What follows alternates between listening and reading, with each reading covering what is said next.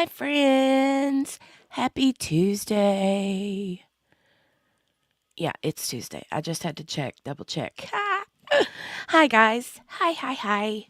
Hi, hi, hi. Let me run up and say hi to everybody. Hey, Gail, good morning. Well, it's not good morning now, is it? It's afternoon. Hi, Sherry. Hello. Hello, Henny. Margaret. How are you, dear? Hey, P. Lola, you did your homework. Yay! Yay. Did everybody else do their homework? Oh, Gail says, alas, I did not do my homework. Henny did a little bit. Good morning, Billy, or good afternoon. The background noise is really bad, right, Billy? She says, good morning, watch days 1 and 2. Background noise is so bad. It is. Their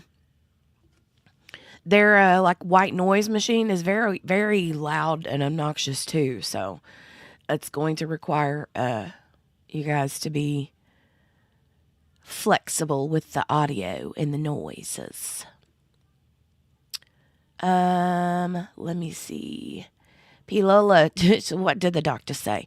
So the doctor said, there is so much crap.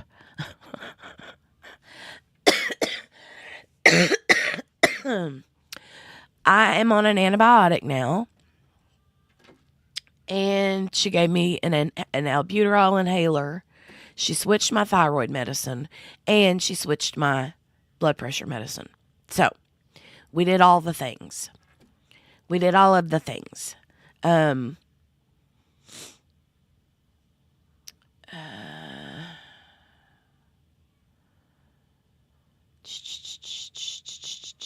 yeah,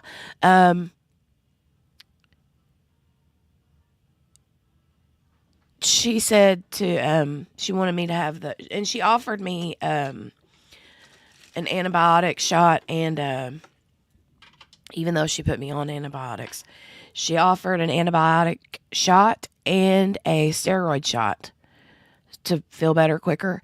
But anytime I take steroids or have a steroid shot, oh my God, my face feels like it's going to explode. You know the dude from that cartoon, Inside Out? The little red dude who's mad all the time and his face is just a big flame shoot out of his head. That's how I feel, but not angry, just hot. And it's not like a face flush. It's like fiery furnace. Like I'm Shadrach, Meshach, or Abednego. You know? No. So I denied those options. It's morning for you, right, Margaret? It is. It is morning for Margaret. It's morning for a few of you. And it's really late at night for some of you, like Henny. Getting late in the evening. All right, so we're going to go ahead and get started. For those of you that did your homework, yay. Hold on. And for those of you, Gail, who did not do your homework,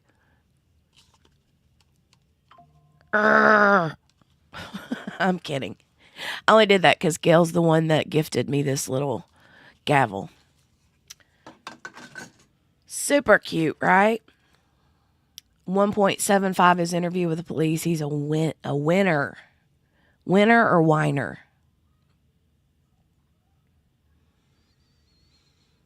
Yes, Billy, you get a star for doing your homework. Here, for the folks that did their homework, here you go.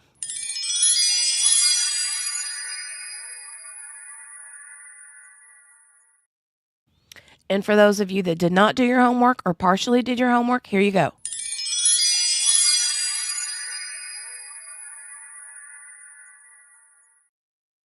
Because I love you just the same. All right. So, P. Lola, I know Gail on a personal level. I know her on a personal level. Like, personally, yeah. So, Margaret said, I've been listening to bits and pieces. That's some homework. Yes, it is. It is. That is. Yes. Sherry didn't do her homework either. That's okay. I will give you guys the breakdown. Okay. Here's the breakdown. We're going to try to down and dirty real quick. All right. Dude named Joseph Ferlazzo, however you say it, is on trial for murdering his wife. They had been married 1 year. They live in New Hampshire, but they went to Vermont for their 1 year anniversary, celebration, right? Well, I'm going to turn my camera off real quick. Hi, babe. And they turned a mini bus into like a traveling camper van, right? Super cute. It's got a bathroom, kitchen, bedroom, all the things. And they travel in it. Yeah, they do, don't they? Yeah. And so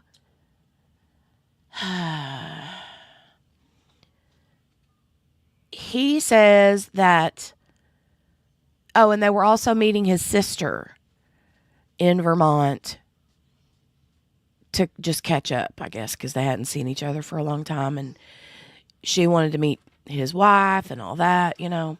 And the wife's name is Emily. Her name is Emily. All right. So apparently they start arguing for whatever reason. She tells him according to him, she says that he's useless, he's no good, blah, blah, blah. He says she just kind of like everything was fine, and then all of a sudden she switched and got real mean. And he, in the police interview, he actually admits to everything that he did. Okay? He shoots her twice. Okay, hold on just a second, folks. Hold on a minute. Hold on.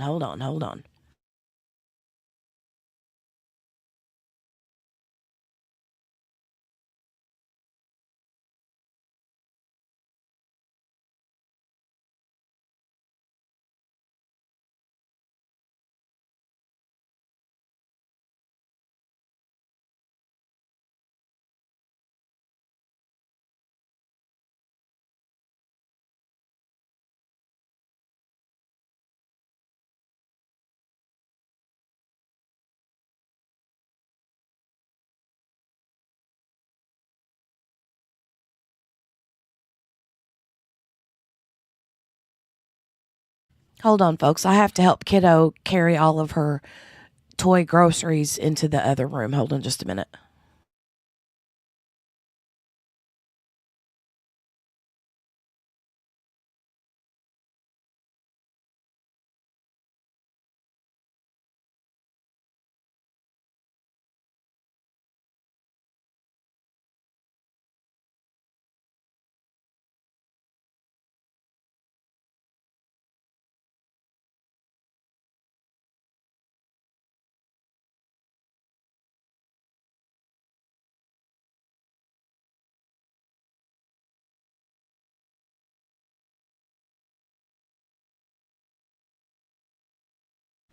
Okay, I'm back. Sorry about that.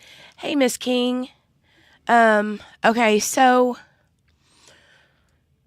they go, he says that she switches, flips. I think he says that she goes crazy or berserk or something like that. But anyway, he shoots her twice. And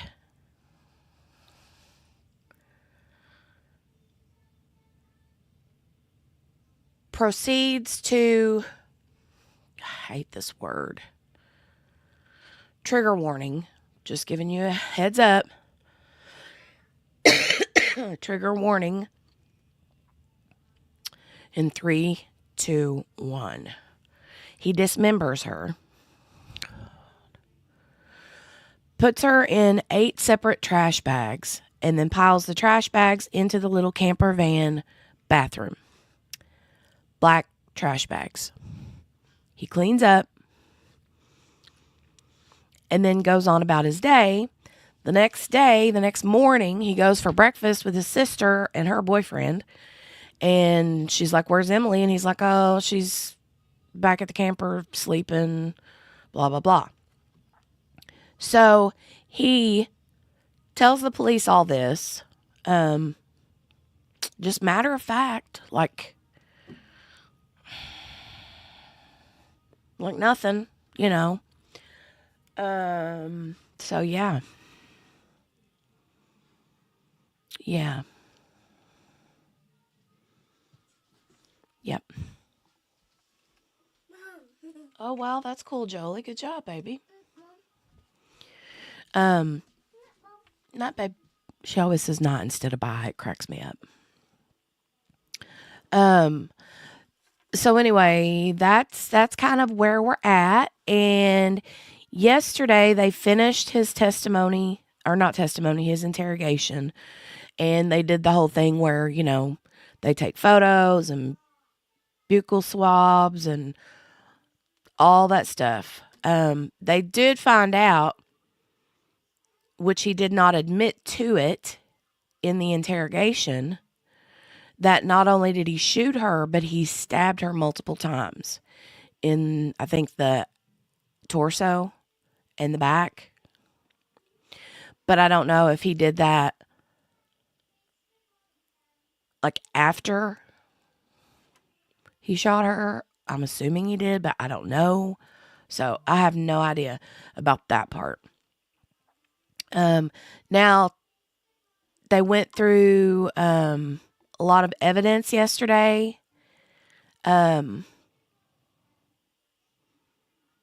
So, yeah. They went through a lot of evidence yesterday. And then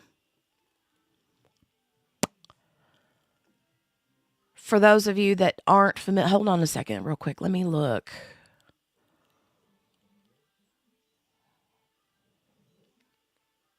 Do you guys want to start back at day 2 yesterday and see, because there was a lot of photos of the camper, the inside of the camper, a lot of evidence, and the police officer,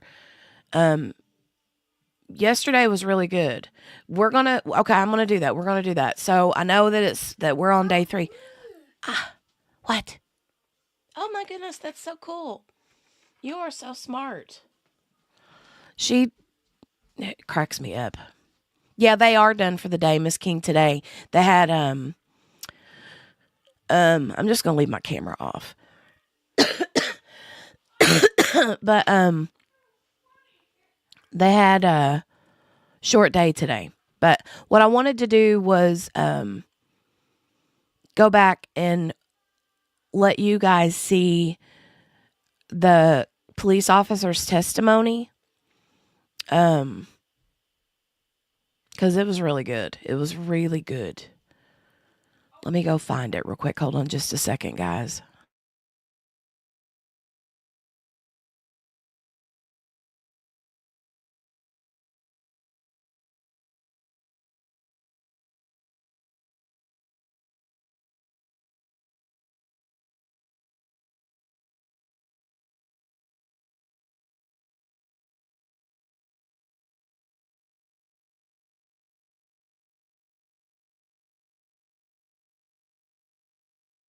He was hip-hop's biggest mogul, the man who redefined.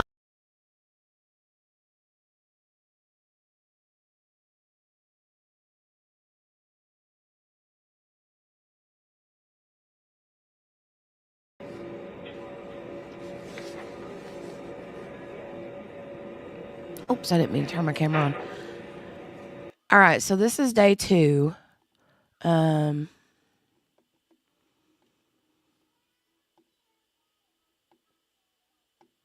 Thursday will be verdict watch. Really, P. Lola? For this case?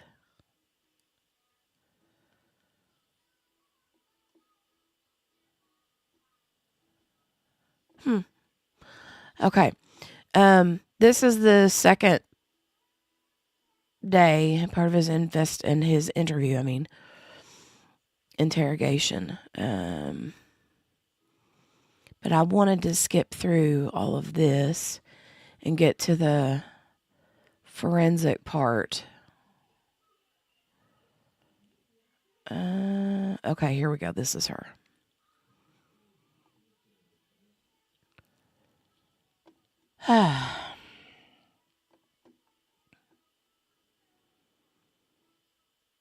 QB's like, I didn't finish my homework either. Hey, Melanie. Working and lurking, no worry. It'll go to the judge Thursday morning, or to the jury Thursday morning. Wow. It's definitely moving fast. But for those of you that did not do your homework, I don't want you to miss this part, okay? Because, like, I think it'll be good for you to, and it's not, I mean, there's a little bit of blood, but we don't see any, like, of her remains or anything like that. So,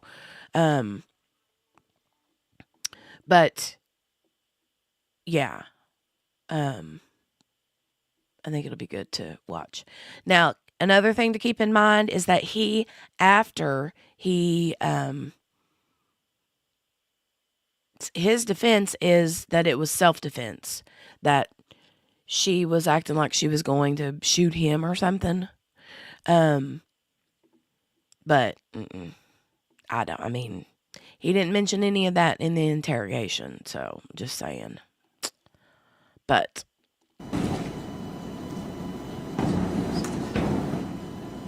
and yeah, that background noise is horrible.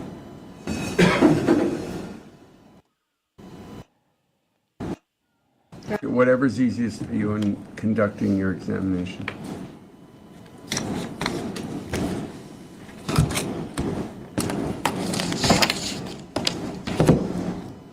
Oh, and this is really random too. I was listening to this, but not watching it last night. And I was like dozing in and out. And I literally, like, the judge's voice reminded me of something. And I could not figure it out because I've seen his face, the judge. Well, they're doing dishes again, right? Sounds like it. But you guys, listen to this judge and close your eyes. And tell me if he sounds like King Friday from Mr. Rogers' Neighborhood. Tell me, does he sound like King Friday to you? He sounds like King Friday to me. Let me rewind it.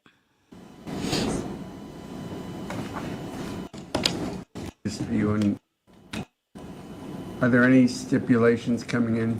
All right, do you want them now? You don't have to. You can do it, whatever's easiest for you in conducting your examination.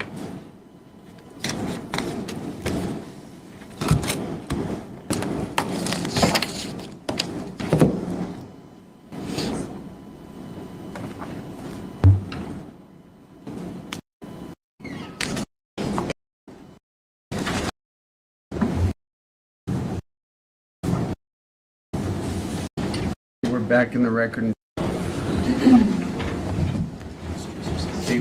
We're back in the record in State versus Joseph Ferlazzo Jr., 21 CR 8967. The parties have had an opportunity to meet and discuss various exhibits, and I think we're ready to proceed. Ms. George. Thank you, Judge. The state would call Amy Nolan.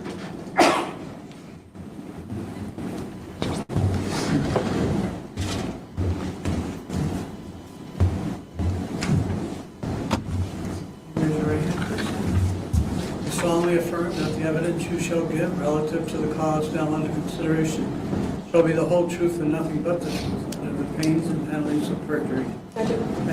Thank you. Good afternoon. Good afternoon. The acoustics in this room are not good. Okay. So if you can keep your voice up so the jurors in the back can hear you, that would be appreciated. Can you just start by telling us your name and spelling your last name? Actually, in your case, can you spell your first name as well? Certainly. It's Amy, spelled A-I-M-E-E.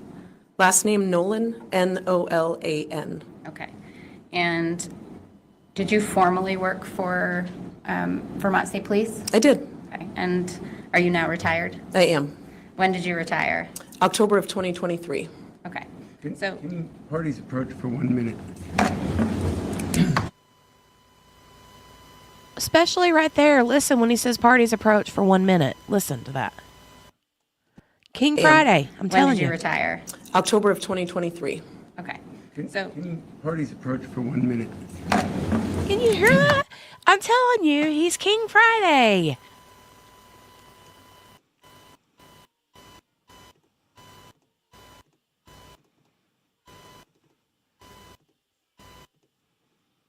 okay, thank you. You were employed with the Vermont State Police in October of 2021? Correct. Okay. And what was your rank at the time? Detective Sergeant? Okay. And was that your rank at the time of retirement? Yes. Okay. And what was your assignment with the Vermont State Police at that time? I was the assistant commander of the crime scene search team for the Vermont State Police. Okay. And can you just tell us? Oh my goodness, P. Lola. P. Lola says, who is King Friday? From Mr. Rogers' Neighborhood. The old PBS show. King Friday was the king puppet. Remember? Do you remember? What that sort of generally means? Sure. The crime scene search team is a team of 20 members and 2 commanders. We respond to homicides, officer-involved shootings, and other questionable death investigations. And the team specializes in processing the crime scene, collecting evidence. Okay. Approximately how many crime scenes and death investigations have you participated in? Well over 150. And in mid-October, October 15th or 16th of 2021, were you made aware of an investigation related to Emily Ferlazzo? I was not notified until the morning of October 19th. Okay. So prior to that, you were not involved in the case? No. Okay. And what information were you provided on October 19th? I received a call from the Major Crimes Unit Supervisor. One of the lieutenants advised that there was a new case, requesting my presence at the St. Albans Barracks for a briefing later that morning. Okay. And did you in fact attend that briefing? I did. And what further information did you learn? Excuse me, at that point I learned that the state police was notified the prior day of a missing person, Emily Ferlazzo, that there were some suspicious circumstances surrounding that, that Mr. Ferlazzo, Emily's husband, had told a friend that he had killed her, and that the state police had seized a camper van as well as a Jeep that belonged to Mr. Ferlazzo. Okay. And so what was your sort of plan or task for the day? Initially, there was a lot of waiting around, learning new information as it was found. The search warrant was being worked on to be able to search the van and the Jeep. So I took it upon myself to sort of scour the internet, social media pages for both Emily and Joseph Ferlazzo, trying to find acquaintances that we might be able to interview, seeing if anyone had posted any comments or anything we could learn about Emily's potential whereabouts. Okay. And at some point, did you take a break to go get food? I had had lunch, but to be honest, I'd had enough coffee that morning, so I decided to go to the store, knowing it was going to be a late night. I wanted an energy drink and some snacks for the team once they got there. So I believe it was around 2 in the afternoon. I did leave the barracks and go to a local convenience store. Okay. And what was that convenience store called? Maple Fields? Okay. And that was in St. Albans? Yes. Right. And who did you go there with? One of the other team members that had arrived at the barracks, Brandon Gallant. Okay. And who drove? I did. What did you drive? What vehicle did you drive? I drove my state-issued cruiser, if you will. Okay. And can you describe that vehicle? Sure. It's an F-150 truck with an extra cab and an extended bed on it, so it's a rather large vehicle. Okay. Okay. How many seats are in the vehicle? Technically, seating for 6. It was a bench seat in the front and a bench seat in the back. But my back seat was full of equipment. And then in the front seat, I usually kept the center console folded down for like a drink holder, things like that. So most comfortably 2, impossibly 3. Okay. And is there a secure area of this vehicle like many police cruisers? No, Okay. So the entire inside of it is accessible? open, correct. Okay. Does it have any sort of Vermont State Police insignia on it? No, completely unmarked. What were you wearing that day? I was wearing my crime scene uniform, which is a pair of cargo style, I'd say tan pants, a green polo shirt with the state police emblem, and it said CSST on it. But that was covered with a plain black fleece, so I didn't have any obvious markings Okay. of the state police on my person that day. And you weren't wearing a state trooper uniform that we've all No, seen? I was not. Okay. How far away is the Maple Fields from the St. Albans Barracks? It's approximately a mile down the road. Okay. So can you tell the jury what happened when you pulled into the Maple Fields? Sure. Due to the size of the truck, it wasn't practical to park in sort of a normal parking spot, if you will. The back end of the vehicle would stick out several feet. So I often chose to park, not in a parking spot, along a parking lot edge or something like that. So as I pulled in to the entrance to the store, I had my eye on a spot where I wanted to park sort of parallel to the road. Well away from parking spots. I noticed a male was just sort of nonchalantly walking right where I wanted to park. So I was, I can't remember if I muttered it or if I just thought under my breath, like, oh my gosh, hurry up, that's where I want to park. So I sort of slowly, crawled behind the person until they diagonally cut across and went into the store. Okay. And so once you entered the store, where did you immediately go? Right to the back of the store where the coolers are located. That's where the energy drinks were. Okay. And as you're walking towards the back of the store, did you notice anything? I noticed that same male. I had sort of given him a nickname in my head of Hoodie because he was wearing his hood up. It was chilly that morning. And I noticed that same male that I had waited to move out of my way so I could park was also at the coolers. He had walked right to the back of the store as well. Okay. And what was he doing? He was getting a drink out of the cooler and sort of stepping back from the cooler at that time. Did you recognize the male? When he closed the door to the cooler and he turned around and we made eye contact, I was like, wait, I know this person. In that moment, I couldn't figure out where or why. My brain was still trying to catch up with me. But I knew I recognized him. Okay. And did you ultimately determine how you recognized him? Yeah, so he walked to the right and then turned to walk up to one of the aisles towards the front of the store, and he turned and looked at me again. And we locked eyes again, and at that point, I recognized that it was Joseph Ferlazzo. Okay. And how did you recognize him? What have you seen? So I had spent, like I said, a lot of that morning sort of scouring through social media. I had seen dozens of pictures of Mr. Ferlazzo as well as Emily. And then also our public information officer for the state police was at the barracks that morning. He was preparing a press release that he was getting ready to put out with photos, which included Mr. Ferlazzo. And he had asked me to proofread that for him just before I went to the store. So it was like another look at Mr. Ferlazzo's face right before I left. Okay. And where did that mail go? Up to the front of the store to the cash register area. Okay.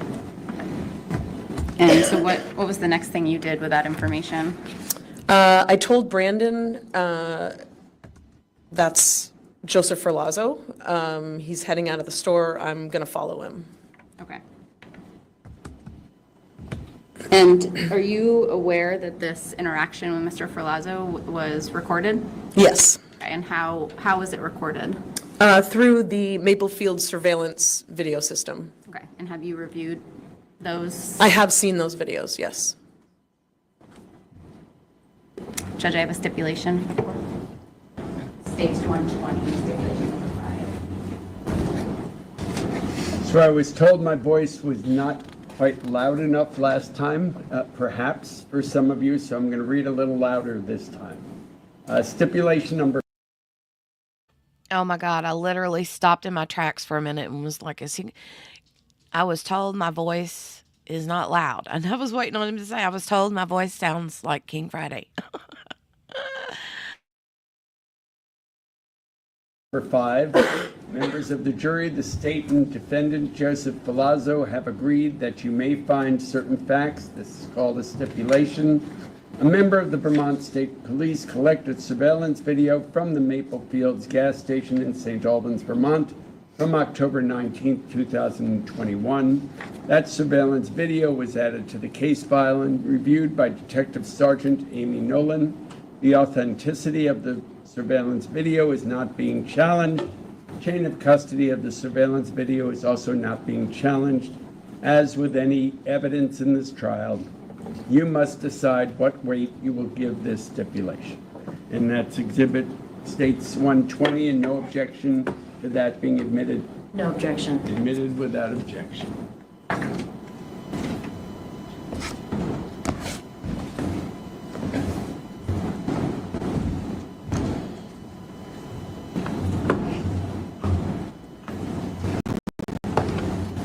This is a really good surveillance video.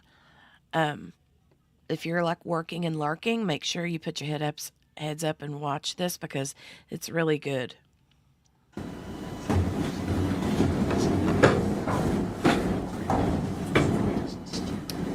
Well,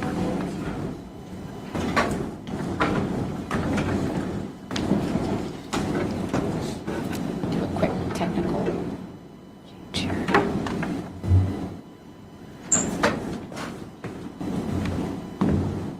Hey, Brenda.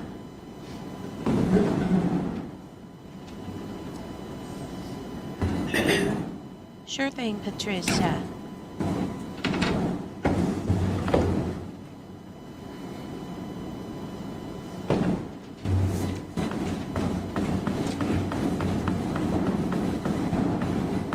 I don't know what that noise Judge, is. the state would next That background noise, whoever said that earlier, wasn't lying about the background noise being horrible, because it is.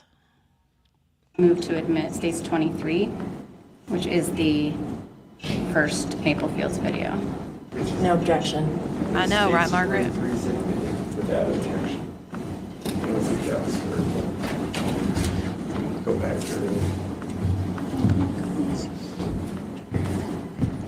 States 23 is admitted without objection. Thank you, Judge. Sorry about that.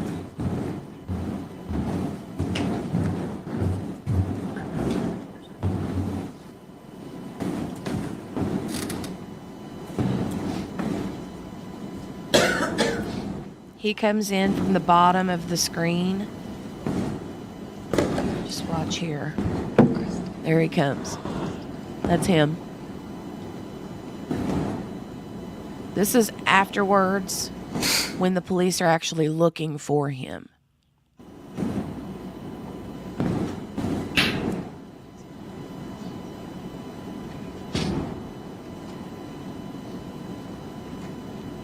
These are the two cops. She's already spotted him, and she's like, wait a minute, that's who I think it is. And she's telling the other cop.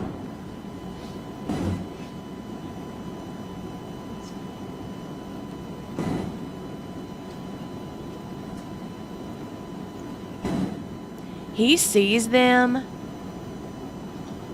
and actually is like, he starts bolting, not like in a way that wouldn't raise red flags, right? Watch when he, like right there, that moment right there is when he saw them. Right here, that's when he sees them, and he's like, oh crap, I gotta go. And she's already spotted him. See him turn back and look again.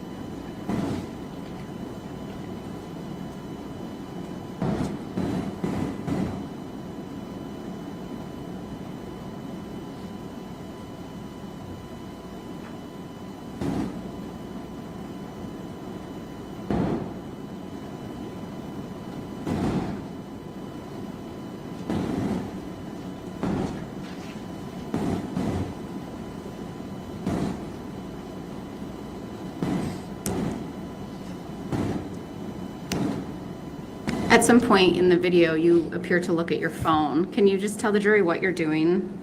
Yes, I feel like my body language is pretty clear at the moment that I recognize him, and I turn back around, I take my phone out, I say something to the trooper I was with, and I take my phone out because I'm looking for that press release to show the picture to Brandon and to sort of confirm my suspicions that it was Joseph Ferlazzo. Okay. And is there another angle of this same sort of interaction within Maple Fields? There is. Judge, the state would move to admit States 24, second Maple Fields video. No objection.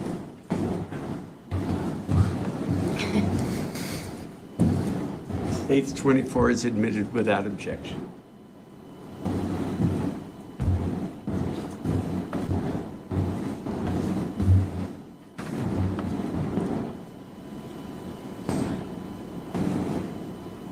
Hey, Donnie. You snuck in.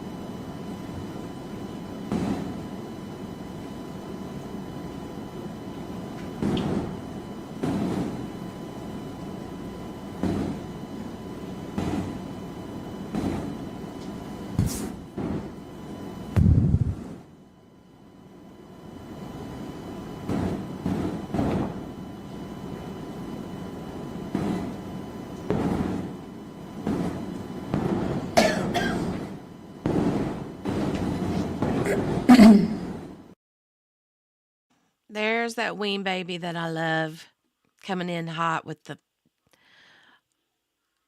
kooky comments. I love that.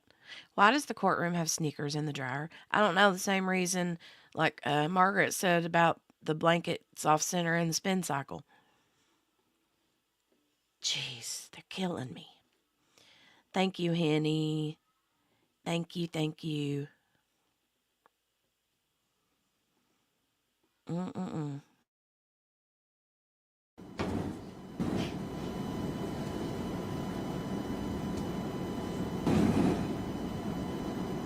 Make sure you guys give the video a thumbs up. We would appreciate it. And subscribe if you just happened over and you're not already. Would love to have you join us.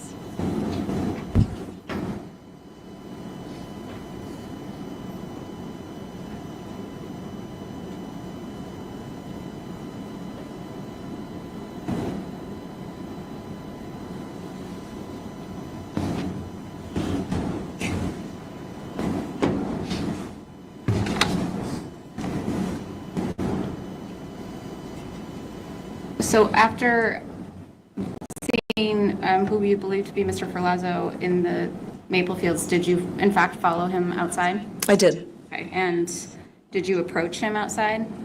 I followed behind him. He was walking along the front of the store. Okay. And what did you do? What was your interaction? I said, Joseph, Okay. and the male kept walking, no acknowledgement. So then I said something to the effect of, hey, state police, can you stop for a second? I just need to talk to you. Okay. And did the male stop? He did. Okay. And what did you do? Once the individual stopped, did they stop and actually turn around to face you and interact with you? He did turn around and then took a very long, almost exaggerated drink of his energy drink, just looking at me, sort of the proverbial deer in the headlight look. It seemed to me, based on my training and experience, it was almost as if he were trying to figure out, fight, flight, freeze, what do I do? Okay. And what did you say to him? I said, Joseph, it's you, right? Are you okay? Okay. And what did he do in reply? He took his drink down, and his body language sort of deflated, and he said, "No, I'm not okay." And what do you mean? Can you describe what you mean by his body language deflated? Sure. As he was looking at me taking that drink, he seemed, quite tense, again, sort of deer in the headlights. Do I run? Do I freeze? Do I fight? And he just sort of relaxed, if you will. Like, I visibly saw his shoulders drop and his head kind of dropped a little bit, and he just said, "No, I'm not okay." Okay. How far away from you was he when you first said state police? Probably 10 feet, approximately. All right. And what did you, after he said, "No, I'm not okay," how did you respond to that? I said, well, there's a lot of people looking for you and looking for Emily, and we're just trying to figure out where Emily is and what's going on. Her family's very worried about her. I like her a lot too. And what was his I like her a lot too, Henny. And she's also a really good witness. response? Let's go. He said, "Let's go." Okay. And so what did you do? I said, "Go where?" And he said, "Wherever you're taking me." And I said, "I'm not taking you anywhere. You're not under arrest. But if you want to come with me, I'll give you a ride to the barracks, and we can get a detective just to talk to you." Okay. And did he agree to that? He did. Okay. And did you bring him in your vehicle? We started to walk back across the parking lot towards my truck, yes, and stopped about halfway across the parking lot. Okay. And why did you stop halfway across? There was a moment where I thought Mr. Ferlazzo might pass out. He seemed a little unsteady on his feet. I said, "You're okay." I asked his permission. I said, "If it's okay, I want to just put my hand on your shoulder." And I did. And I said, "I got you." I said, "You're okay. I'll get you to the barracks and you can talk to somebody." Okay. Did he make any statements or respond to that in any No. particular way? Okay. And so did you bring him back to the barracks? I did. The other thing that we did sort of in that halfway point was I asked him and explained before I could give him a ride, it was our sort of protocol that we had to pat somebody down for weapons before I could allow him in my cruiser with me, and also because I don't have a typical cruiser with what they call the cage in the back to separate the officer from a person that they've picked up for some reason. So he said that was fine. He indicated he had no weapon, so I patted him down real quick, and then I got into the driver's seat, and Brandon walked him across to the passenger seat. Okay. Did Brandon also get in the car? He did not. Okay. Was that because there wasn't any room? Yeah, I told him I would come back and pick him up. Okay. I didn't think we needed to sit three across the front seat. Okay. So it was just you and Mr. Ferlazzo in the ride back to the barracks? Correct. And did you speak to him during that time about Emily? Not about Emily. I asked him, like I said, it was cold that day. I asked him, "Are you cold?" He said he was. I turned the heat up. I said, "Have you been out all night?" Based on the interactions that I knew had occurred the night before, he said he had. I asked him if he, was thirsty, if he was hungry. He said he was. And so, again, I told him, I turned the heat up and I told him I would get him something to eat once we got back to the barracks. Okay. How long were you in the truck with Mr. Ferlazzo? Less than 5 minutes, probably. Right. Did you see anything on the way to the barracks that sparked a conversation? Yes, there was. So at one point in the video, as I start to walk towards the front of the store, I turned to Brandon and I told him to call dispatch to let them know what was happening. So that message had gotten relayed, and there was a trooper coming to the store, lights and sirens. Okay. And did Mr. Ferlazzo say anything related to that? He didn't. I sort of chuckled and said, "I think they're looking for us." I said, "But we're good, right?"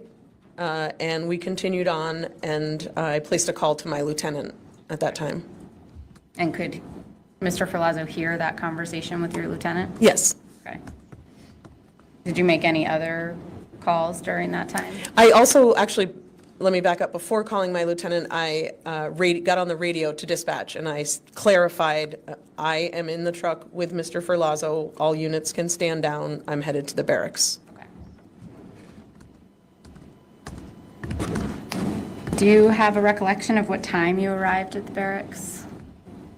I would say it was probably, if this interaction was around 2, as I remember, I would say probably 2:15. Okay. Approximately. And when you arrived at the barracks, where did you park? I drove around to the back side of the barracks, into the gated parking area of the barracks. Okay. And did Joseph get out of the car? I can't remember. I think I walked around to his side of the truck and opened the door for him, if I recall correctly. Okay. And did you ultimately get him into the police barracks? Yes, the station commander of the barracks was outside waiting for us, and together we walked inside the building, yes. Okay. And did he still have the drink that he bought at Maple Fields? At that point, I believe he did, yes. But did you had said earlier you told him you would get him some food and drinks. Did you do that?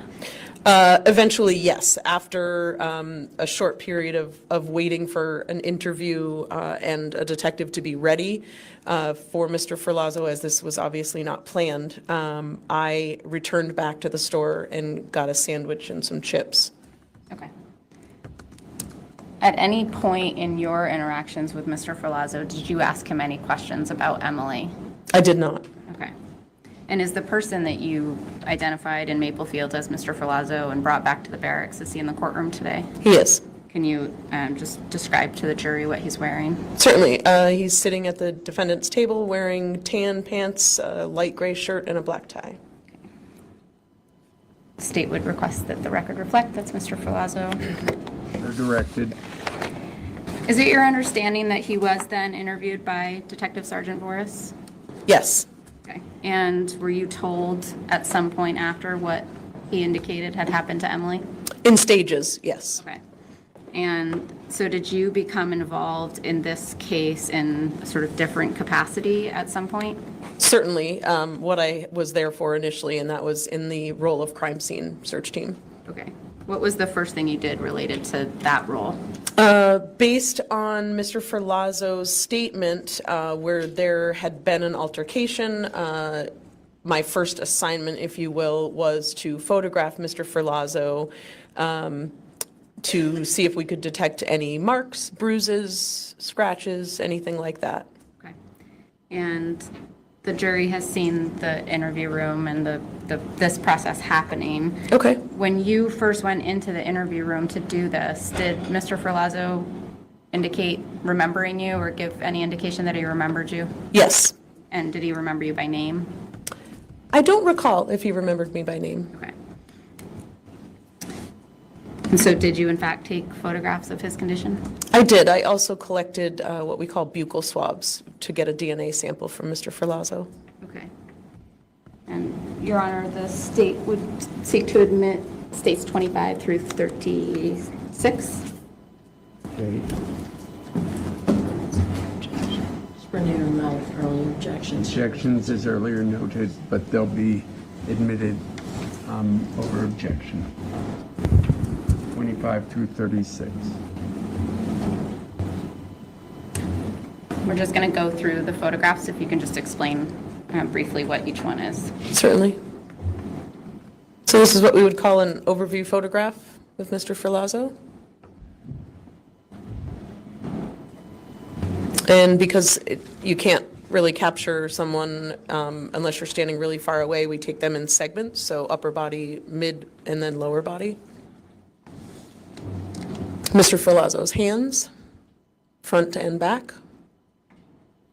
This is Mr. Ferlazzo's upper body. It was explained to him that we would like to take photographs without his clothes on, but not completely naked, again, looking for marks or bruises. Was also offered to him, if I recall, being a female, if he wasn't comfortable. I did have another trooper with me that could take those photographs. So this is the upper, I would say, torso of Mr. Ferlazzo. And face and upper chest, mid-chest and abdomen, upper legs, the backside of his legs, and front of his lower legs. This is a side, sort of more close-up photograph of his left side of his head and face. Full body back, upper back, I should say. And did you note any injuries or observe any injuries or marks on his body?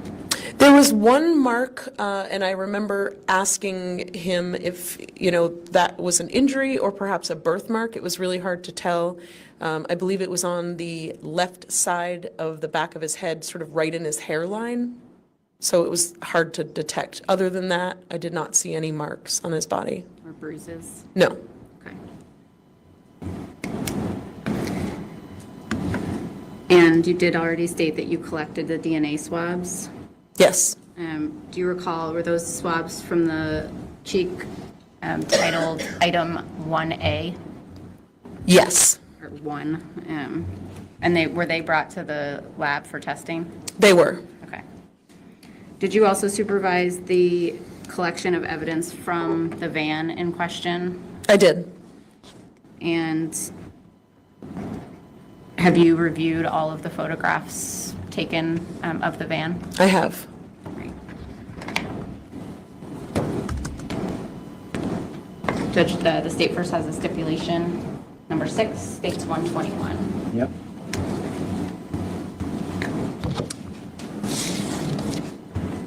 No objection, Ms. Johnson. I'm here now. No objection. Thank you. Stipulation number 6, members of the jury, the state and defendant, Joseph Ferlazzo, have agreed that you may find certain facts. This is called a stipulation. Members of the crime scene search team, in parentheses, CSST, end of parentheses, collected, tagged, photographed, and processed pieces of evidence during the search of the camper van pursuant to a valid search warrant. CSST supervisors Amy Nolan and Aaron McNeil oversaw the collection, tagging, photographing, and processing of all evidence collected from the camper van. These items were ultimately stored at the Vermont State Police Barracks in Williston. These items were the same condition upon arrival at the barracks as they were when collected from the camper van during the searches on October 19th, 2021 and October 20th, 2021. Chain of custody is not being challenged as it relates to these items. As with any evidence in this trial, you must decide what weight you will give this stipulation. And that's State's Exhibit 121, admitted without objection. Thank you, Judge. And the state would first move to admit states 37, 38, and 39. No objection. Exhibits 37 through 39 are admitted without objection. Detective Sergeant Nolan, can you tell the jury what this photo is? Certainly, this is a view of the right side, or if you're looking at the van from the front, the left side of the van that Mr. Ferlazzo and Emily were traveling in. Okay. So these double doors on the right side here is the entrance? Correct. And this one? This is the driver's side of the vehicle. And this The rear. Okay.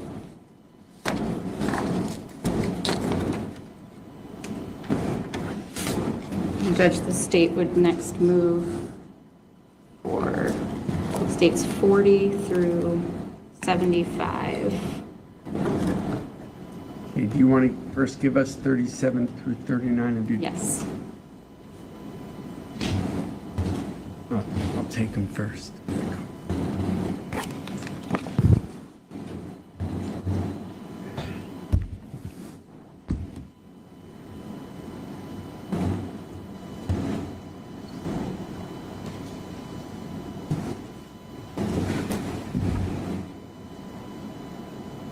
Any objection to 40 through 78? No objection, thank you. Or exhibits 40 through 78 are admitted without objection. So we're gonna, the next group of photographs is from the inside of the van at the time of the search. What was the authority to search the van at the time? We had a search warrant. Okay. So I'm gonna show you first states 40. Can you tell the jury what this is showing? Sure, this is a photo of the entrance and the steps up into the van. What you're seeing is, I believe, like a bug net or mosquito net over the door once the double door was opened. It's hard to see up there, but you're looking to where the driver's seat would be, and there was a curtain up over the driver's door for privacy over the driver's window.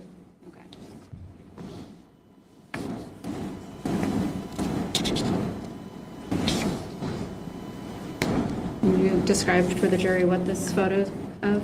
This is the bathroom of the van with several black household garbage bags on the floor of the shower. States 42. Another view of the bathroom from a little further away.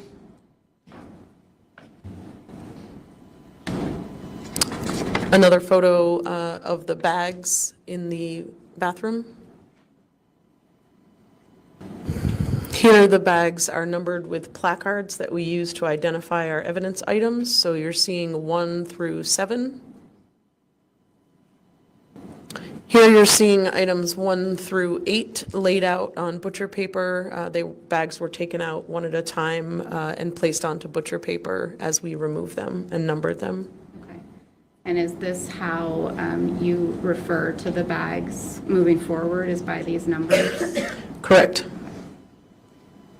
Okay. States 46.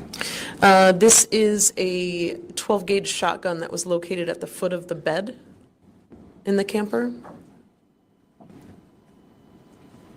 States 47. This is looking at the head of the bed. And so are these pillows? Yes, these are bed pillows, the sheets, a blanket, a comforter perhaps, and then there was also a black duffel bag on the bed. This is a Glock firearm that was found underneath the pillows of the, I would say, front side of the bed. Again, standing at the foot of the bed, looking at it would be the left side of the bed. Okay.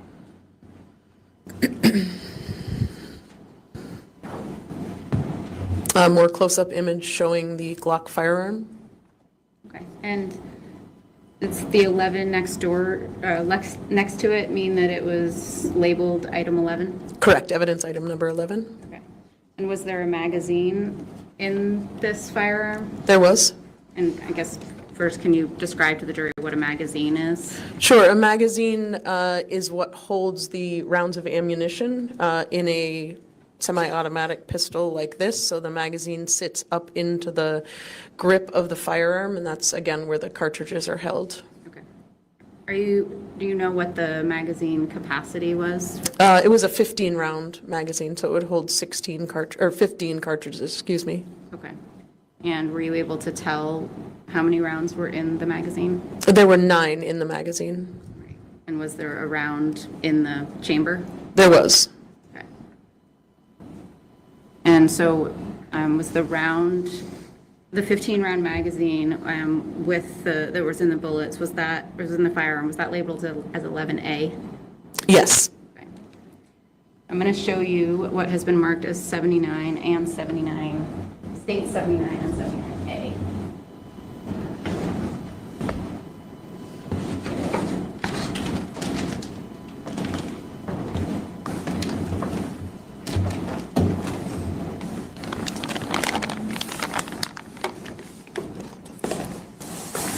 Are you familiar with what each of these is? Yes. Can you just describe to the jury what each one is? Yes. State 79, which is marked in our evidence system as number 48, is the Glock firearm shown in the pictures that was found under the pillows of the bed. And State 79A, which is marked item number 53 in our evidence system, is the magazine and the cartridges that were included in the magazine and the one in the chamber. Okay. Are you able to open I can, 79?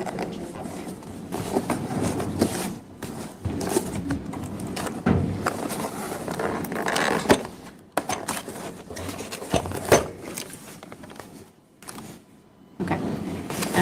Yeah, if you can just show it to them.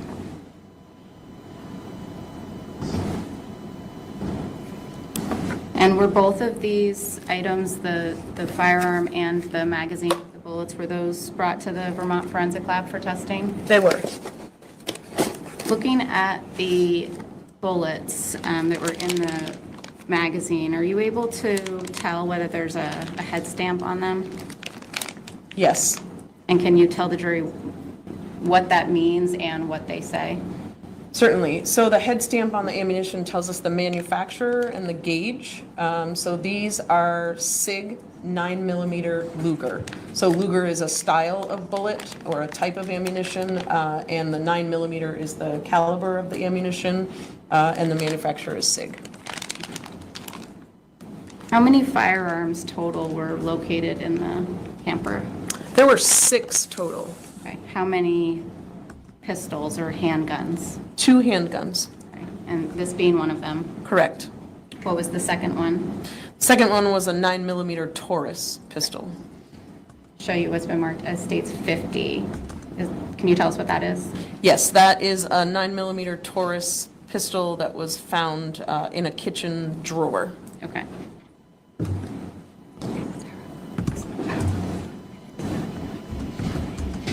Oh, I'm sorry, Judge. The state would move to admit 79 and 79A. Any objection? No objection. They're admitted without Thank you. objection. Where should I put them, Your Honor?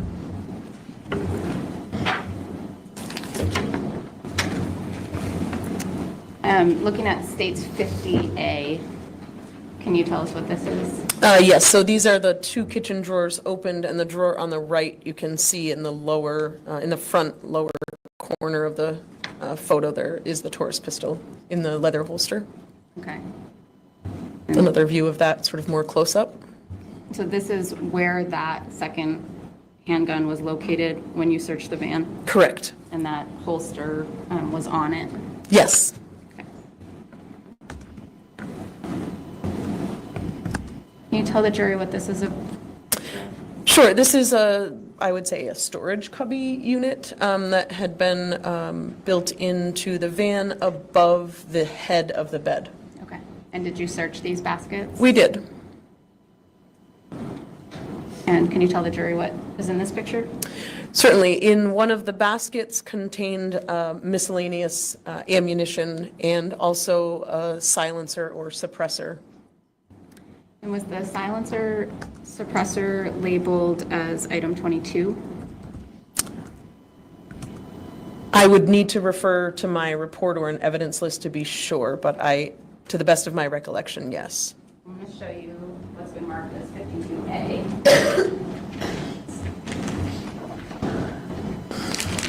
And would move to admit 52A, Judge, based on no objections.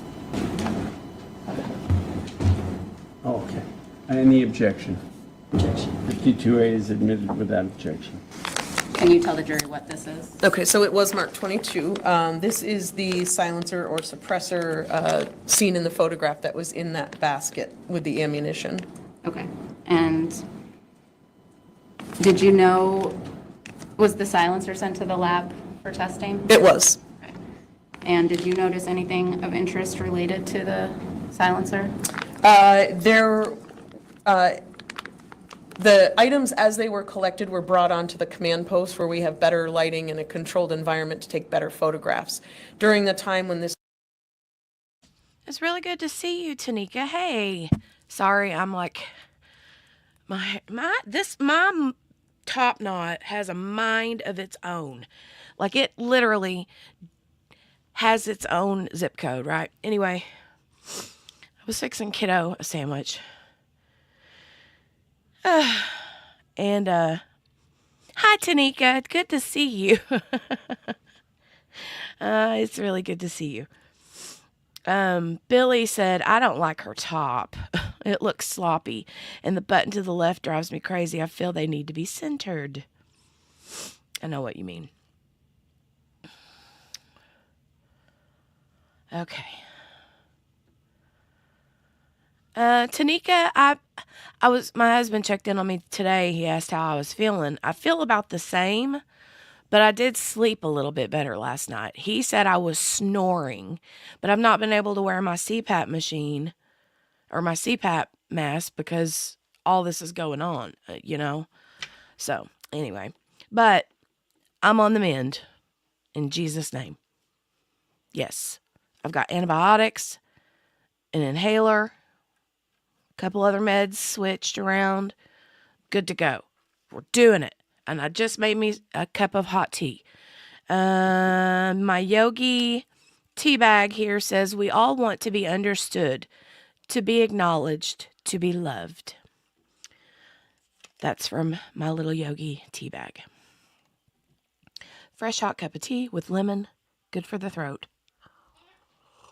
All right. But I'm glad you're here. So glad you're here. Let's get back to this. We were trying to cover the other trial, Tanika, the Ole Miss student murder trial. But, oh my God, that thing is a nightmare. This was being examined and photographed and documented on the truck.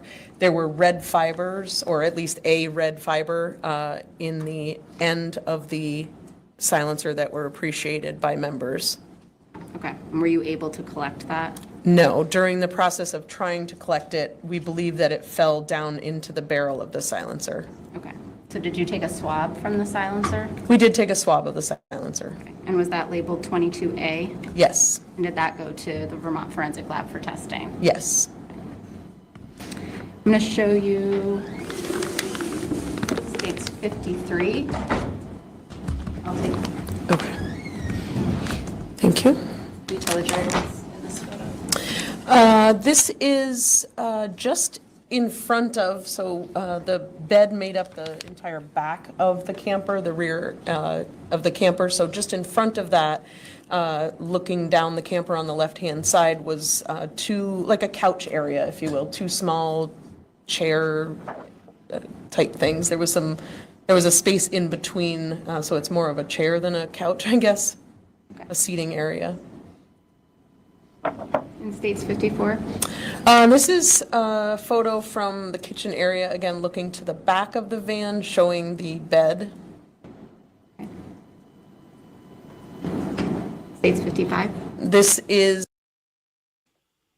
Tanika has great content, right? I love when she starts out her videos, or she goes like this. She's like, hi, is it crime lovelies?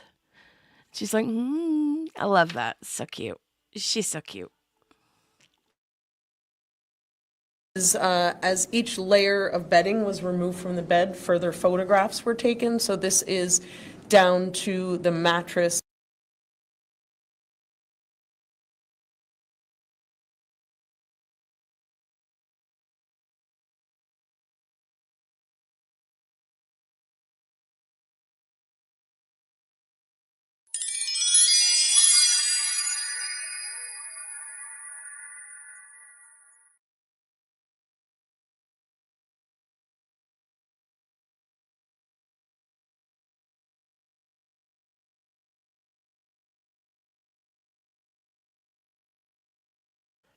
Lord, and now you're gifting memberships.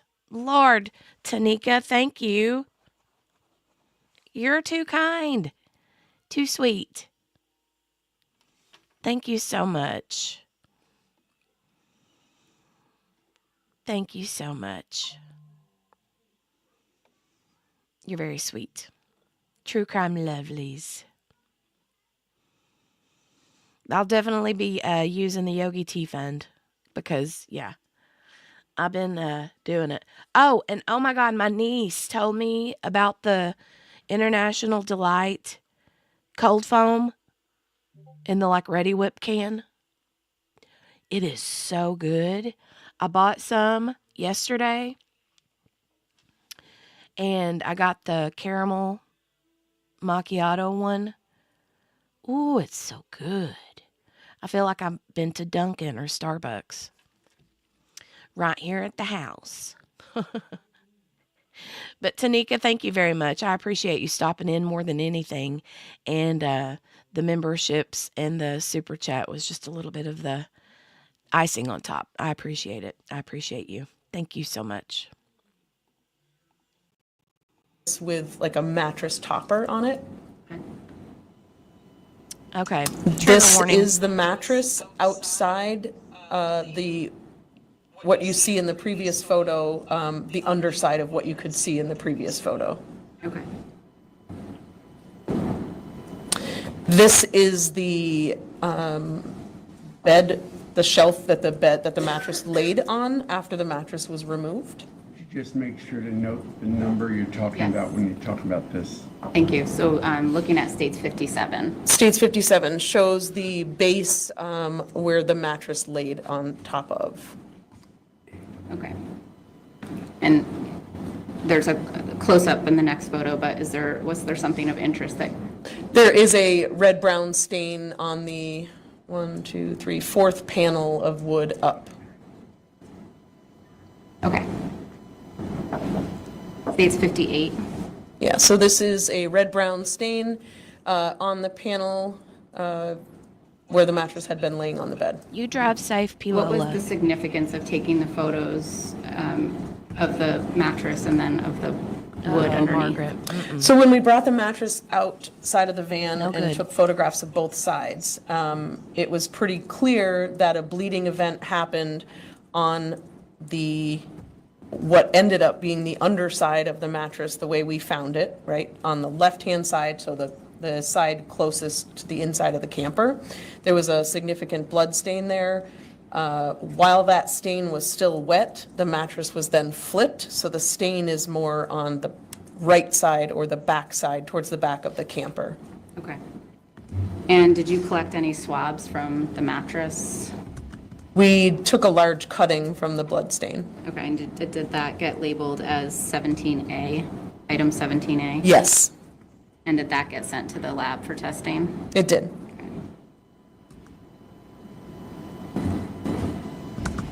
I'm looking at States 59. Can you tell us what this is a picture of? So this is the floor area, and you see the driver's seat of the van and the contents behind the seat. There is a faded red toolbox of sorts that had a red-brown stain on it, as well as, very hard to see in this photograph, but you can see the handle of a saw that was also collected.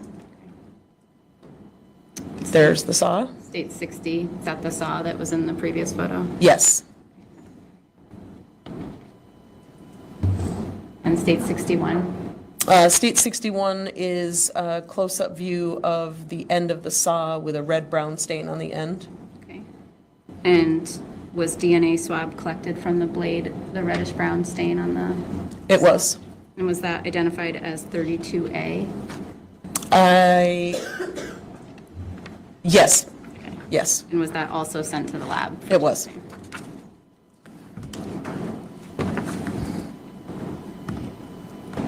Tell us what this is a photograph of? This is a photo of a garbage can on top of I'm not sure if it was a shelf or a refrigerator. That's State 62. And State 63? Inside the garbage can is this bottle, which when it was removed is a bottle of bleach. State 64. The bleach bottle. And State 65? This is the floor of the shower after the 8 bags were removed from the shower. There are red-brown stains on the floor of the shower.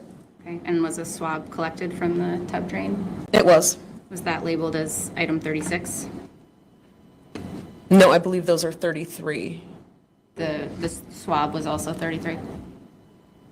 I believe so. If I could, I'd need to refer to my report to be sure. I believe 36 was a different swab of red-brown stains. Okay. I'm gonna, just to be sure. Yes, thank you. You wrote several reports in this case. Would this be the van and processing report? Yes, please. So I'm gonna show you what's been marked as states 107. Thank you. Just refresh your recollection. Thank you so much.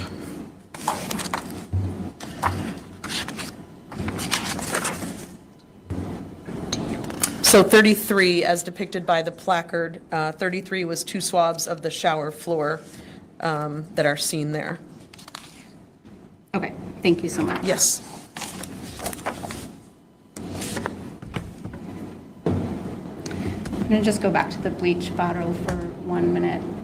When this picture was taken of the Hannaford bleach bottle, was there a known significance at the time? That the van, we believe that the van had been cleaned. Okay. All right. State 66, can you tell us what this is?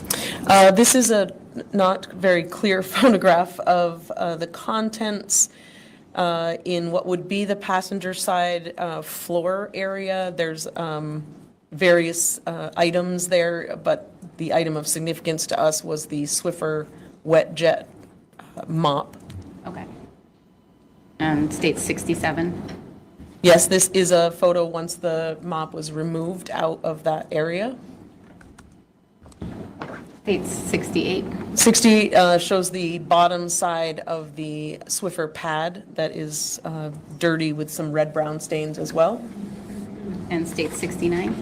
This would be the side that sticks to the Velcro, so the upper side, but you can see that the red-brown stains have soaked through to the other side of the cloth. And state 70? State 70 is a bag that was also located in that area, shown a few photographs ago where the mop was. This is a garbage bag that contained a pair of gloves. Okay. So this bag was not located in the shower, is that? Correct. This was not in the shower. In state 71? Those are the gloves that were inside of that bag. State 72? This is the center console area of the van, and we're just sort of taking that photograph to show the area, and the next photograph gives you what we're actually taking a photo of. State 73? This ring was Another heads up moment. This broke my heart.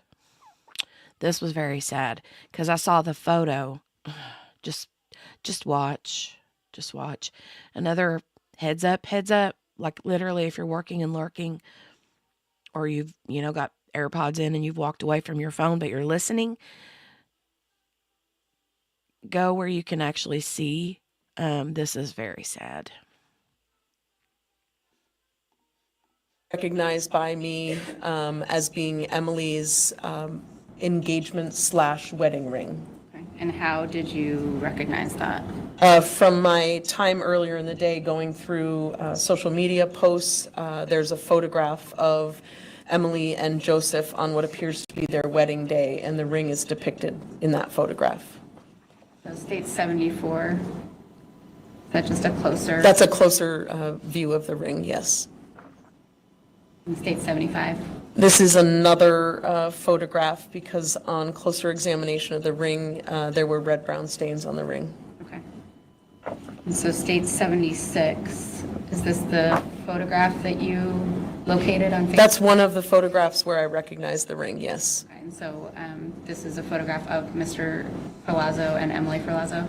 Yes, And she appears to be wearing that ring. Is that the importance? yes. Did you also go to the Bear Run condo in question? I did. It was a few days later, but yes. She's beautiful.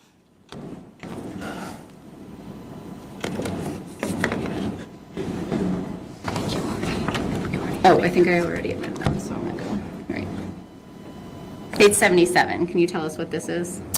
So this is a photograph of the parking area. It is depicting the front of my truck, my cruiser at the time, as the parking lot was rather narrow, but a parking area that goes for the condos. Okay. And state 78? Another view of the condo. And what was the significance of these photographs?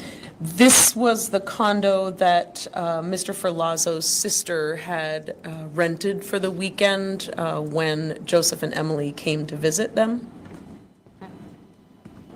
And were you also present for the autopsy of Emily Ferlazzo? I was. Okay. And where did that occur? At the Office of the Chief Medical Examiner here in Burlington. And do you recall when that occurred? That occurred on the 20th of October, 2021. Your Honor, if I may approach with States 122, which is the stipulation number 7.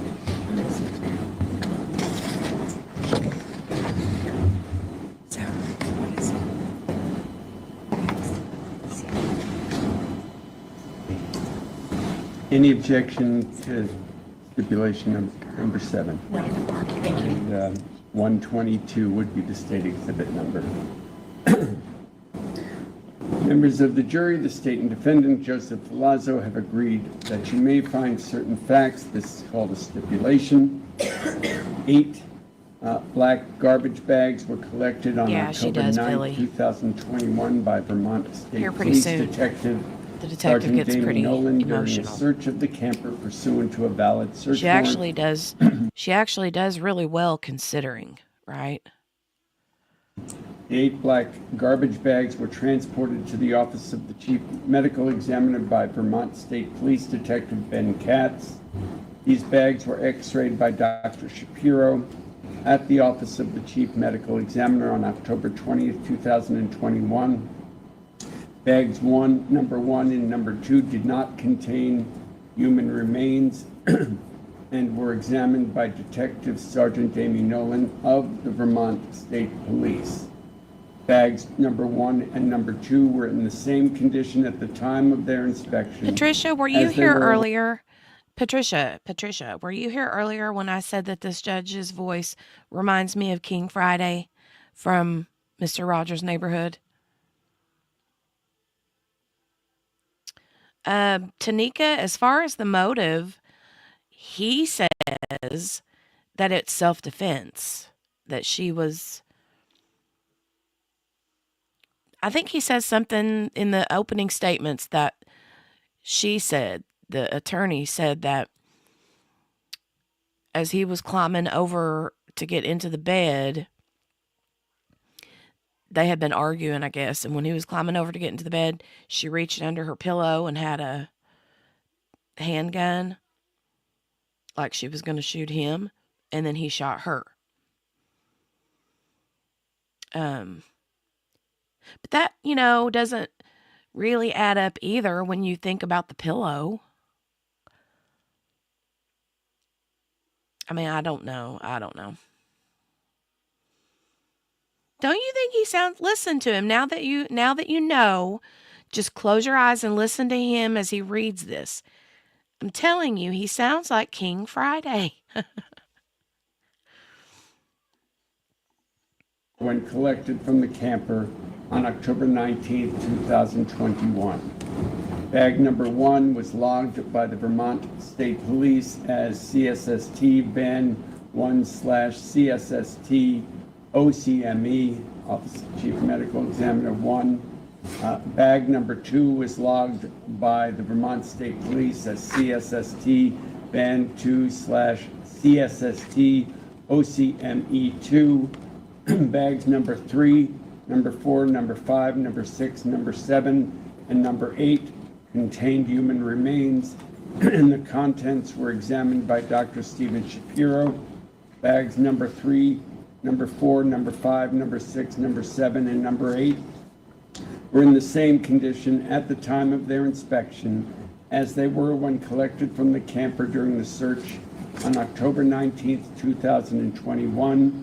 Bag number 3 was logged by the Vermont State Police as CSST Band 3/CSST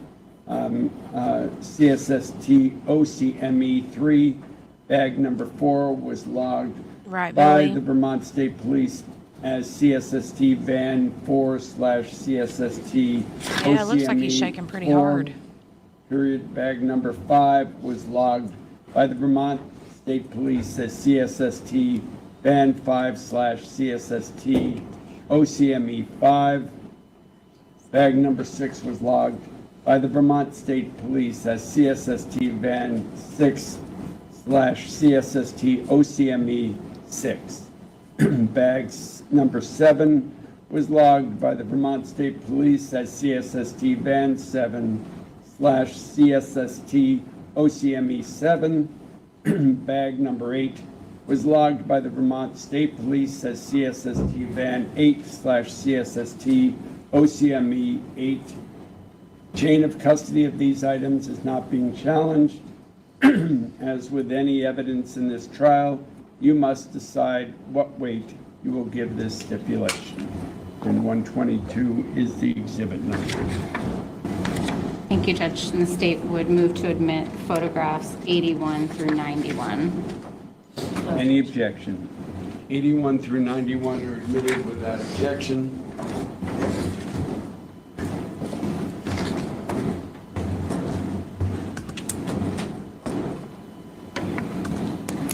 Okay, so you said that the autopsy of Ms. Ferlazzo occurred on October 20th of 2021? That's correct. What was the first thing that you did in the autopsy? All of the bags were placed into a transport bag. And the first thing that was done was that bag was documented and then opened. And then each bag was x-rayed. Okay. What did you discover in the first bag? In the first bag was a red throw pillow. And for the record, I'm showing you what's been marked as states 81. Yes, the pillow, as you can clearly see, appeared to have 2 bullet defects in it. And was this throw pillow identified as item 1A? Yes. I'm going to show you what's been marked as states 80 and judge will take admission as states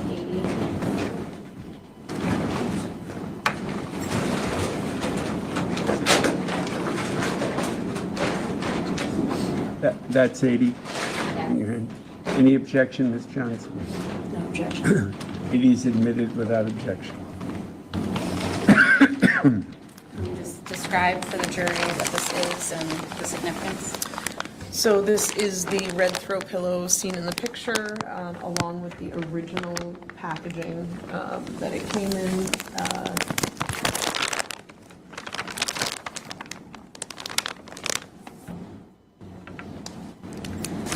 Was a sample of this throw pillow sent to the lab? Yes, I believe there was a sample of it. Yes. And when you saw this pillow in the first bag, did it look familiar to you? It did. And why is that? There was another identical pillow on the couch sitting area of the van. So I'm showing you it states 82. Is that the other matching Yes, pillow? some very similar, if not identical, pillow.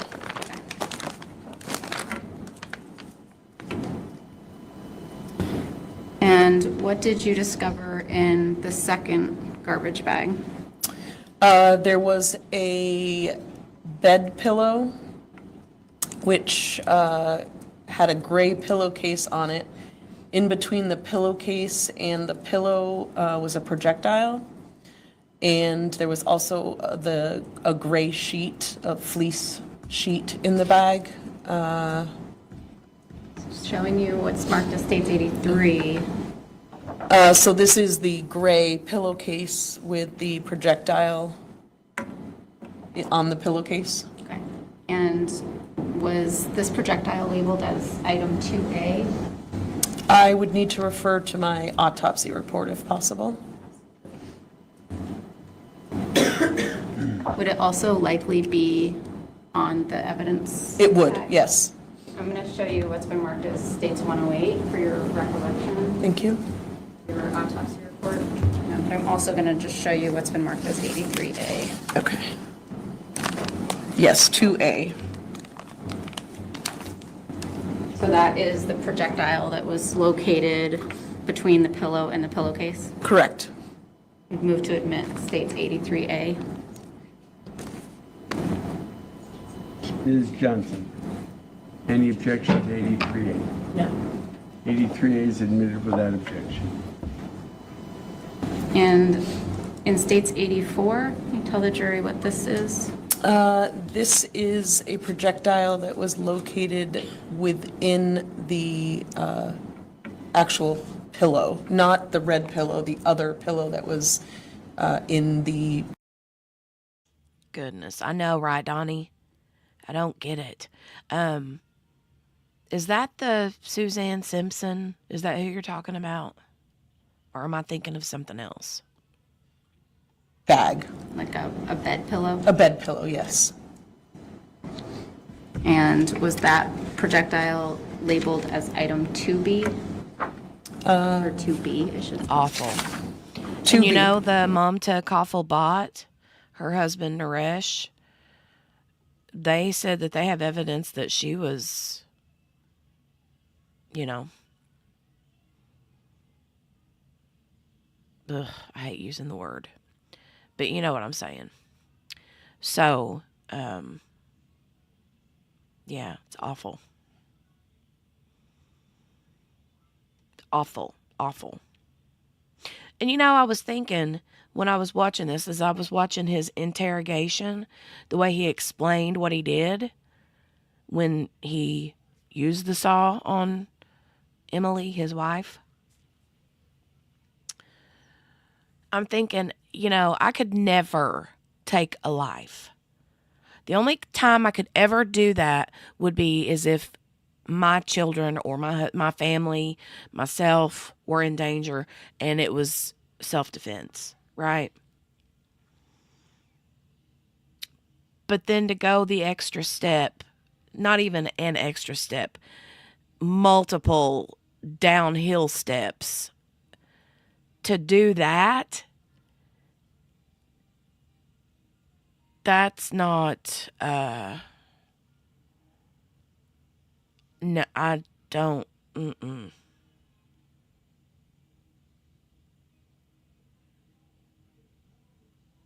Like, that's not even humane. Not that killing anyone is humane, but what I'm saying is how do you go from, you know, if you want to do that, shooting them is the far enough extent, but then to go and do that with the saw, like, how, I don't understand how people could do that. Oh, my God. I'm going to try to go. If there's a trial, I could be there in person and report in live if you cover it. Donnie, that would be amazing. That would be amazing. Actually, very much so. Thank you for the offer, and I'll take you up on it, ma'am. I would love that. I know that QB has been following that case pretty close. Right, Billy? He didn't really show very little emotion. And what emotion he did show in his interrogation, the, like, hyperventilating, I think that was, he was forcing himself to try to hyperventilate. I think it didn't automatically happen. I think he was trying to make himself hyperventilate. It's just all very strange. Very strange. I'm going to show you what's been marked as states 84.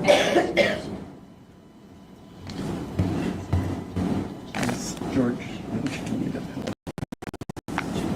Yes, 2B.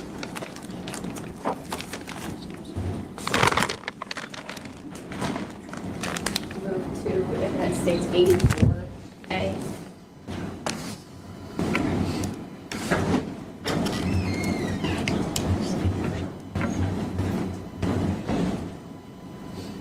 Is it admitted, Judge? I'm sorry. Sorry, 84A. Any objection? Objection. 84A is admitted without objection. Show you what's been marked as states 85, and tell the jury what this is. This is a cartridge casing, meaning a fired round of ammunition. Show you what's been marked as 85A. And was this noted as item 2C? C, yes, so it was also located in garbage bag number 2. Okay. Move to admit states 85A. Any objection, Ms. Johnson? Objection. 85A is admitted without objection. And can you tell us what states 86 is a picture of? This is the gray pillowcase that was on the bed pillow, located in bag number 2. This is the pillow that pillowcase was on. I'm going to show you what's been marked as states 87A.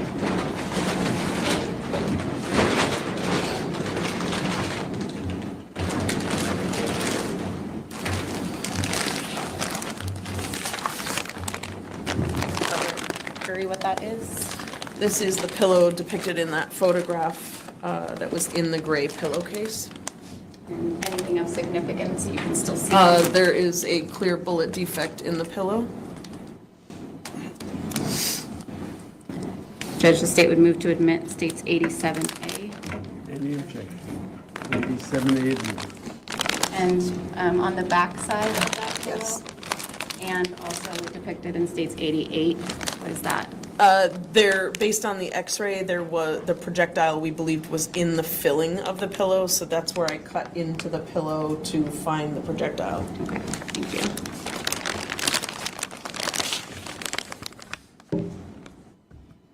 States 89. This is the fitted bed sheet that was also in bag number 2. States 90.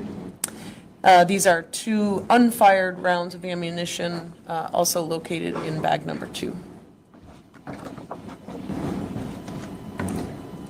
And states 91. This is a projectile that was removed from bag 4. I'll show you what's been marked as states 91A and also item 4A. Yes. Can you just tell us again what that is? Yeah, it's a projectile. And that was discovered in bag number 4. Yes. State would move to admit 91A. Be prepared because she's getting ready to get emotional. And was that item, that last item sent to the lab for testing? It was.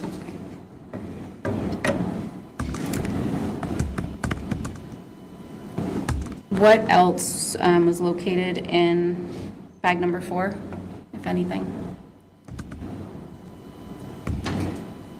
Sorry. Emily's head. Okay. In looking at that, were you able to determine Emily's identity? Yes. And how were you able to determine that? I recognized Emily from photos. Okay. I'm going to enter stipulation number 8, Judge, states 123. Any objection, Ms. Johnson? Stipulation number 8. Members of the jury, the state and the defendant, Joseph Ferlazzo, have agreed that you may find certain facts. This is called a stipulation. 8 black garbage bags were collected on October 19, 2021 by Vermont State Police Detective Sergeant Amy Nolan during a search of the camper pursuant to a valid search warrant. The 8 black garbage bags were transported to the I know, right, Henny? Oh my God. You could feel her tension rising over the last few minutes because she knew she was getting ready to have to say that, you know? It's so awful. And, you know, my stingy nightbot asking if you guys want to buy me a cup of coffee. Just want to say thank you, QB, for the Cash App. Thank you, ma'am, for the Cash App. I appreciate that. She said for the Yogi Tea Fund as well. You crack me up. You crack me up. And I love you and thank you. Here, let me give you some sparkle, ma'am. Let me give you some sparkle.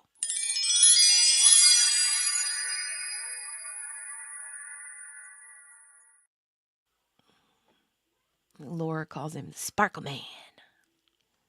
Sparkle Man.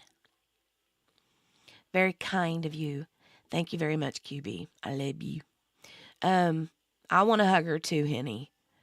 Super much. Super much, oh big O. Yeah. Okay, let's get through the rest of this. And then we'll scooch on to day 3, which is today. Office of the Chief Medical Examiner by the Vermont State Police Detective Ben Katz. These bags were x-rayed and further analyzed by Dr. Shapiro at the Office of the Chief Medical Examiner on October 20th, 2021. Bags number 3, number 4, number 5, number 6, number 7, and number 8 contain human remains. Those remains were identified as Emily Ferlazzo, date of birth July 25th, 1999. Emily Ferlazzo's identity is not being challenged. As with any evidence in this trial, you must decide what weight you will give this stipulation. States Exhibit 123, admitted. What did you discover in the 5th bag? I'd like to refer to my report if I could. Yes. And that's, remind me what number that is. That is states 108.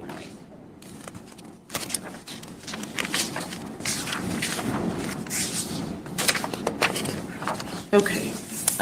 Bag number 5 contained a right arm and a left foot. And what did you discover in the 6th garbage bag? Bag number 6 contained the rest of the right leg. And the 7th garbage bag? And number 7 contained Emily's torso. And the 8th garbage bag? Left arm and right foot. And did you also collect swabs from the remains found in these bags? From the remains, no. A DNA card was collected to have a sample of Emily's DNA, but the handles of the bags had been swabbed on scene on the 19th. Okay, I was referring to the DNA card. Can you tell the jury what that means? Sure. During autopsy, because it's always standard protocol to have a DNA Patricia, sample of I a know. victim Exactly. or a decedent on file. So a blood sample is taken, a drop of blood is placed onto a card, and that's called a DNA card. Okay. And was that DNA card labeled as item 15? Are you able to, is it in your report? Yes. Yes. Okay. And was that sent to the Vermont Forensic Lab for testing? Yes, it was. When you were examining the remains, did anything about a particular area of the body surprise you given what you knew about the investigation? Yes. What caught your attention or what surprised you?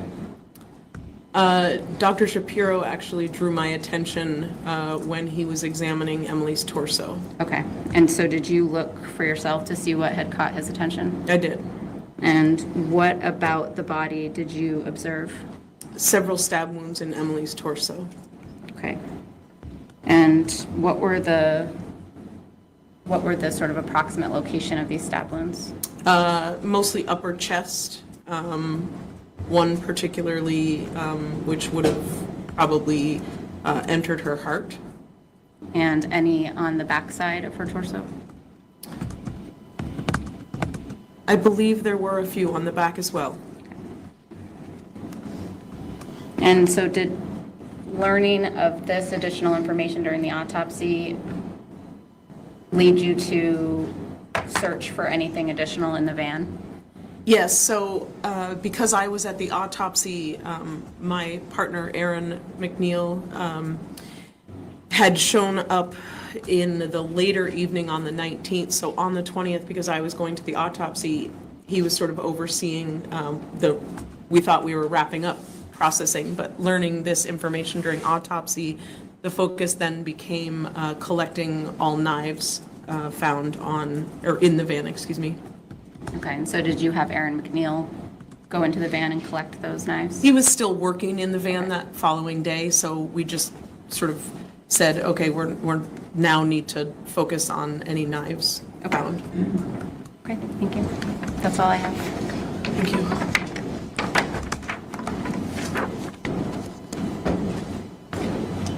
You ready?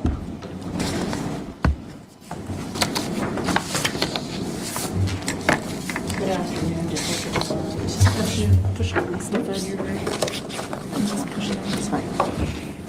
Just a few follow-up questions. And for clarification, you attended the autopsy as an observer, correct? As an evidence collector. Okay. But you didn't really have any part of conducting the actual examination, correct? Correct. And just a few questions back to the Maple Fields encounter. The afternoon, excuse me, of October 19th, 2021. You already testified that when you were walking with Mr. Ferlazzo to your vehicle, you had observed him seeming as if he might pass out, and you asked to put your hand on him. Correct. Do you recall testifying in a deposition on November 11th, 2022? No, sorry, November 29th, 2022. I recall testifying in a depo, yes. Okay. And in the deposition, you also described him at that particular point as he looked woozy. Do you recall that? That would be accurate. Okay. And you also described him as wobbling as he was walking. Do you recall that? Yeah, that would be accurate as well. Okay. And also in the deposition, you described him as looking pale and pasty. Is that accurate? Yes. Okay. As you were walking with Mr. Ferlazzo to your truck, did you ever tell him he was free to leave?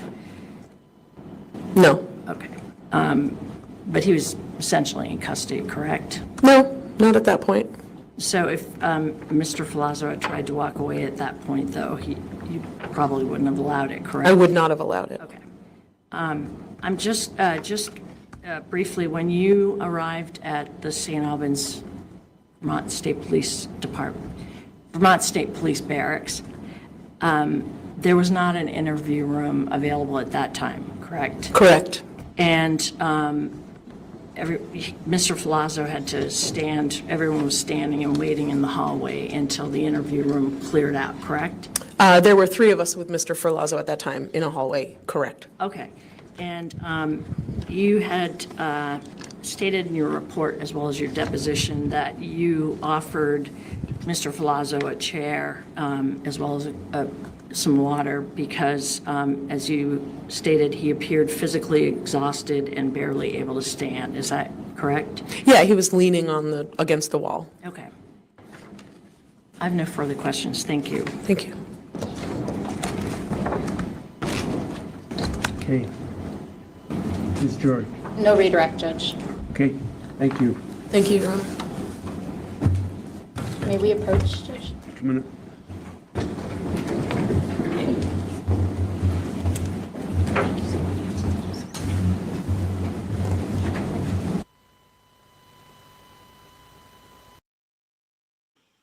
Oh, goodness, Donnie. I would have been like, yeah, maybe. I mean, I would have wanted to. I wouldn't mind. I mean, I've seen them on TV before, but I don't know that I could watch one in person. And it's not seeing it stuff as much as it is smelling things. I don't know. Stuff just kind of freaks me out like that. But okay, so that was it for that. Now we're going to move on to day 3, which is today. Hold on a minute. Let me just remove that for a quick second.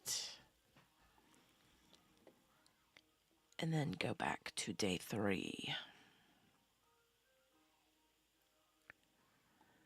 Right here. And then let me...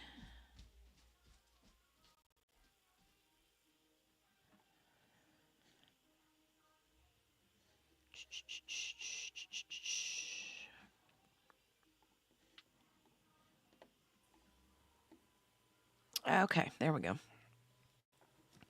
Now we're on to day 3. He's going to come through that door in a second. Henny's like, I would have. Donnie said, I think he was nervous the first time meeting me. Maybe. But that would have been, as a police officer, I don't think my first nervous question would have been, I don't think it would have been, you know, do you want to go to an autopsy? It would have been something like, do you want to ride in my police car? Which I know they're not supposed to do that, but anyway. Funny. Funny.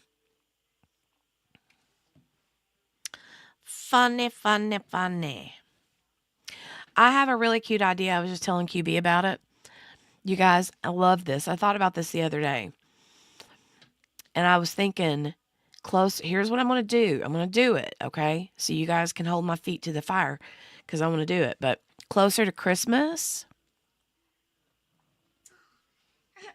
Christmas, I know. Closer to Christmas, I want to, instead of me being on the camera like I normally am, I want to set up my camera. I'll probably have to use like my iPad or something, or my phone. I don't know. I'll figure that out. But hold on a second. I have to cough real quick.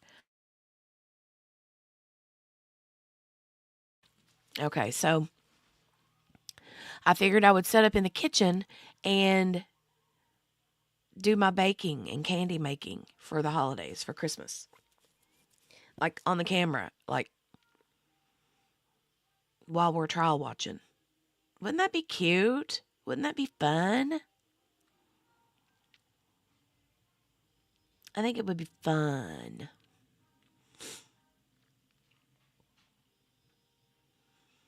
It's not like I'll be teaching you anything because I'm not, good at that kind of thing. I'm like, just give it to me and let me do it, But at least, you can see me milling around in the kitchen, baking and making cookies and stuff like that. I think it would be different anyway. All right. That's what I'm going to do. I don't know when I'll do it. I usually, about this time, start buying the supplies to make all the fun yummies. I have to make sure I've got, plenty of peanut butter, powdered sugar, cream cheese, brown sugar, all the things for, baking. Baking and candy making. All right, let's get on with it. I like that woman's purple jacket and her scarf. It's very pretty. We're here in the matter of State versus Joseph Ferlazzo Jr., 21 CR 8967. Mr. Ferlazzo is present with his attorneys, Ms. Jantz and Ms. Johnson. The state is present for Ms. George and Ms. Adams. We're going to bring in the jury in a moment. I've heard from the parties there are no issues to discuss before we bring in the jury, so we're in the process of doing so.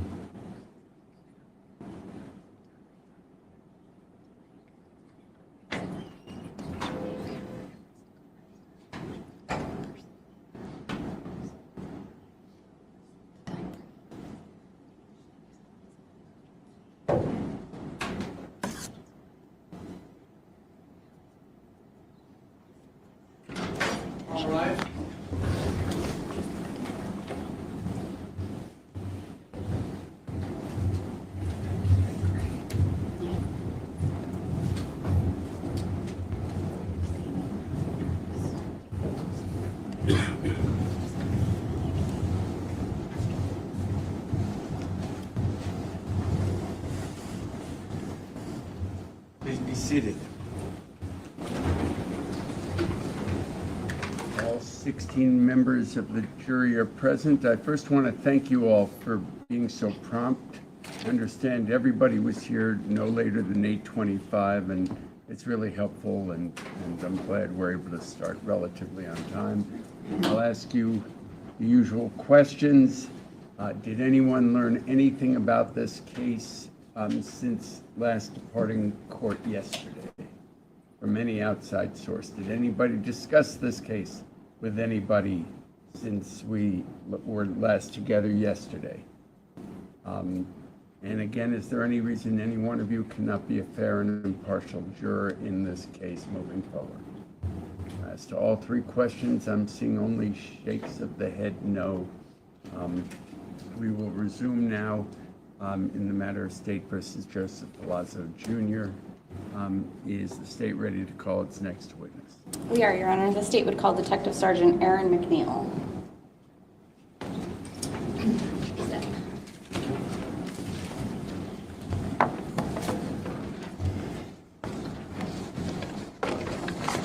Raise your right hand.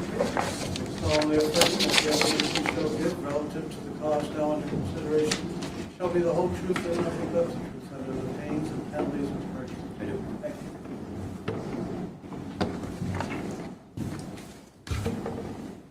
you. Good morning. Good morning.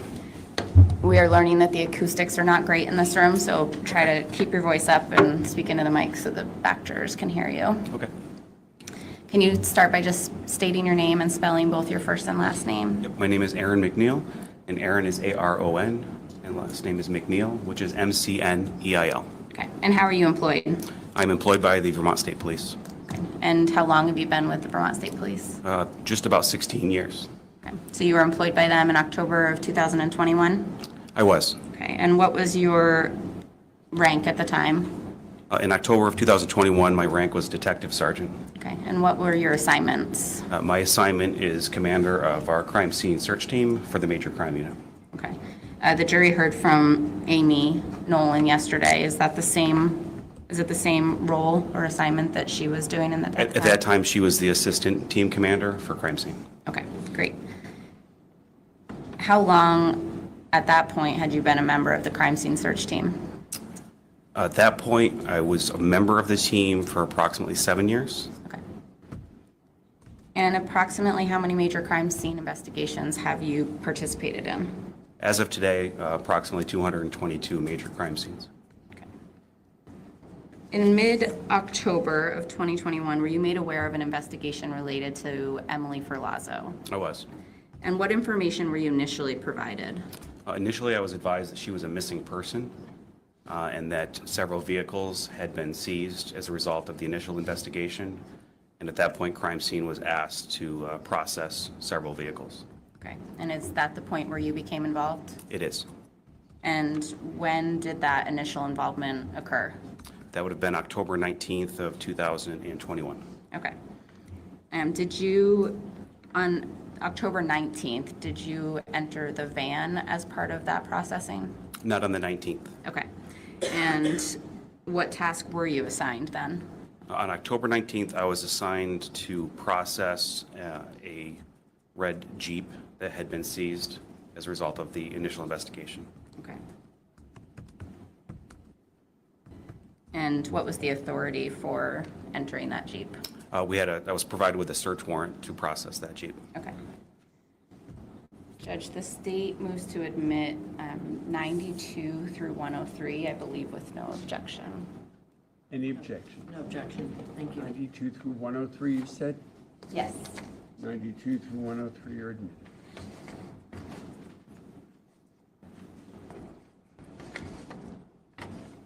Detective, have you already reviewed all of these photos that we're about to go through? I believe I have, yes. Okay.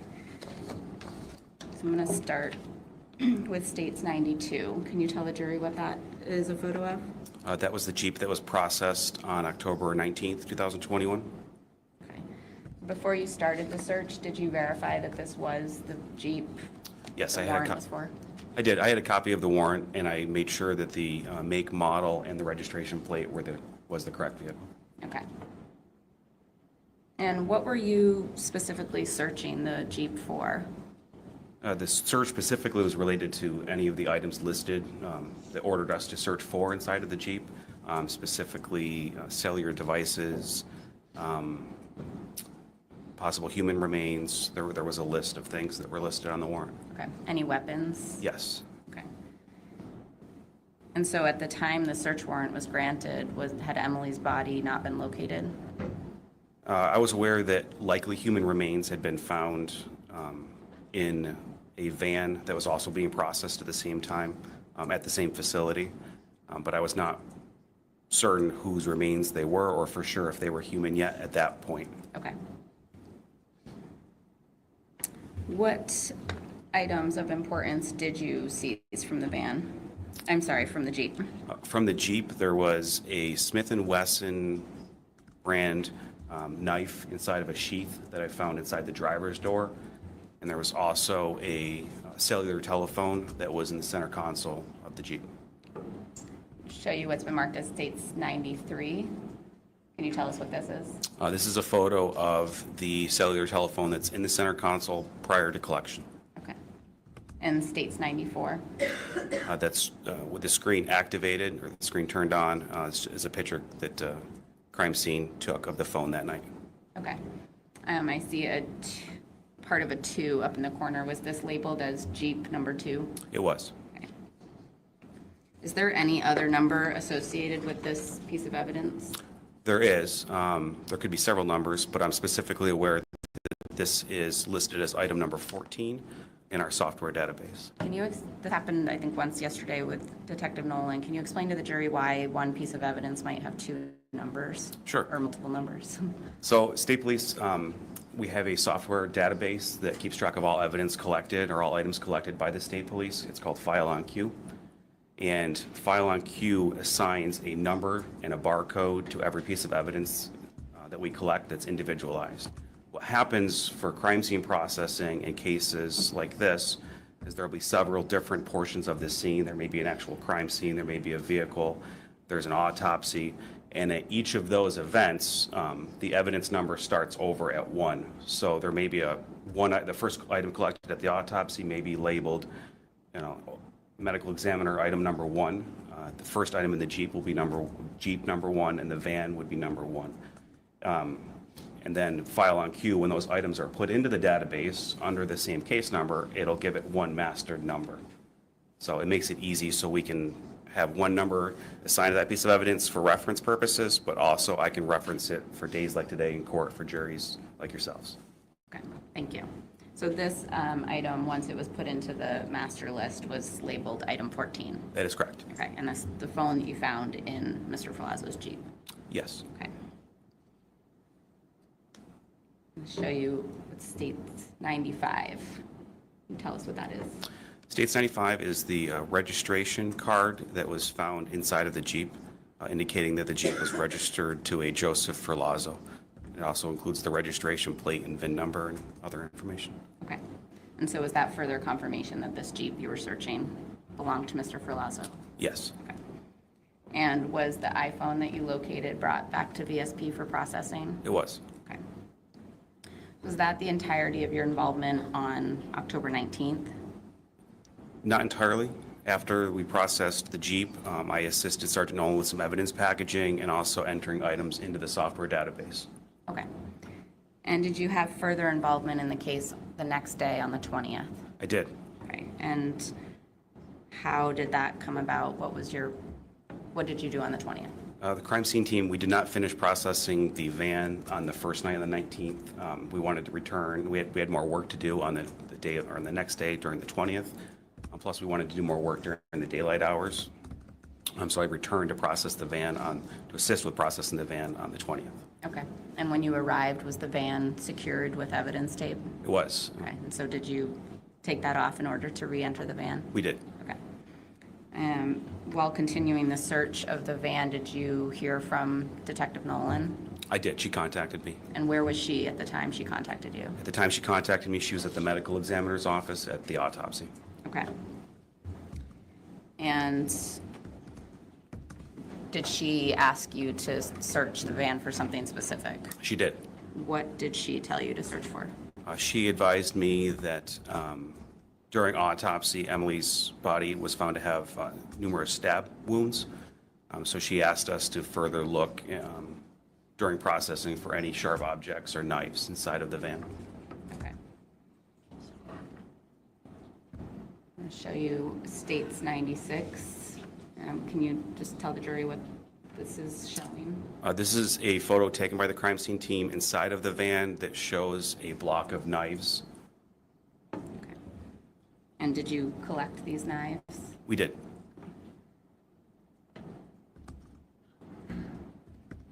Is this just a close, States 97, just a close-up of the same block? It is.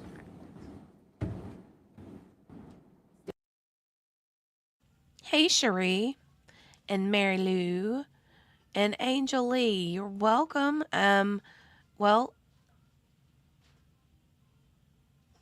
let me go back up here. It was Tanika, I think, that gifted the memberships earlier. Yes, ma'am. I'm glad you got one.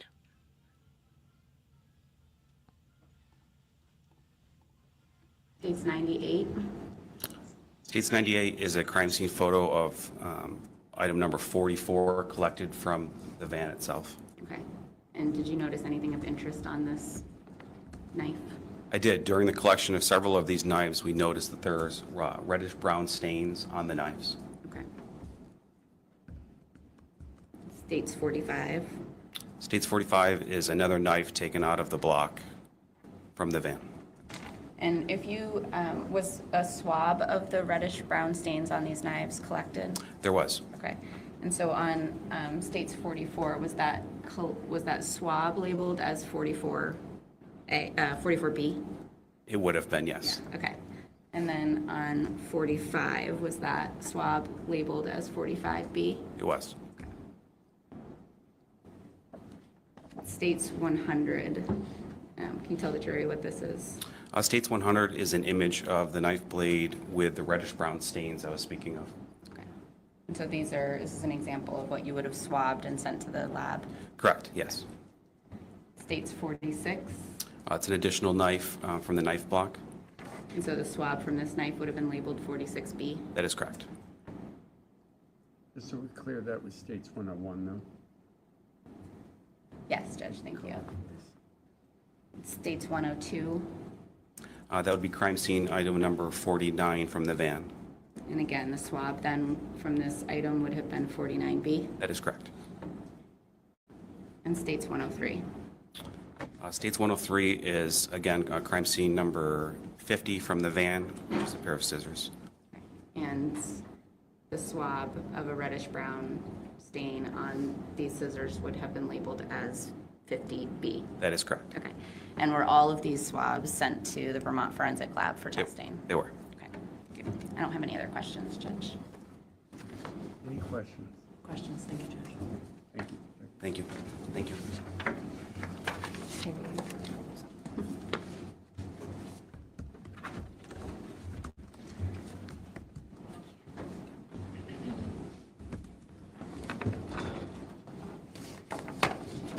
So what did this man do?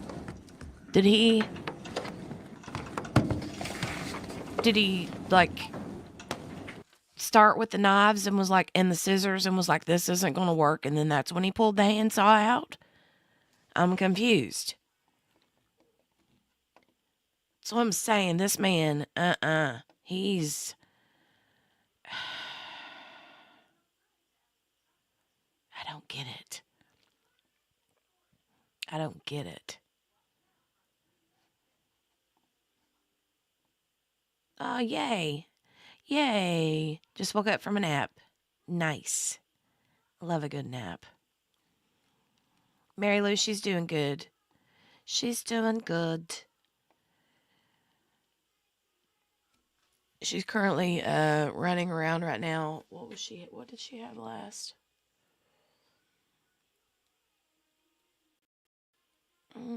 She was playing with something. I can't remember what she was playing with.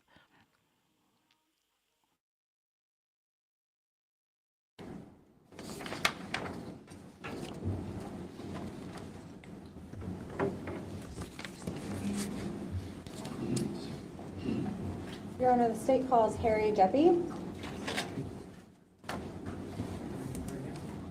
Solemnly affirm that the evidence you shall give relative to the cause now under consideration shall be the whole truth and nothing but the truth under the pain and penalty. I do. Thank you.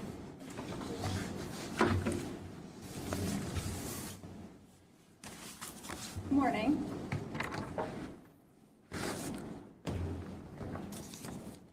Can you please state your name and spell your last name, please? My name is Harry Jeppe, J-E-P-P-E. And Mr. Jeppe, how are you employed? I am the Physical Comparison Unit Supervisor at the Vermont Forensic Laboratory. As such, I am a qualified firearm and tool mark examiner. Where is the Vermont Forensic Laboratory located? The Vermont Forensic Laboratory is located at 45 State Street in Waterbury, Vermont. When did you start employment with the Vermont Forensic Laboratory? On the 1st of April, 2004. And have you been in the same role since you started 20 years ago? No, I originally started as a firearm and tool mark examiner, and in 2011, I was promoted to the supervisory position.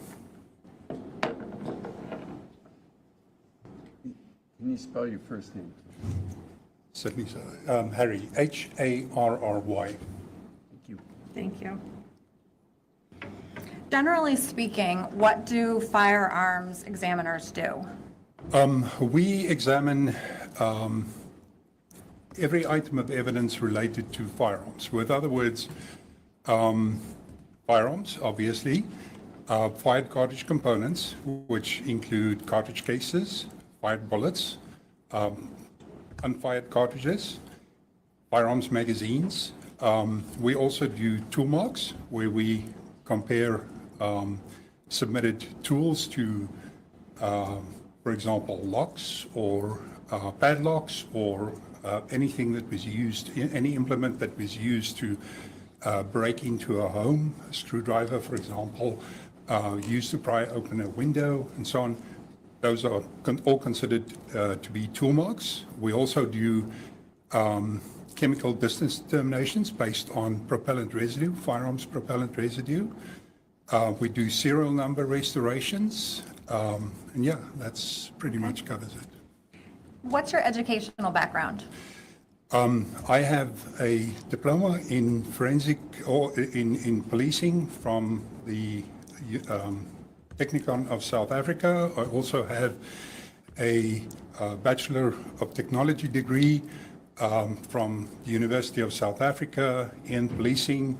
I have an advanced certificate in forensic criminalistics, which is a 2-year study program, which I did through the University of South Africa, and it basically I majored in forensic ballistics. I also did a 3-year training program through the South African Police Service Forensic Ballistics Unit in Cape Town in South Africa. This might be a hard question to answer, but how many comparisons would you estimate that you have made to determine whether a particular bullet or cartridge case was fired from a particular weapon?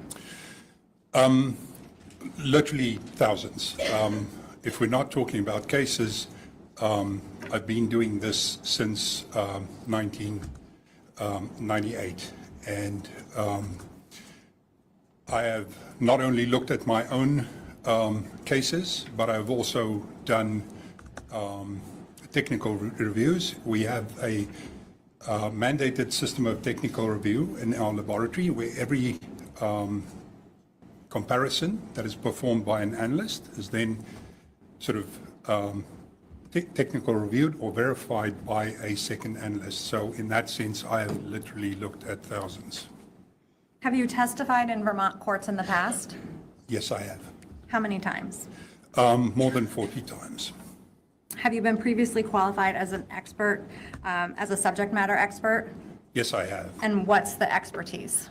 Firearm and tool mark examination. Your Honor, the state would move to qualify Mr. Jeppy as an expert in firearms and tool mark examinations.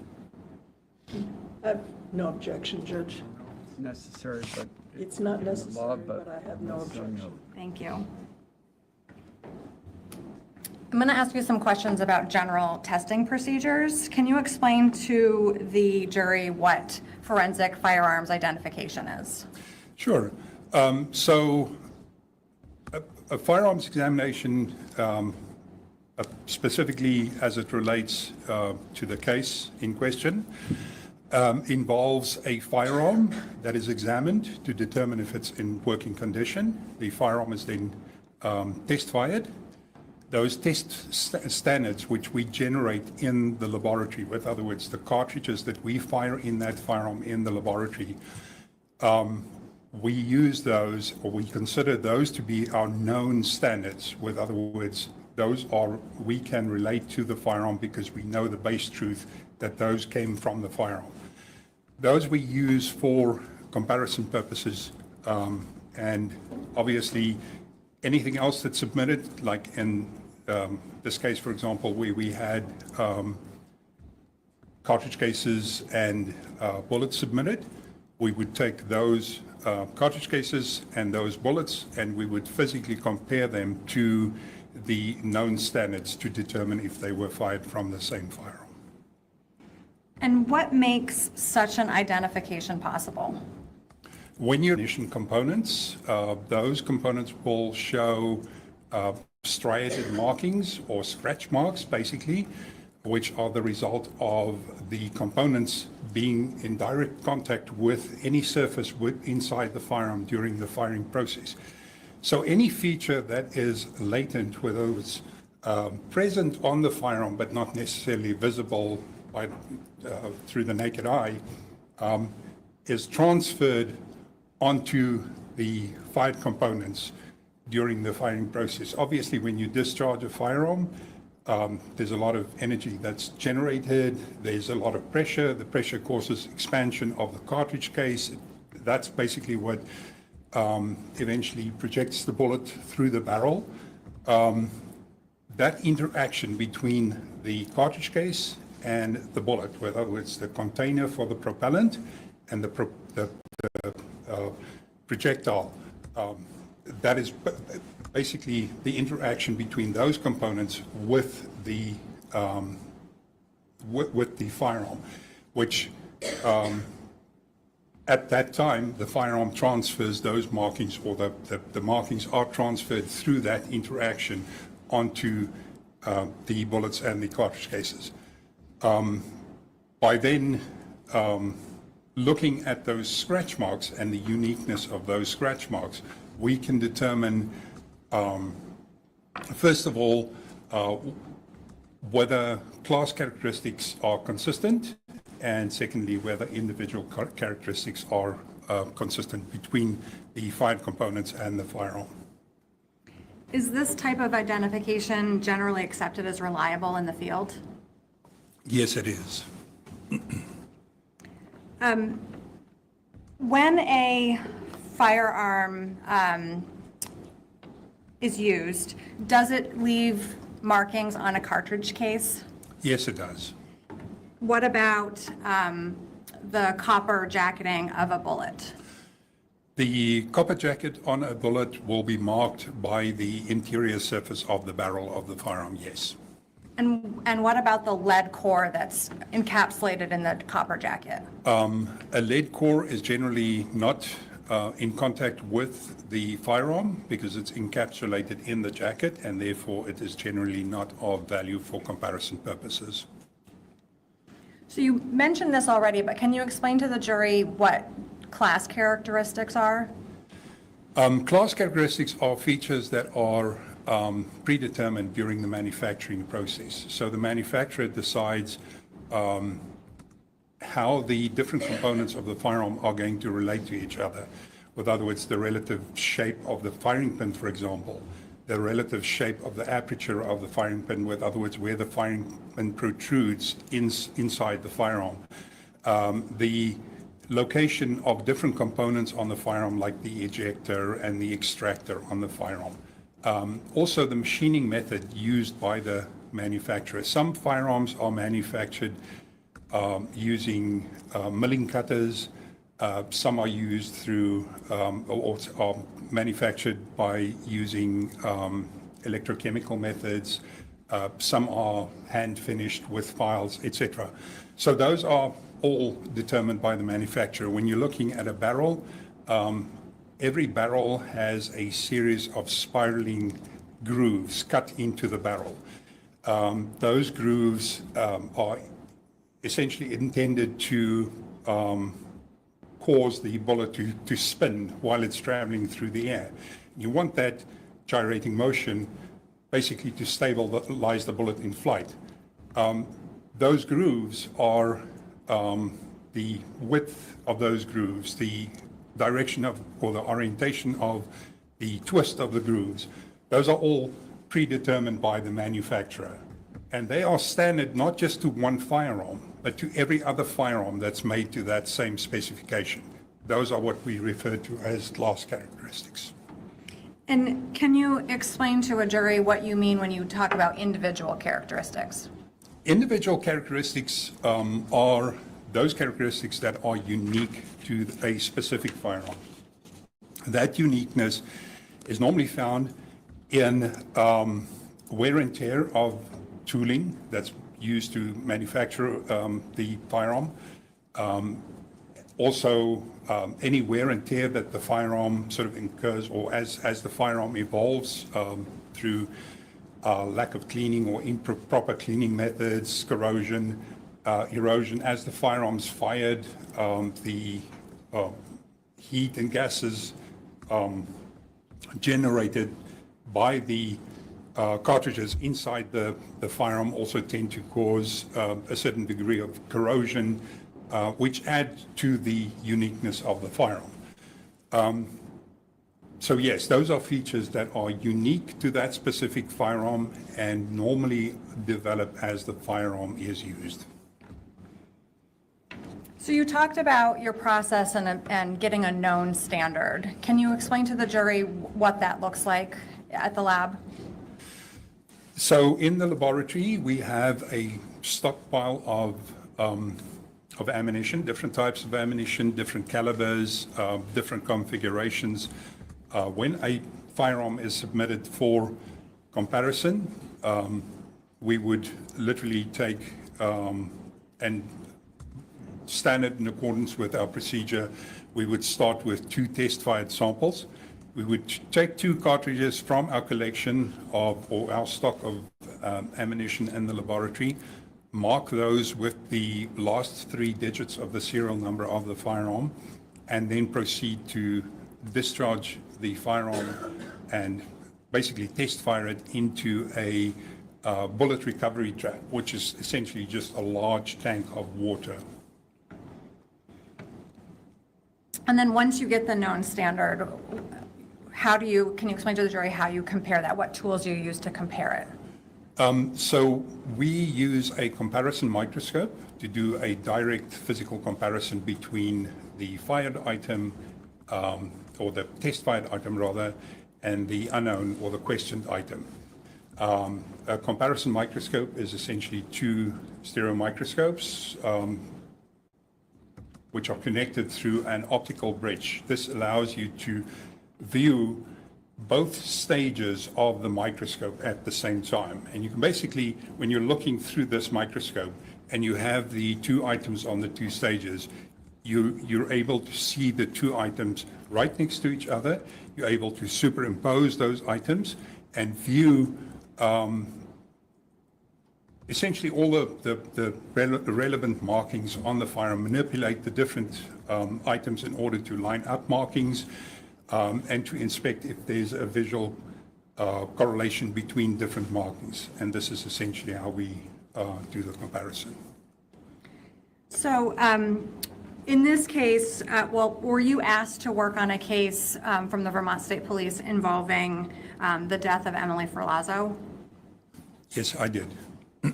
And what items did you receive from the Vermont State Police? I received a 9mm caliber Glock Model 19 pistol with an aftermarket Silent Serco barrel with conventional rifling.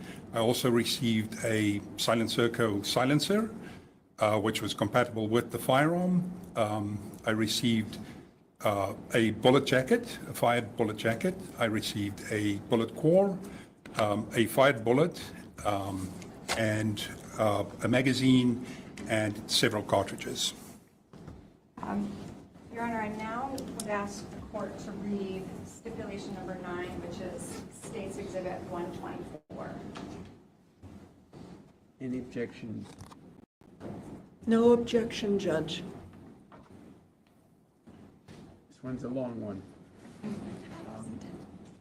Stipulation number 9, members of the jury, the state and defendant, Joseph Ferlazzo, have agreed that you may find certain facts. This is called a stipulation. A partial projectile was collected from bag number 4 on October 20th, 2021 by Vermont State Police during Anthony Ferlazzo's autopsy at the office of the Chief Medical Examiner. This partial projectile was sent to the Vermont Forensic Lab. This partial projectile was analyzed by Harry Jeppe at the Vermont Forensic Lab and was in the same condition at the time of the analysis as it was when it was collected from bag number 4 on October 20th, 2021. This item was logged by the Vermont State Police as evidence item number 30/OCME number 4A. This item was logged by the Vermont Forensic Lab as item number A2. Chain of custody of the partial projectile is not being challenged. A Glock 19 firearm was collected on October 19th, 2021 by the Vermont State Police during a search of the camper pursuant to a valid search warrant. The firearm was sent to the Vermont Forensic Lab. This firearm was analyzed by Harry Jeppe at the Vermont Forensic Lab and was in the same condition at the time of the analysis as it was when collected from the camper during the search on October 19, 2021. This item was logged by the Vermont State Police as evidence item number 48/CSST ban number 11. This item was logged by the Vermont Forensic Lab as item number A3. Chain of custody of the Glock 19 firearm is not being challenged. A magazine and 10 rounds of ammunition were collected on October 19th, 2021 by Vermont State Police during a search of the camper pursuant to a valid search warrant. The magazine and ammunition were sent to the Vermont Forensic Lab. The magazine and ammunition were analyzed by Harry Jeppe at the Vermont Forensic Lab and was in the same condition at the time of the analysis as it was when collected from the camper during the search on October 19th, 2021. This item was logged by the Vermont State Police as evidence item number 53/CSST ban number 11A. This item was logged by the Vermont Forensic Lab as item number A5. Chain of custody of the magazine and ammunition is not being challenged. A projectile was collected from inside a large pillow, parentheses in the pillowcase, end of parentheses, from bag number 2 on October 20th, 2021 by the Vermont State Police during Emily Ferlazzo's autopsy at the office of the Chief Medical Examiner. This projectile was sent to the Vermont Forensic Lab. This projectile was analyzed by Harry Jeppe at the Vermont Forensic Lab and was in the same condition at the time of the analysis as it was when it was collected from bag number 2 on October 20th, 2021. This item was logged by the Vermont State Police as evidence item number 61/OCME number 2A. This item was logged by the Vermont Forensic Lab as item number A7. Chain of custody of the projectile is not being challenged. A projectile was collected from inside a large pillow, parentheses, in the pillow, end of parentheses, from bag number 2 on October 20th, 2021 by Vermont State Police during Emily Ferlazzo's autopsy at the office of the Chief Medical Examiner. This projectile was sent to the Vermont Forensic Lab. This projectile was analyzed by Harry Jeppe at the Vermont Forensic Lab and was in the same condition at the time of the analysis as it was when it was collected from bag number 2 on October 20th, 2021. This item was logged by the Vermont State Police as evidence item number 62/OCME number 2B. This item was logged by the Vermont Forensic Lab as item number 88. Chain of custody of the projectile is not being challenged. A cartridge casing was collected from bag number 2 on October 20th, 2021 by Vermont State Police during Emily Ferlazzo's autopsy at the office of the Chief Medical Examiner. This cartridge casing was sent to the Vermont Forensic Lab. This cartridge casing was analyzed by Harry Jeppe at the Vermont Forensic Lab and was in the same condition at the time of the analysis as it was when it was collected from bag number 2 on October 20th, 2021. This item was logged by the Vermont State Police as evidence item number 63/OCME number 2C. This item was logged by the Vermont Forensic Lab as item number A9. Chain of custody of the cartridge casing is not being challenged. A silencer was collected on October 19th, 2021 by Vermont State Police during a search of the camper pursuant to a valid search warrant. The silencer was sent to the Vermont Forensic Lab. The silencer was analyzed by Harry Jeppe at the Vermont Forensic Lab and was in the same condition at the time of the analysis as it was when collected from the camper during the search on October 19th, 2021. This item was logged by the Vermont State Police as evidence item number 85/CSST, ban number 22. This item was logged by the Vermont Forensic Lab as item number 811. Chain of custody of the silencer is not being challenged. As with any evidence in this trial, you must decide what weight you will give this stipulation that State's Exhibit 124 is admitted in evidence. Thank you.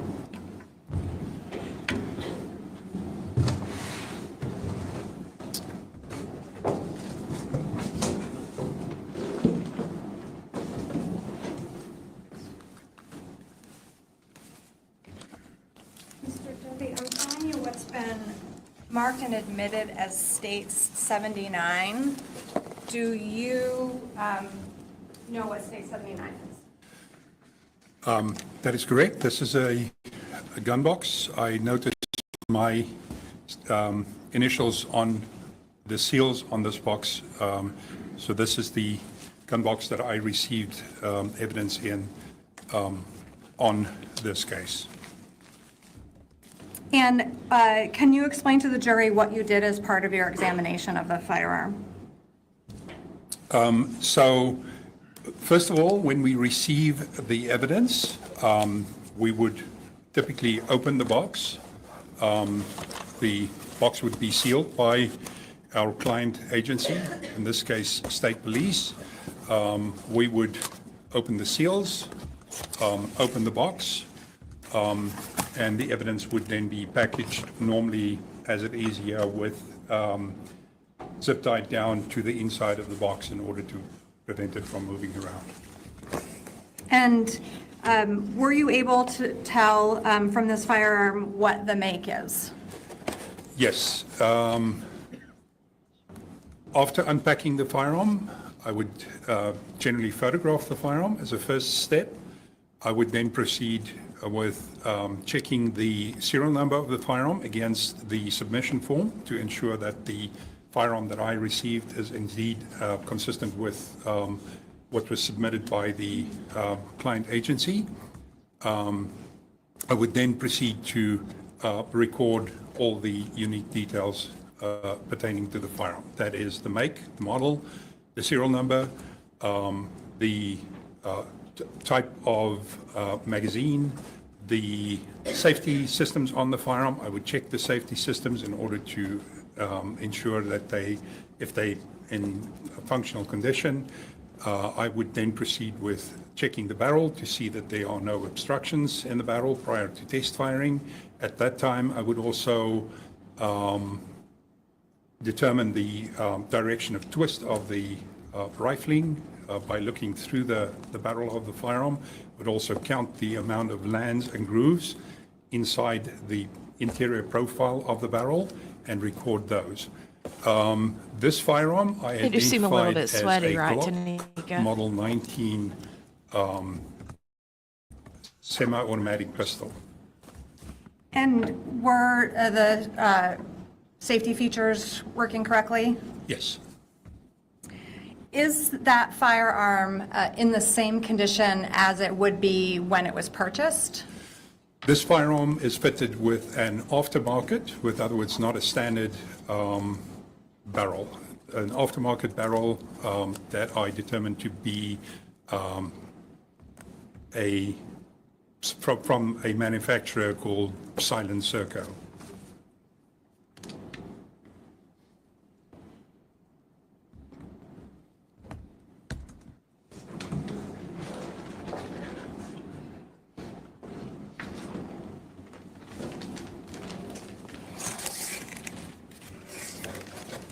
So I'm showing you now what has been marked and admitted as 79A. Do you recognize that? Yes, I do. And what is 79A for the jury? This is a box magazine that is compatible with the firearm I just handled, and these are unfired cartridges that were submitted with the firearm. And what type of rounds are these? These are SIG head-stamped 9mm Luger caliber cartridges.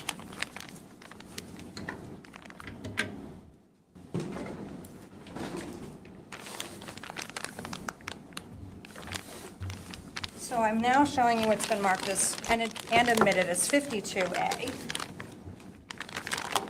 What is that?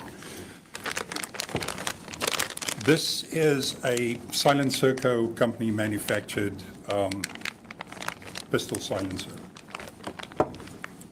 Did you examine, or did you investigate whether that silencer can be used on State 79? Yes, I did. And can it be used on State Yes, it 79? can. How do you put the silencer on the Glock? The aftermarket barrel is the muzzle of the barrel, with other words, the tip of the barrel is threaded. The silencer is threaded as well, so it's basically like screwing a ball in. You screw it onto the end of the barrel. Does it require any special tools?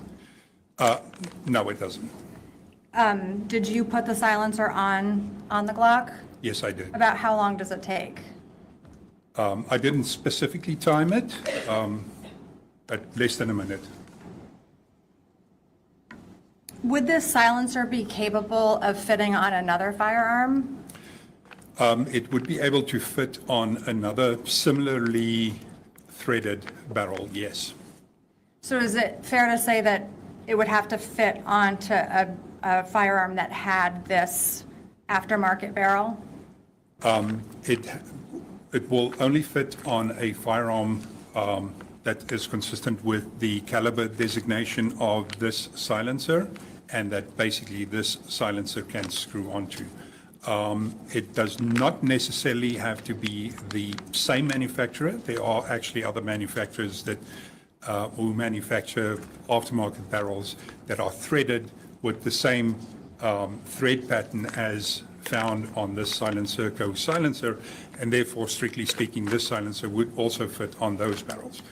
But yes, certainly it would fit on the Silent Serco aftermarket barrel that we have on the submitted Glock Model 19 pistol. When you were conducting your test fires, did you test the firearm using the silencer and also not using the silencer?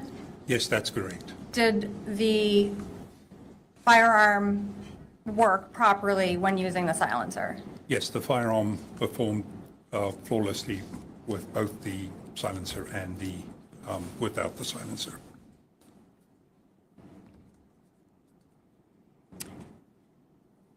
Does a fired cartridge or a fired bullet, does that have different markings on it if a silencer is used? Not necessarily, but it could. Because of the fact that the silencer is an attachment to the barrel, there are some critical issues that could determine whether the bullet is in fact going to be marked by the silencer or not. Primarily there would be the alignment between the silencer and the barrel. If the alignment is proper between the silencer and the barrel, then generally speaking, the bullet would not touch any part of the silencer as it moves through the silencer. And therefore the silencer would have no effect on it. However, we cannot always sort of ascertain whether it aligns perfectly by simply looking at it. And generally, therefore, in cases like this, we would also fire it with the silencer in case the bullet at some point contacts the silencer as the bullet moves through the barrel or through the silencer, and essentially causes markings that are not that are not directly relatable to the barrel. So after you test fired the Glock and had your known standards, did you compare known standards with additional evidence that you had received in this case? Yes, I did. I'm now showing you.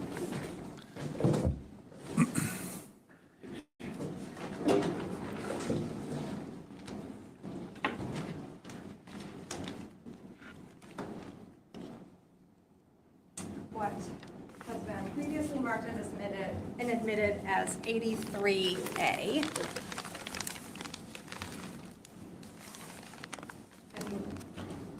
If you can tell the jury what that is. This is a 9mm caliber fired bullet core, which I received as item and marked as item A7-1. And just for clarification, is this core normally encapsulated in a copper jacket? That is correct. This is not a complete bullet. This is one part of a bullet. And did you examine 83A to one of the known standards using the comparison microscope? I did not compare this item. A bullet core does not have sufficient markings for, or any markings for identification. Therefore, I did not do a comparison. Okay. Is it, I think we already touched on this, but just to be clear, is it common for a bullet core to have markings on it? It is uncommon, no. Okay. Oh, yes, rather. So I'm now showing you what's been admitted as 91A. And what is that? This is a fired bullet jacket. And is this what we're talking when we talk about the copper jacketing? This is the copper jacket, so the core would literally sort of be encapsulated in this copper jacket. And did you do a comparison with this item with the known standards? Yes, I did. And what were you able to obtain results? This bullet jacket did not have sufficient marking or unique markings for identification, so I was not able to identify it to the submitted firearm. However, the bullet is consistent in caliber, consistent in land and groove widths, consistent in twist direction with the firearm, with other words, class characteristics, as I explained earlier, and therefore I could not exclude it as having been fired from the firearm either. So therefore, my finding was an inconclusive finding. I cannot say if this bullet was fired from the firearm, and I cannot say that the bullet was not fired from the firearm. Okay.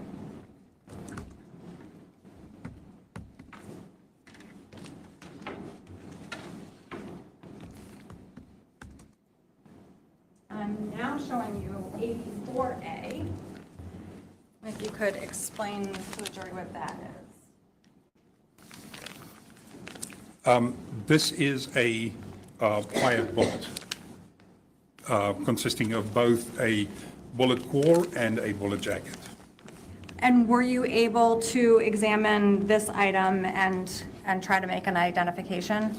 Yes, I examined this item and determined also that it was consistent in class characteristics with the firearm, but there were insufficient individual markings for identification. Therefore, as with the other item, I was also not able to say if the bullet was fired from the firearm or if it was not fired from the firearm.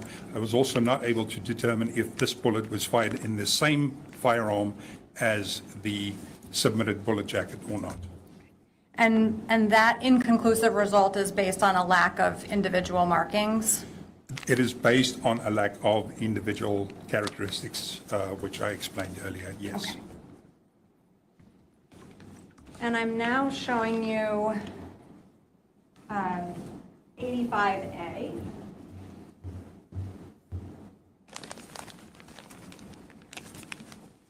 What's 85A? 85A was an item which I marked as A9-1. It is a 9mm Luger caliber fired cartridge case with an SIG headstand. And were you able to do a comparison with this item? Yes, I compared this firearm to the known standard from the firearm that was submitted and determined that this cartridge case was fired from the submitted firearm. And is that based on individual characteristics or class characteristics or both? It is based on both. We start by looking for class characteristics. If the class characteristics are consistent, we start looking for individual characteristics. So that's the sequence. Generally, if it's inconclusive, the class characteristics are consistent, but there's not sufficient consistency in individual characteristics to make a determination. In this case, both the class characteristics and the individual characteristics were in sufficient agreement to determine that this cartridge case was, in fact, fired from the firearm. So I am going to go back to 84A. When you were examining 84A, did you notice anything about this item? I believe that this is the item that I removed a piece of cloth from. This item, the bullet had a piece of fabric basically lodged in the nose cavity of the bullet, which I subsequently removed. Okay, so I'm now showing you what's been marked as states 84B. Do you recognize that? Yes, this is consistent with the piece of cloth that I removed from, or the piece of fabric that I removed from the nose cavity of the bullet. And when you removed that, did that piece of fabric get returned to the Vermont State Police? Yes, I returned it to them. Your Honor, the state would move to admit State's 84B. No objection. 84B is admitted. I do not have any other questions. Ms. Jen? No questions. Thank you. Thank you.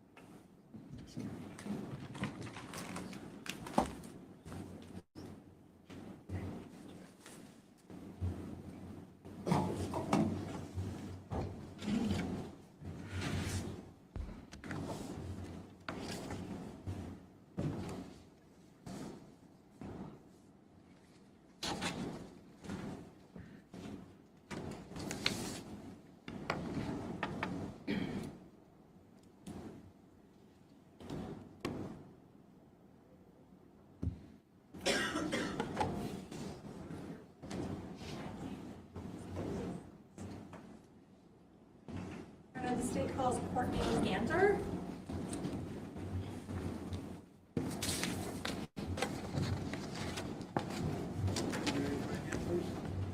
Solemnly affirm that the evidence you shall give relative to the cause now under consideration shall be the whole truth and nothing but the truth under the pains and penalties.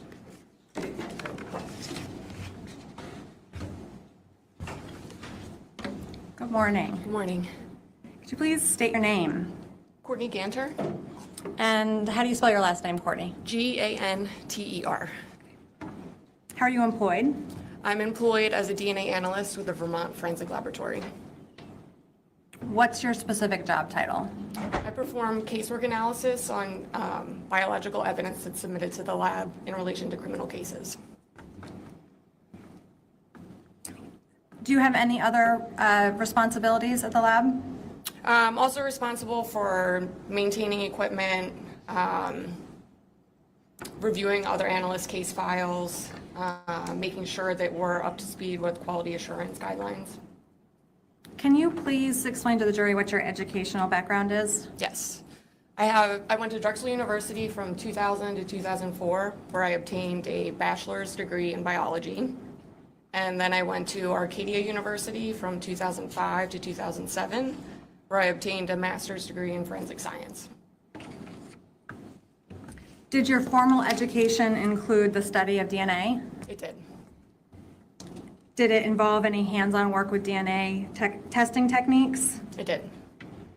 And prior to your employment at the Vermont Forensic Lab, did you hold any other positions in this field? I did. Prior to working at the Vermont lab, I worked for the Maryland State Police in their forensic science division in the DNA database unit. As part of your employment at the lab, are you required to stay abreast of developments in the field? Yes, we are. We're required to have at least 8 hours of continuing education every year. Is the Vermont Forensic Lab accredited? Yes, we are. And does the lab follow quality assurance guidelines? We do. Can you give the jury some examples of what the lab does for quality assurance? There's guidelines in place that ensure the proper training of personnel, security of evidence, proper procedures for handling evidence to ensure integrity of your results, storage of evidence, making sure that you obtain your continuing education, things like that.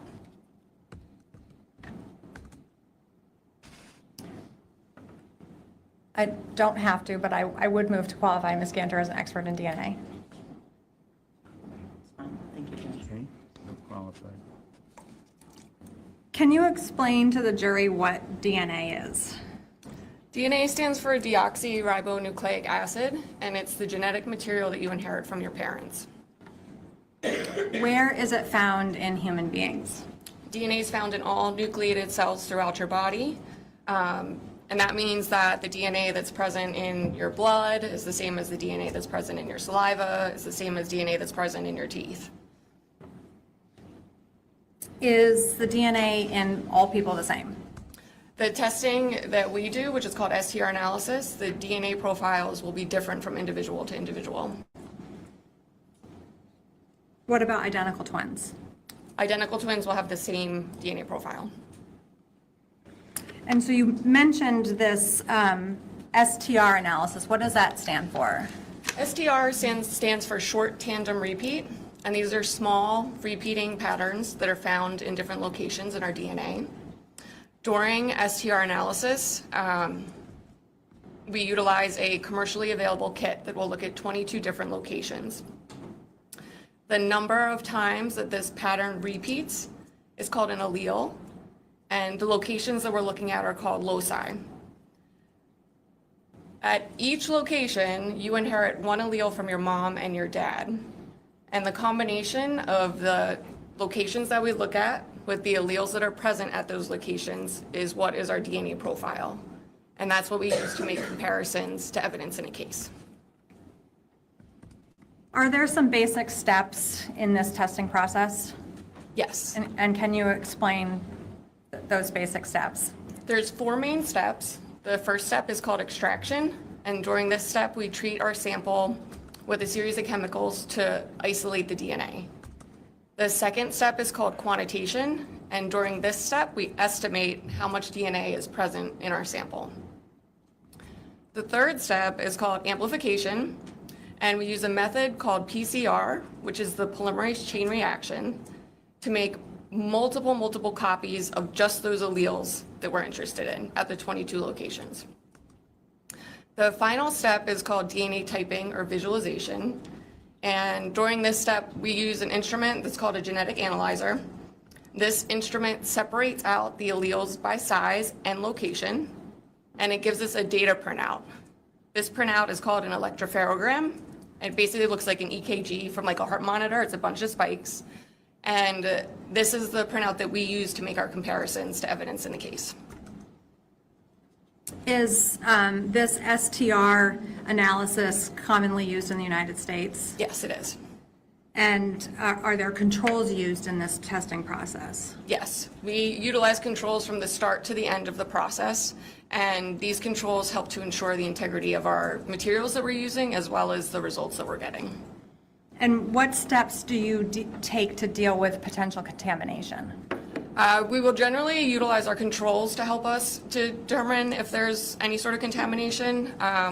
It also helps us to kind of track back and troubleshoot where the contamination may have occurred. What type of results can you get from a DNA analysis? There's a few. Well, there's many different types of results. Some of the most common is obtaining a single source profile, which is a DNA profile that comes from one individual. This profile can be used to make comparisons to reference samples submitted from victims, suspects, or anyone else involved in the case. We can also get a mixed DNA profile, which is just a DNA sample that has more than one person contributing DNA to it. We can sometimes use that to make comparisons. But sometimes it isn't of sufficient quantity or quality to make a definitive determination. So we would say that this is for exclusion only. Another result we could get is just no DNA profile was obtained. And that's just due to the quantity that's present in the sample or lack of quantity that's present in a sample.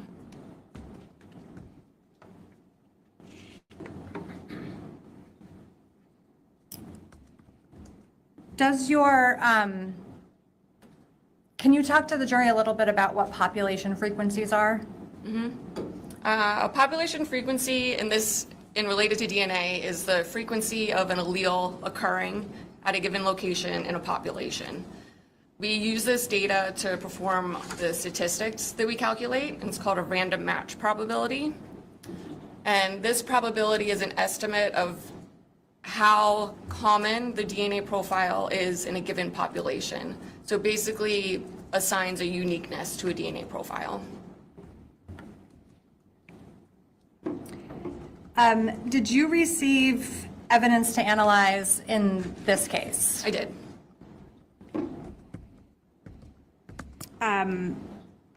Before I have you start talking about that, I'm going to have Judge Pack read a stipulation. So, Judge, we have stipulation 125, Exhibit 125, which is stipulation number 10. Any objection? No objection, thank you.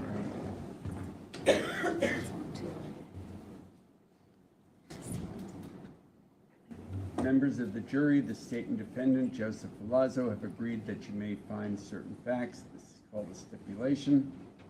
A buccal swab was collected from the defendant, Joseph Ferlazzo's left cheek on October 19, 2021 by Vermont State Police and sent to the Vermont Forensic Lab.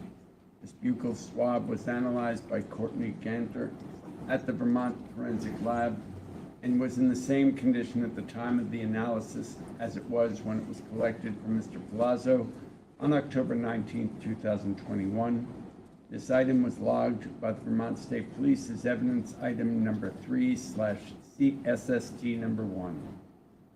This item was logged by the Vermont Forensic Lab as item number A1. The chain of custody of the buccal swab from Mr. Ferlazzo is not being challenged. A DNA card was collected from Emily Ferlazzo's body on October 20th, 2021 by Vermont State Police during Emily Ferlazzo's autopsy at the Office of the Chief Medical Examiner. This DNA card was sent to the Vermont Forensic Lab.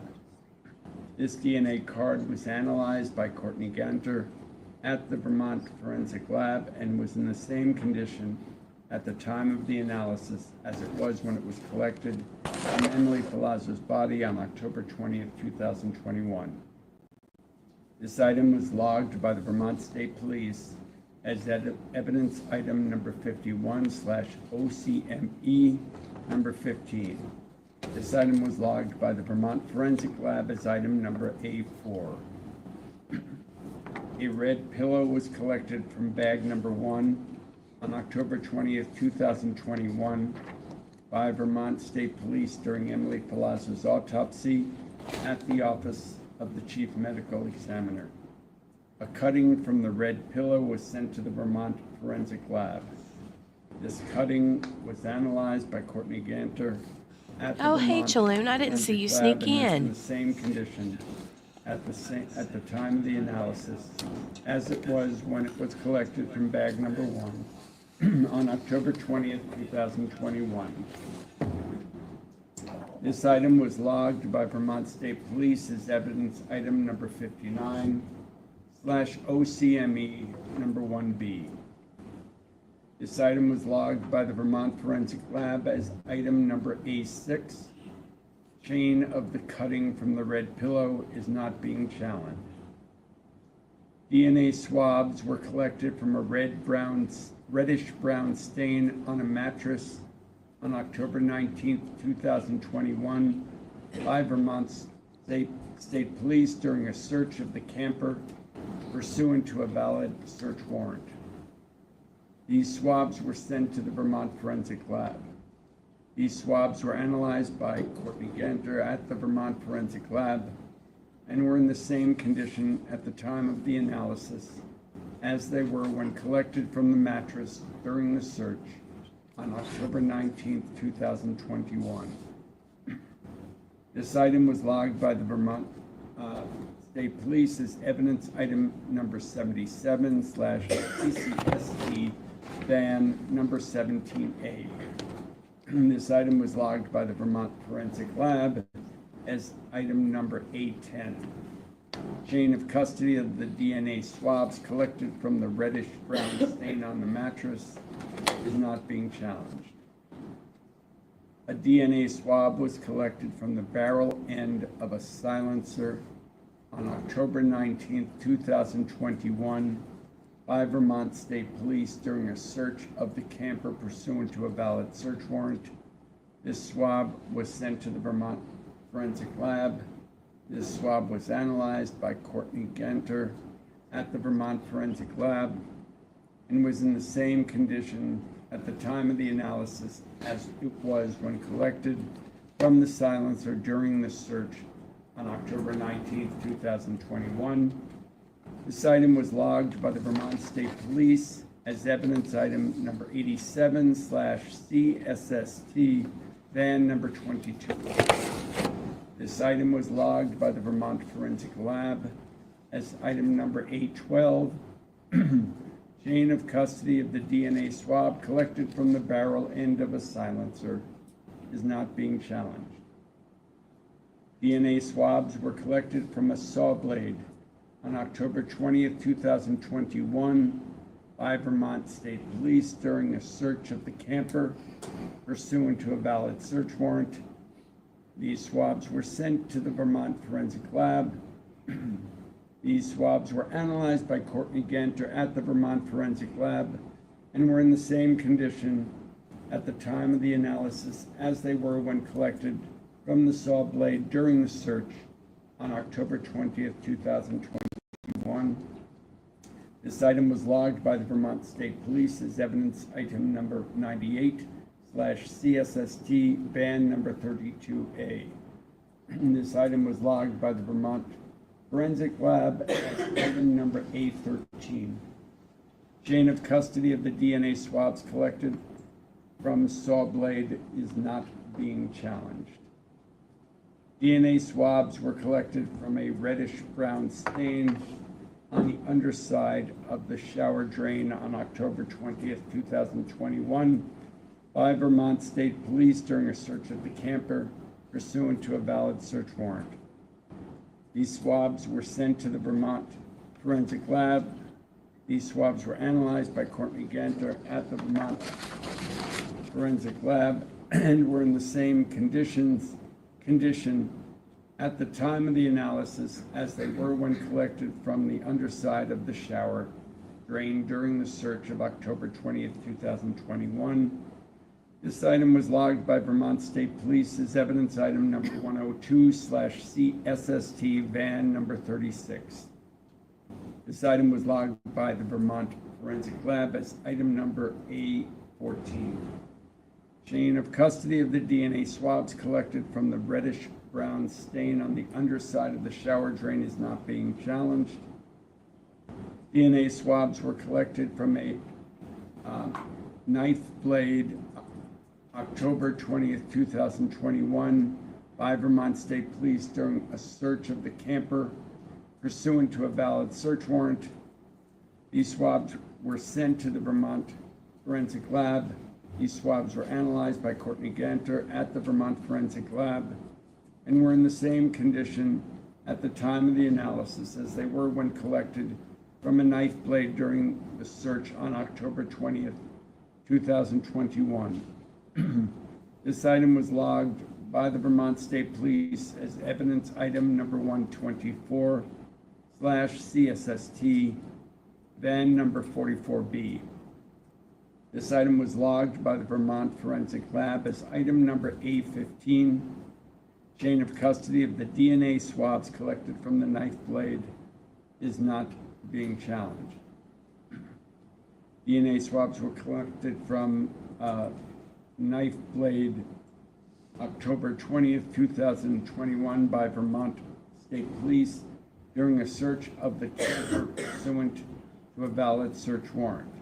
These swabs were sent to the Vermont Forensic Lab. These swabs were analyzed by Courtney Ganter at the Vermont Forensic Lab and were in the same condition at the time of the analysis as they were when collected from a knife blade during the search on October 20th, 2021. This item was logged by the Vermont State Police as evidence item number 126/CSST, van number 45B. This item was logged by the Vermont Forensic Lab as item number A16. Chain of custody with the DNA swabs collected from the knife blade is not being challenged. DNA swabs were collected from a knife blade October 20th, 2021 by Vermont State Police during a search of the camper pursuant to a valid search warrant. These swabs were sent to the Vermont Forensic Lab. These swabs were analyzed by Courtney Ganter at the Vermont Forensic Lab and were in the same condition at the time of the analysis. Decide what weight you will give. And Joseph Ferlazzo. A bunch of items for testing. Of the items that you received, the first two that was read in the stipulation were a sample from Emily Ferlazzo and Joseph Ferlazzo. What is the point of receiving those kinds of samples? The point of receiving those samples is to make comparisons from the evidence samples that are submitted in a case. And to be clear, you don't do any sort of STR analysis on those? We do. You They go through the same process as the evidence samples. They just get processed at a separate time. And of all the other samples that were mentioned, did you test those samples in accordance with your training and experience? I did. And of the items that you examined, were you able to develop a DNA profile from those items? For some of them, yes. And was there certain items that, why weren't you able to obtain a DNA profile from some of the items? Some of the items were just not of sufficient quantity to develop a full DNA profile. And can you explain to the jury what item that was? May I reference my report? Yes. So there was one sample, item A18, which is a sample from a blade and divot. And that sample, I was unable to develop any sort of DNA profile that would be suitable for interpretation. Were there any swabs that you analyzed that showed inconclusive results? Yes, there were two samples that I analyzed that had inconclusive results. And can you explain to the jury what an inconclusive result is? As I briefly mentioned before, an inconclusive result is basically saying you're not sure. The data that's present isn't really of sufficient quantity or quality to make a definitive determination. And what were the samples or what were the swabs that you obtained an inconclusive result on? Those two items were items A12, which was the barrel end of a suppressor, as well as item A19, which was another blade. And both of them resulted, the profiles that were obtained from both of those samples, when compared to the standards submitted from Emily and Joseph, was inconclusive.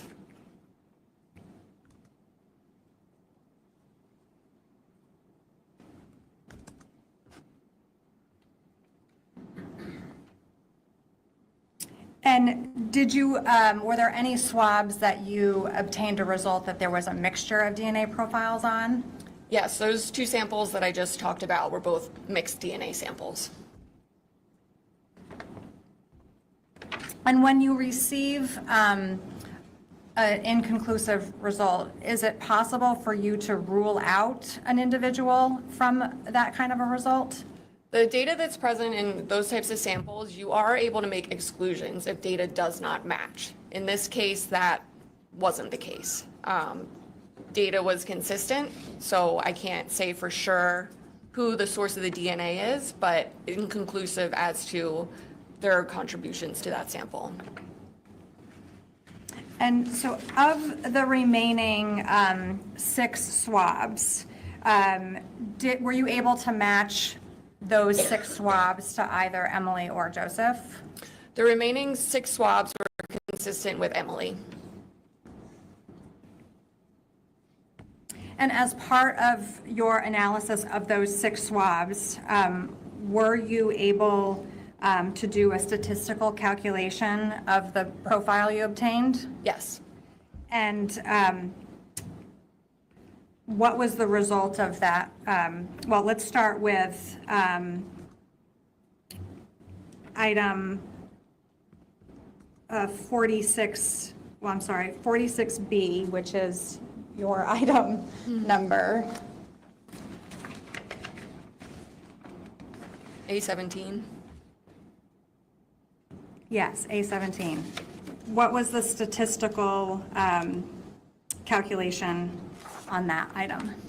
For A17, which was a blade, I obtained a partial DNA profile, meaning it wasn't a full DNA profile.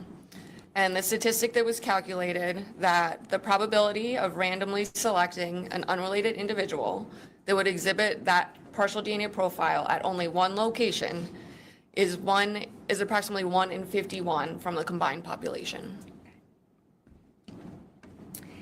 And did you obtain a different statistical analysis for the remaining 5 samples? Yes, I did. And what was the statistical calculation on those samples? The probability of randomly selecting an unrelated individual exhibiting the DNA profile at the full 22 loci that were tested is greater than 1 in 1 quadrillion from the combined population. What is a quadrillion?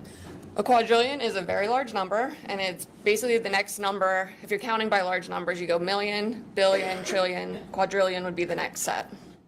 And so how many zeros is that? There's 15 zeros. What's the world's population? About 8 billion.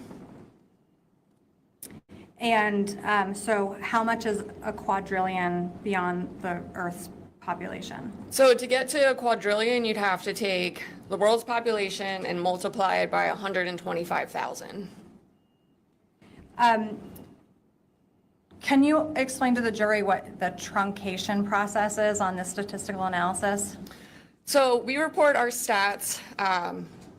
We don't report numbers greater than 1 in 1 quadrillion for 2 reasons. One, based on our testing and doing these calculations, we recognize that once you have a full DNA profile, your numbers are generally way, way larger than a quadrillion. And that said, once you get to numbers larger than a quadrillion, which is already kind of a big number that's hard to handle, the enormity of the numbers start losing their impact. It doesn't really make a difference. They're just really, really, really big numbers. So we truncate at 1 quadrillion. And did you get actual numbers in this case? Yes. And what were the actual numbers? I'm referring to my report or my case file, if that's okay.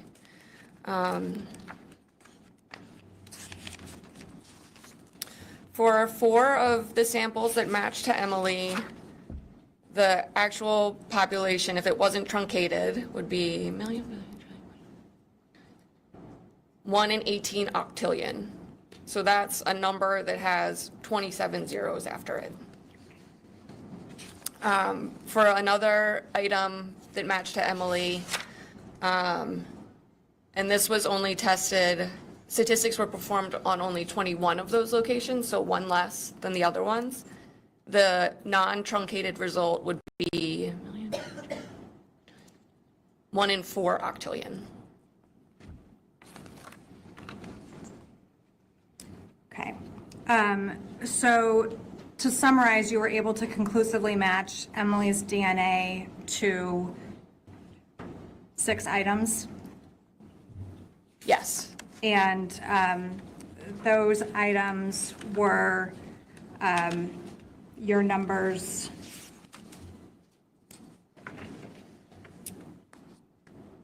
item A10, which was swabbed from a mattress. Yes.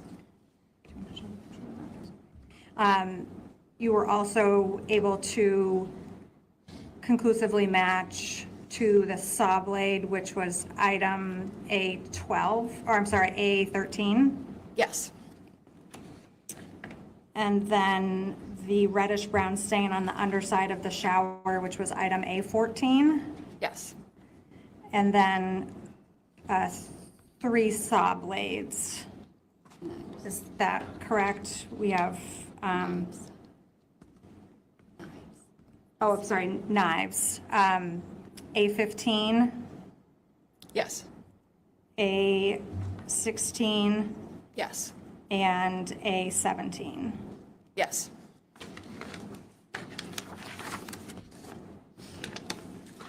I don't have any other questions. Thank you. No questions, thank you. Okay.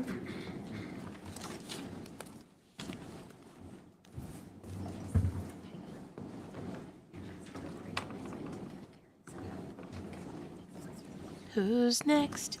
Who's next? Judge, I'm asking for a morning break. We have to set up technology for our next business anyways. We'll take a 15-minute morning break. Thank you. All right, they're going to take their morning break. Scooch on by.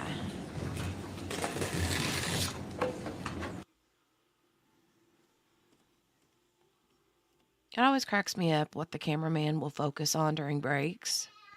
And it's the fire extinguisher. Or the fire alarm, I mean. Like, why? What's so fascinating about the fire alarm?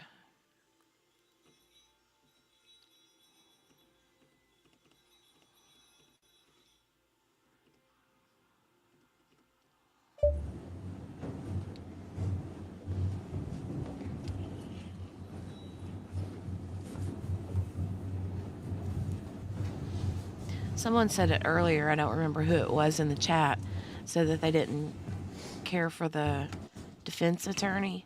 And I gotta say, I don't much either. She has a very dry Jury's back after personality. our morning break. And in the matter of State versus Joseph Ferlazzo Jr., and we'll resume. Thank you, Judge. The state calls Detective Sergeant Carrie Fiore.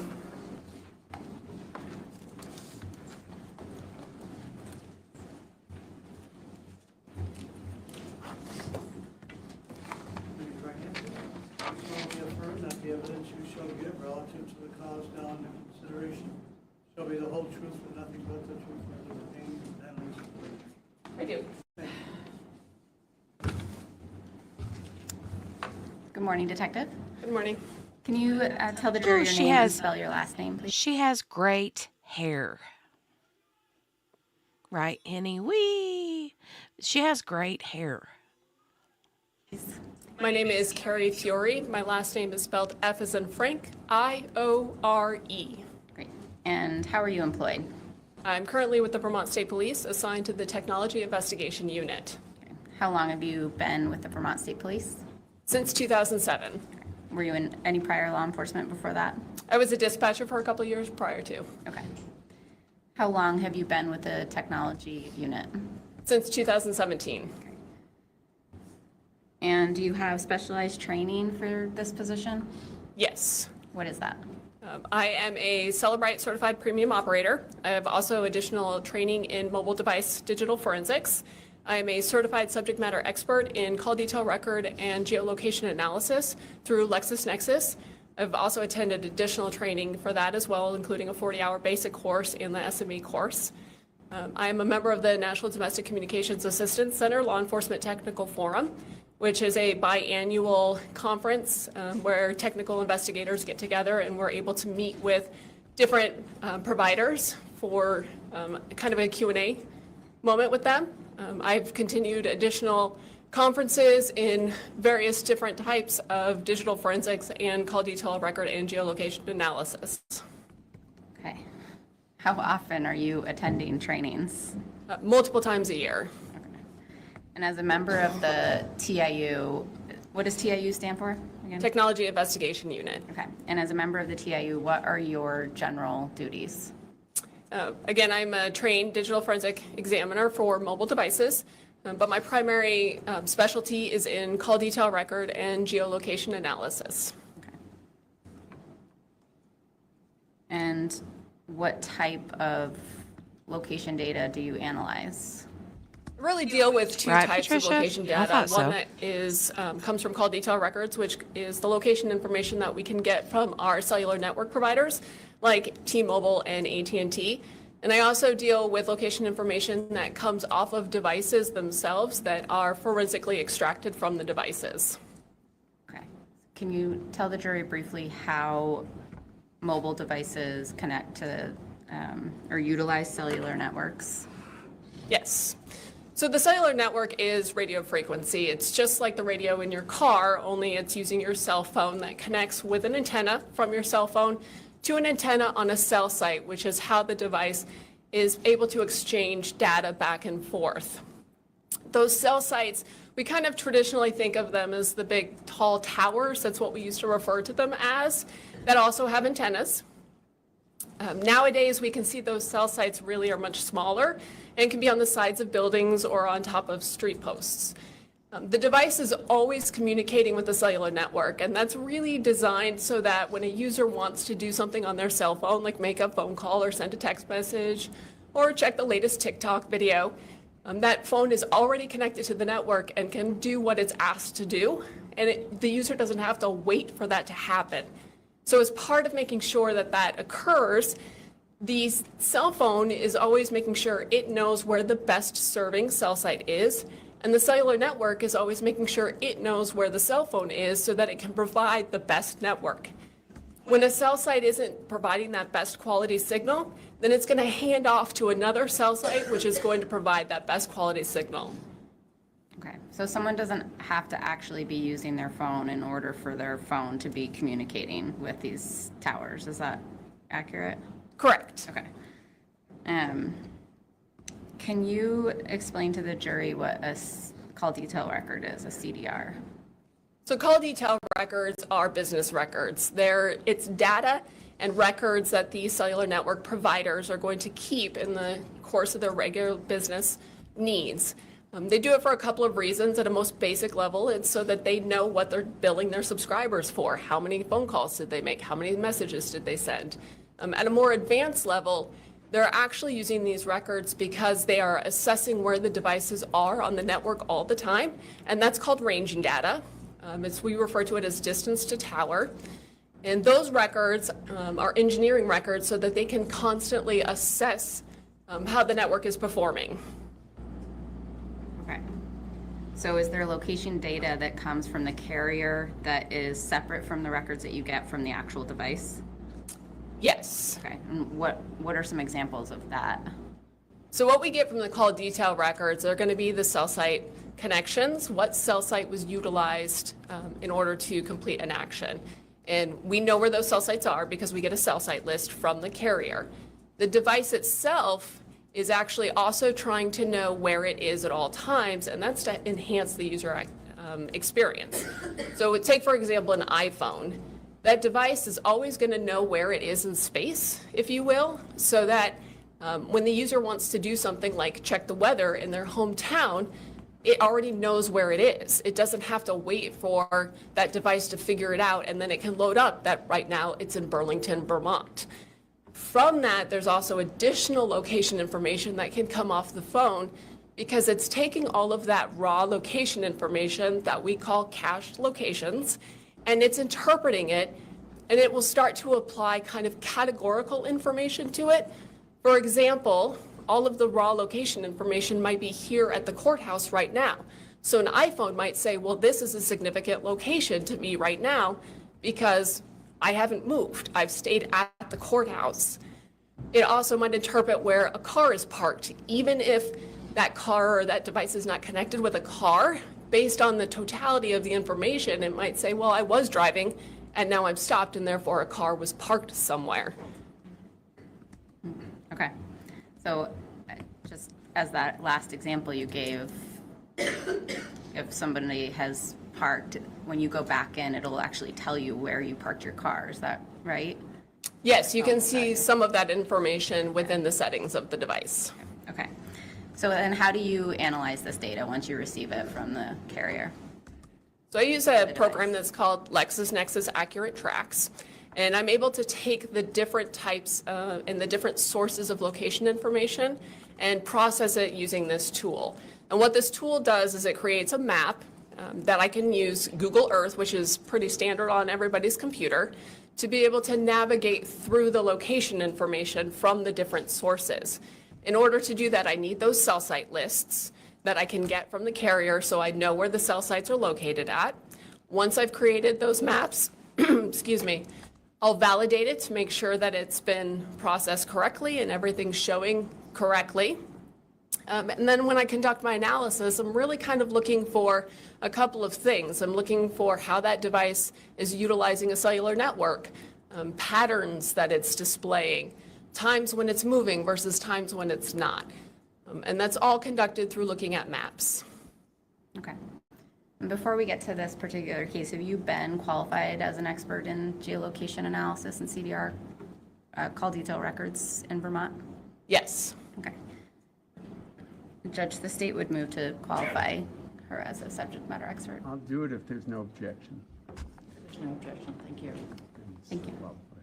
Okay, so did you do a geolocation analysis in this case? Yes. And what was the time frame that you were analyzing? I primarily focused in on October 15th through the 19th. Okay.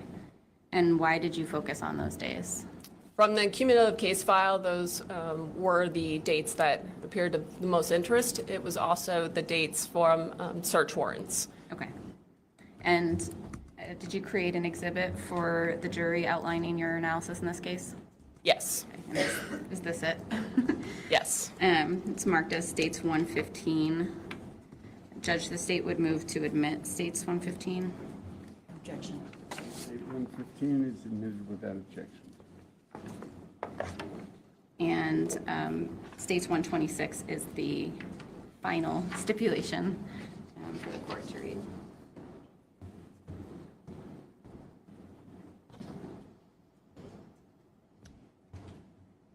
I would move to admit that first, Judge. So any objection to reading stipulation 11 and states 126 is admitted in evidence? Members of the jury, the statement cellular carrier is AT&T. Emily Ferlazzo, cellular phone record to communication service. In order to create this So for this exhibit, I used the T-Mobile records for Emily's number ending in 2955. I used a singular Facebook location that came from the Facebook account Ember.Schwartz. That was also for Emily. For Joseph, I used the AT&T records for the phone number ending in 8485, as well as the device extraction that came from an iPhone, which was evidence item number 14. Okay. And all of the data that you used for these analysis was gained through search warrants, is that correct? Yes, this is a list of all of the files that were obtained via search warrants that were utilized for this exhibit. Okay. And did you use this data to generate maps included in this exhibit? Yes. And what are we going to see? What is the jury going to see on these slides? So up in the upper right-hand corner is going to be kind of a key. So all of the data from the different sources is color-coded. So anything that's red is associated with those AT&T records for Joseph. Anything that's pink is associated with the iPhone, evidence item 14. Everything that is blue is associated with the T-Mobile records for Emily. As there was only one Facebook location, it is also colored blue, but it is not listed on here. All of the locations of interest are designated by icons. The legend is over on the right-hand side to show what those icons are in reference to. Again, this is Google Earth. This is the program that I use to look at these maps. Up in the upper left-hand corner is going to be a timeline slider. This is going to move throughout the presentation. It's going to represent the time frame that is being displayed on the map at that given time. For the most part, this is going to be in about a 5-minute increment, but there's a couple of times where it's going to fluctuate throughout the exhibit. Okay. And looking at the right side, the A, B, C, D, just so the record is clear, they say Bass Residence, Lang Residence, Bear Run Road, and Lemons Residence. How were those determined to be locations of interest? Through my review of the case file information. Okay. And you mapped the location data or information from these data sources. So what does it look like when a cell site is used? So down at the bottom of the screen is a snippet of what the original record looks like. This particular one is from the AT&T records that we can see because it's designated by the red in color. Above it is a snippet or a screenshot of the corresponding cell site list. So when I'm looking at these records, over on the left-hand side is going to be the transactional information. This is a voice call that's showing up here on the screen. There's a date, a time, a to, a from, and how long it lasts. There's going to be a call bubble that associates that same information. The difference is that it's going to be converted into local time, whereas the original record is in time code universal, so it is converted. In the middle there is the IMEI. This is like the serial number of the device. So this is the serial number of the device that was using the AT&T network. During my analysis, I did coordinate this with item number 14 to show that it is the same device. For every cell site, there's going to be an identifier, and then there's that location, like I previously testified to, that we know the locations of them. The location of the cell site is going to be represented by that push pin on the map. That's where that cell site is physically located. There's a line that kind of goes up the middle there. That's called the azimuth. That's just basically the direction that cell site is pointing. These cell sites are pointed in, and if you imagine like a clock, they're pointed at an orientation that's in degrees. And then the red shaded area, this is called the radio frequency horizontal plane. This is something that my tool, Accurate Tracks, will actually map out as well. This is the estimated handoff area of that cell site. This is not coverage. This is the area in which the device likely was in order to use that cell site before it would hand off to another cell site for that better quality signal. Okay. And what does distance to tower look like? So distance to tower is that ranging information that I talked about earlier. This is where the network is trying to figure out where that device is at any given time. And it's measured in a variety of different ways. But in this, at the bottom, we have that screenshot of the original record. This is T-Mobile as designated by the blue. That push pin there is, again, that location of that cell site, where it is on the map. Our azimuth is depicted on here, which way that cell site was pointed at that time. And then there's a distance from the cell site. In this case, in this example, it's 3.01 miles away from the cell site. That's what that arc represents. That arc is 3.01 miles away from the cell site. So for distance to tower, what I'm looking at is that device is somewhere along that arc. So what does the location information from the device look like on a map? So from the device itself, it's going to be colored in pink. This is an example of a trip. So this is where the device said that a trip was started, and there's going to be that call box with that time that it started, and then it's going to move over to where the trip ended. There's no location accuracy rating for these. It's just a singular coordinate point and the time that the trip started, the trip ended. With these trips, there typically is going to be a significant location visit that corresponds with it. And that is the device saying that I was in this location from this time to this time. So there's a start and an end to the significant locations. There's going to be a couple other types of location information that came from the device, but it's going to look the same. It's going to be a dot on the map. Okay. So I think those are all the things you said that the jury was going to see. Is that right? Yes. Okay.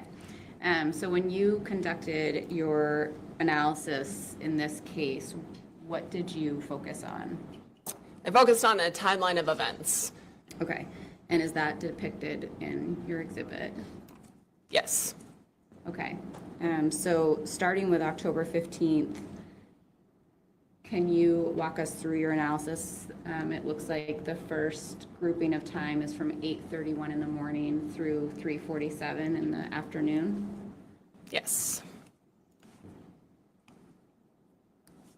So what I saw doing my analysis beginning around 8:30 in the morning is Joseph's device was using that AT&T network, and it was down in that Northfield, New Hampshire area. We can see that the Bass residence fell within the H-plane, or that estimated handoff area of the cell sites that were getting utilized. I saw that it kind of bounced back and forth between a couple of cell sites, again, looking for that best quality signal, but staying pretty much the same.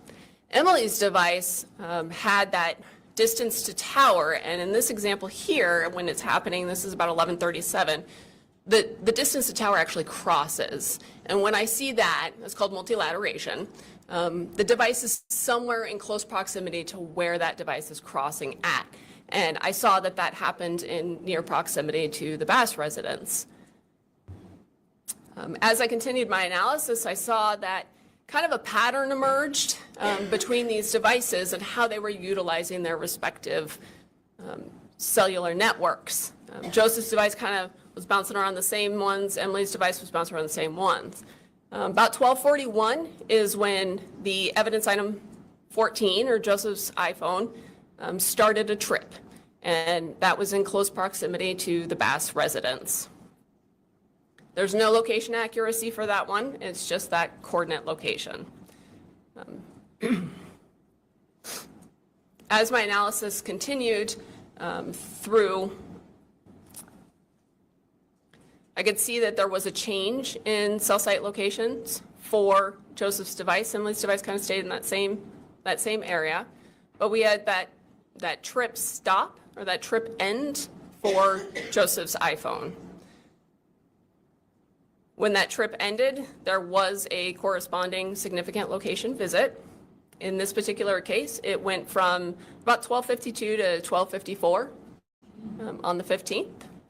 And as I examined it further to see what was down in the area of where that significant location visit occurred, I saw that it was actually a Market Basket shopping center down in that area.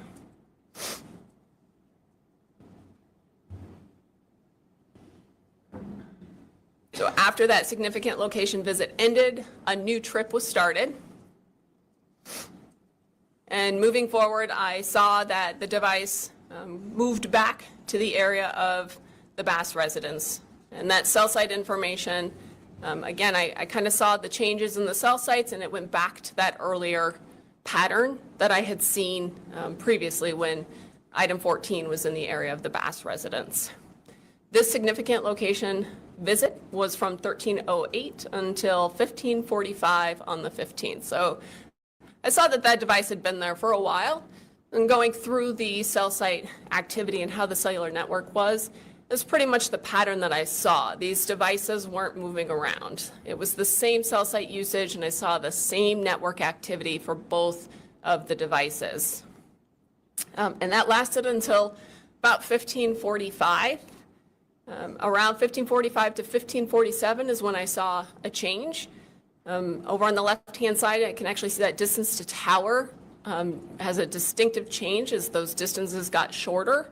And that occurred at the same time that a trip was started on item 14.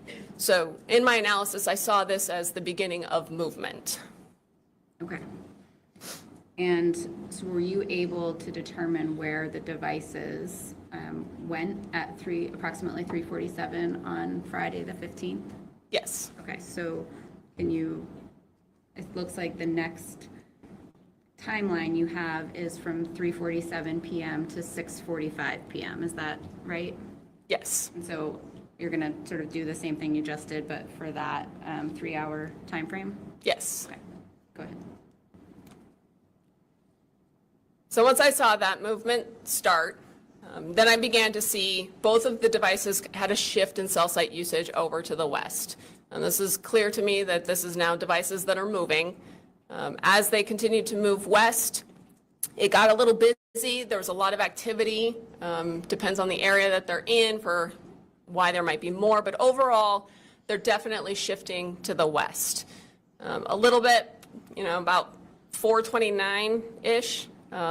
Item 14 had a trip that ended, and with that trip ending, there was also that significant location visit that lasted from 16:29 to 16:33. These also fell within the H-planes of the cell site usage at the time, corroborating everything. When I went to examine it further to see what was in the area of that significant location visit, I saw that there was a gas station. I believe that this was in the Andover, New Hampshire area. As I continued with my analysis, I watched that cell site usage continue to change. It was a clear pattern of movement between both devices as they started to move to the west. There was a trip that was started on item 14, and then I saw the cell site usage reflect that those devices were moving in the same pattern of travel. They went up to the Lebanon, New Hampshire area. That trip that had started previously is now ended. And I can see that that trip occurs, the coordinate location for that trip occurs in close proximity to where the distance to tower was. A significant location visit was triggered from 1722 until 1729 hours. And when I examined the area further, because both devices were in that same area, I could see it was a shopping center. The location information was kind of in that whole parking lot. There's a Target there, there was a Supercuts.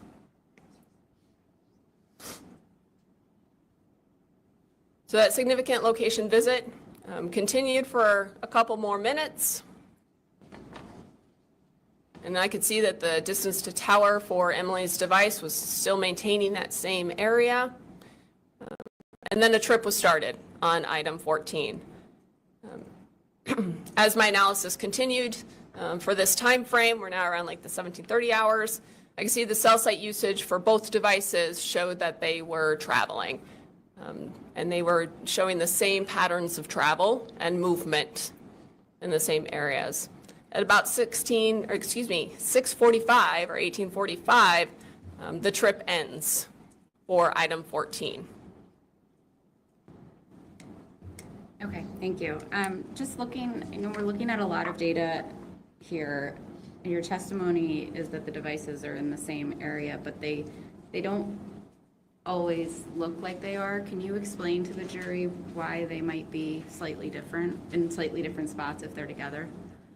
So the cell site network is based on the respective carrier, AT&T and T-Mobile in this case. They have their cell sites put in different places. So the physical location of the cell sites might not be the same. Sometimes they're co-located, sometimes they're different. But when I'm conducting my analysis, I'm again looking for that pattern, and I can see that the general pattern is that they're in the same areas at the same time.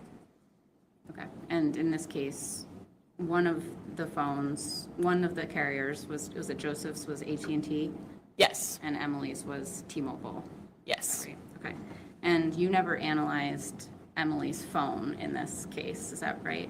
Correct. We didn't, because it was never provided to you? Correct. Okay, so this trip appears to have ended at approximately 6:45 on Friday, the 15th. Where are the devices now? So when I look at this now, about 6:45, that trip has ended. There's a significant location visit. I can see that significant location visit falls along Emily's distance to tower, again, showing that they're in the same area. This visit was from 6:45 until 6:57. And when I went to examine the area a little bit further, this is the Waterbury, Vermont area. And I can see that Crossroads Deli is in that same area of where that device was.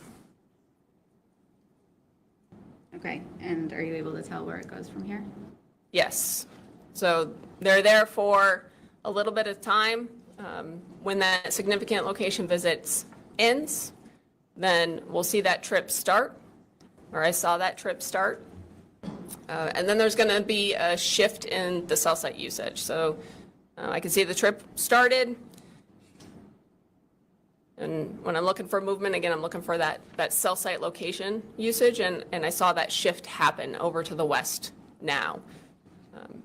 I saw that these devices then were utilizing a cell site over in the Bolton, Waterbury-ish area, but together the H-planes and that distance to tower were showing that they were in the same area, and that trip ended falling within all of the cellular network data.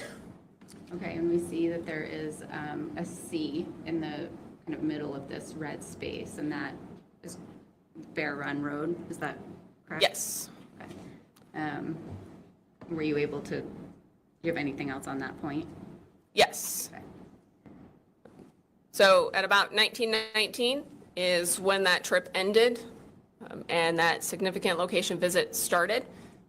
When I start to look in further, I can see that that falls along Bear Run Road.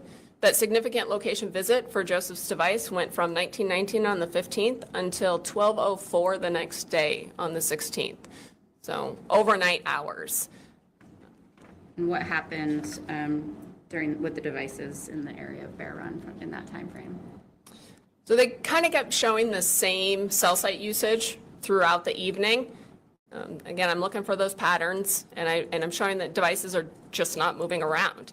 At 2013 was when Emily's Facebook account had her last message, and so her distance to tower at that time was consistent with that Bear Run Road area. They're not moving around. The cell site usage just kept going on the same and same. At 2139 or 939 is an outgoing message from Joseph's device to the phone number ending in 7611. But the cell site information is still showing that these devices aren't moving around. They're still in the same area. They're utilizing the network in the same way. And that continues at 1014 or 2214 hours is the singular Facebook location information that I had, which when mapped also indicated that the device was in the Bear Run Road area. It fell along the distance to tower arcs from Emily's T-Mobile call detail records. So all of this together is just showing that corroboration between multiple different sources, which is what I use in my analysis. And that same pattern continued up and through midnight. Okay. So we are now at midnight on October 15th, Friday, October 15th. So it looks like the next timeline event is October 16th from midnight through 3:40 a.m. Is that correct? Yes. Okay. And so what happened with the devices starting at midnight on the 16th? So the timeline slider is actually going a little slow now. Sometimes it goes fast, sometimes it goes slow. The reason it's going slow is because as I'm going through my analysis, I noticed that I stopped having cell site information for Joseph's device. When I looked into the item 14, I found that at midnight 01, the iPhone was powered off. Emily's device continued to utilize the T-Mobile network. Again, I'm looking at those same arcs. They're static, they're not moving around, they're not changing cell sites. And then at 1 o'clock in the morning is the last time that Emily's device connected with the T-Mobile network. So I went a little bit of time. I did not have any cell site usage for either device. And this continued until about 2:10 in the morning, or excuse me, 1:35 in the morning, it was powered back on. There's a brief little amount of time that it was roaming on another network, so I still didn't have anything mappable until it hit the AT&T network. Once it hit the AT&T network, I saw it was utilizing the same cell sites that it had been before. Again, looking at that pattern over and over again, seeing it the same way that I had been seeing it previously. And then at 2:10, the device was powered back off again.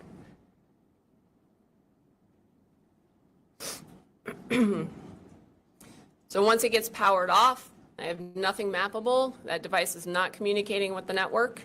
Emily's device is no longer communicating with the network, and it just continued that way until 3:39 when item 14 or Joseph's device was powered back on.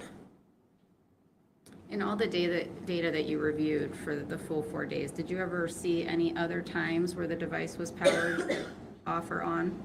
No. It's just between midnight and 3:40 a.m. on Friday night into Saturday morning? Yes. After item 14 and Joseph's phone was powered back on and the data resumed, what happened to the device? It looks like the next 3:40 a.m. to approximately noon. So once the device was powered back on, it showed that same pattern of cell site usage. So it's not moving around, it's not changing cell sites, it's just showing that same pattern. At 7:48, there was an outgoing message from item 14 to the phone number ending in 7611. Again, knowing that cell site usage is showing the same pattern, the device hasn't changed its location while it was sending that message. Moving forward, at 8:02, there was an outgoing message again to the 7611 number from the item 14. During that time, that cell site usage is showing that consistency. The timeline slider is going to open up, and the reason for this is because up until about 12:03, that device was not moving around enough to see any movement. So I opened it up to be able to see that it's a static pattern. This is also during the time that, from my events that I analyzed, that this is when they had gone to Maxie's restaurant, and Maxie's fell within the estimated handoff range, or that H-plane, of the cell sites that are being utilized. But there's not enough information for me to be able to narrow down the specific location of the device at this time. It's just that H-plane. Okay, so from your next timeline is around noon on the 16th, Saturday the 16th through 7 p.m. Can you tell the jury what the device was doing during that time? So at about noon 03 is when I started to see movement. There was a trip that was started from item 14. And then I saw that the cell sites that get utilized are going to shift. And I'm going to see that movement as they kind of move up towards the Franklin County area. And that trip is going to end. Again, that was during my analysis, a clear change from that static pattern of cell site usage to that movement. The significant location visit that happens is from 1301 until 1906, and I saw that occurred in near the location B, which is the Lang residence. So that device was there for several hours at the Lang residence. So during my analysis then, I started to look to see what the network activity was during that time. And I could see that pattern start to emerge again of just kind of the same cell site usage over and over again. At 109 or 1309 is an outgoing message to Emily's number from item 14. And I could see, again, that cell site usage now. That H-plane encompasses the Lang residence. So everything's kind of corroborating itself. There was an outgoing message to Emily's number at 1:20 or 13:20.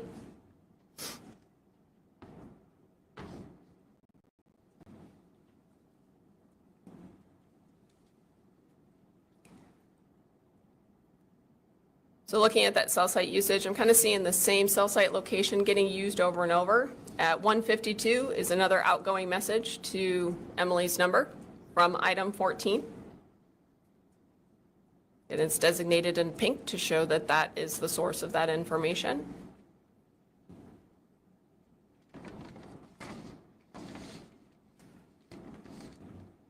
At 2:02 is an outgoing message to Emily's number from item 14. And I haven't seen during this time while I was doing my analysis, I didn't see a change in cell site usage. There's a second message to 2955 at 2:02 to Emily's number. I'm seeing that same cell site usage reflective of the Franklin County area. I don't have anything more specific at this point, but I do have that significant location visit. At 2:09 is an outgoing call from Joseph's number to Emily's number. See that device is just utilizing that same cell site location. It's covering the Franklin County area. I knew from the significant location visit that the phone thought it was still in the same place. At 2:35 was an outgoing call to Emily's number from Joseph's number.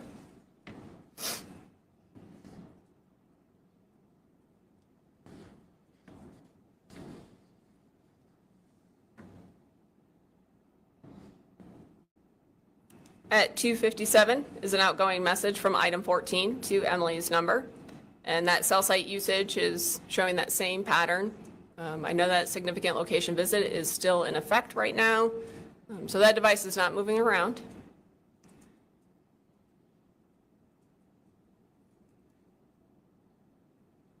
And then at a little after 3 is when item 14 had a new type of location information that I was able to map. And this is a parked car location. And this was at 1503. There's no location accuracy, but the coordinate location fell close to the Lang residence up on Meadowbrook Road. So it's all consistent. This is that pattern that I'm looking for when I do my analysis, is everything's kind of showing the same location. The timeline slider kind of speeds up now because it's just the same pattern over and over and over again. And then at 6:55 is an outgoing call from Joseph's number to Emily's number. Around that same time is another parked car location. So that iPhone thought that it had a parked car location. I can see that coordinate point fell within the H-plane of that voice call, and it is near the Lang residence. And then kind of moving forward in time, from item 14, I also saw some pictures that were taken, and the data from the pictures, it's called the EXIF data, show that they were created on the 16th at 1859 or 6:59, and they were of tattoos. Okay, thank you.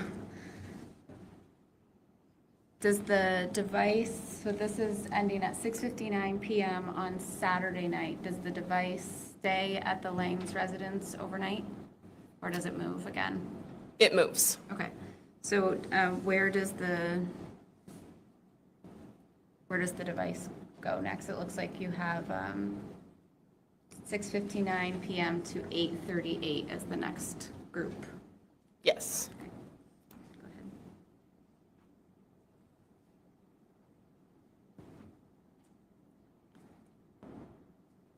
So initially it's using that same cell site, and then there's a trip that started on item 14.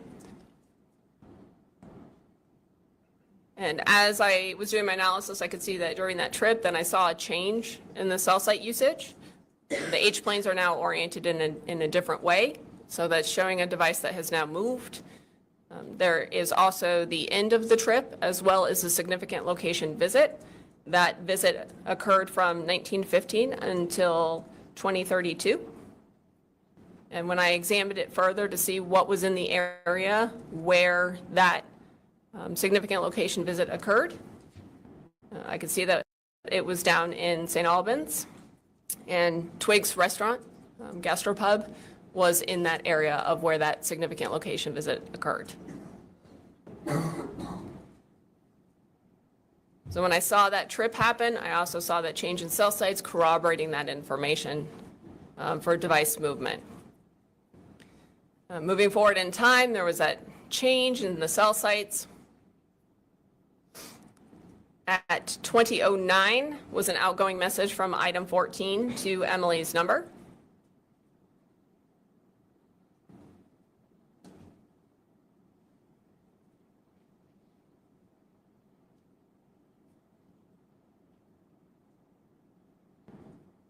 And then when that significant location visit ended, a new trip was started for item 14. The coordinate location was down in that same area of where the significant location visit was. And then that trip ended and another significant location visit started. And I can see that significant location visit was again in the Meadowbrook area. And that one went from 20:38 on the 16th overnight until 10:36 on the 17th. So that device stayed in that same area overnight. Okay, so we are now on Sunday, October 17th.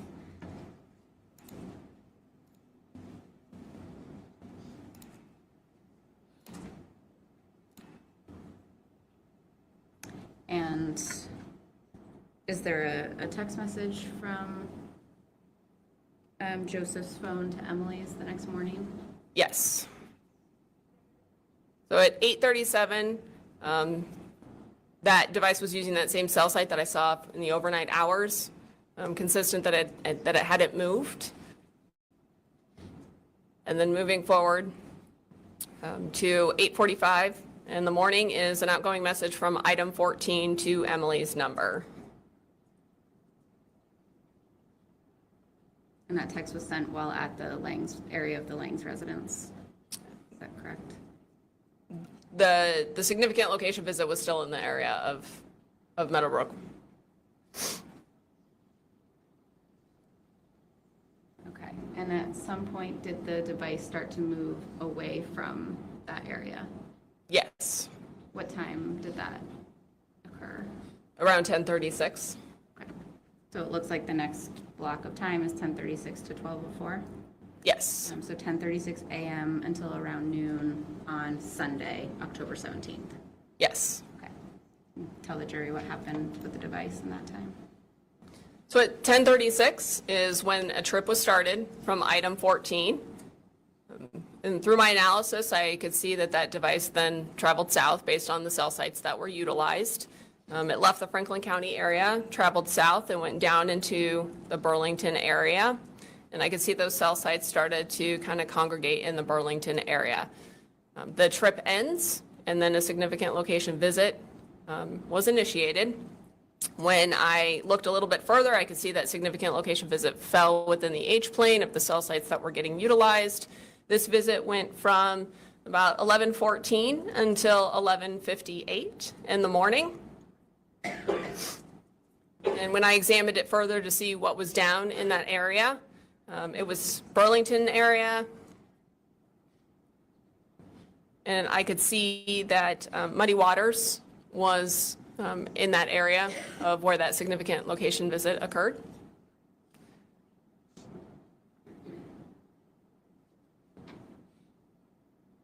So moving forward, I saw the cell site usage being consistent, staying in the Burlington area, moving forward.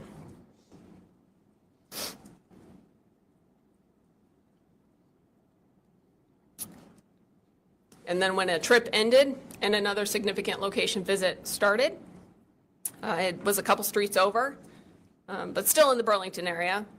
And this trip, or excuse me, this visit lasted from 12:04 until 13:19 on the 17th. And when I went to look further to see what was in the area of where this significant location visit was, I could see that Henry's Diner was in that area.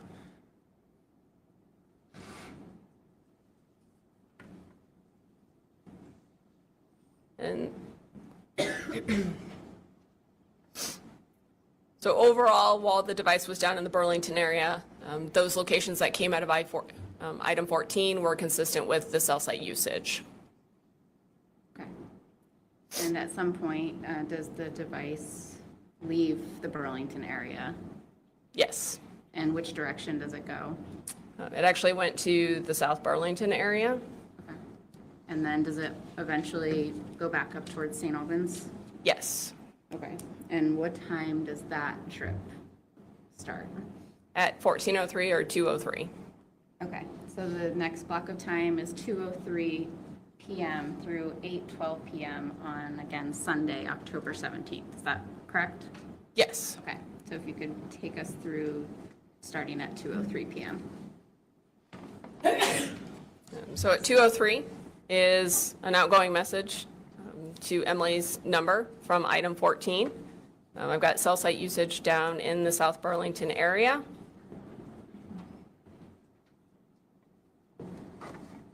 And then that trip is started in that same area. Again, those H-planes are consistent with that device information. And then I could see that those cell sites, again, showed that that device traveled back up to the Franklin County area. Because the cell sites that are getting utilized are changing in their locations. The trip ended. And then a significant location visit started at the time that that trip ended. And this visit went from 14:57 until 15:09 on the 17th. And when I examined further to see what was down in that area of where that visit occurred, I could see that this was the Hannaford's Plaza in St. Albans.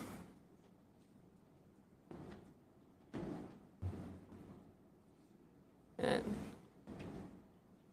so again, I could see that that visit fell within the H-plane. So everything is showing corroboration between the different sources of location information.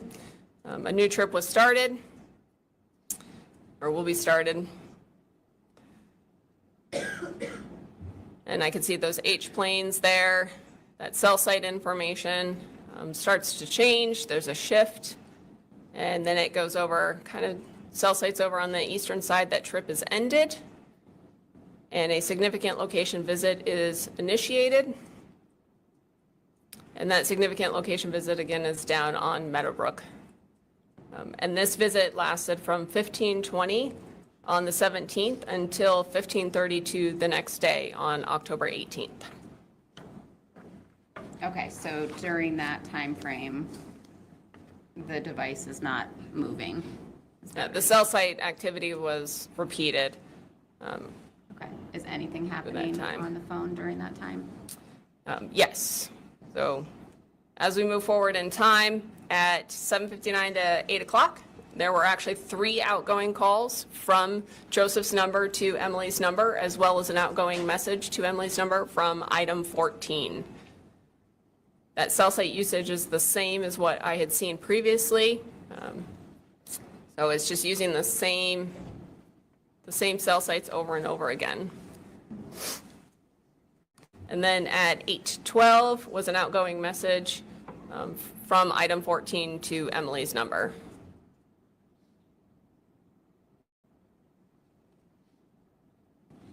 Okay. So that is ending at 8:12. It looks like the next block is midnight. Is there anything of interest between 8:12 p.m. and midnight occurring on the phone? It was the same cell site usage over and over. Okay. And so we are now moving to midnight on the 18th, so Sunday night into Monday morning, from midnight to 10:25 a.m. Was there any activity on the phone during that time? Yes.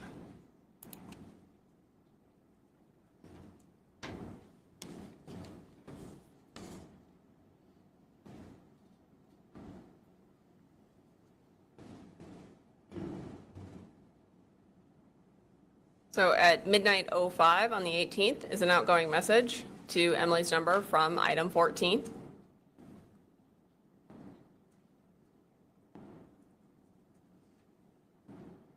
And this is all occurring during that significant location visit that was on Meadowbrook.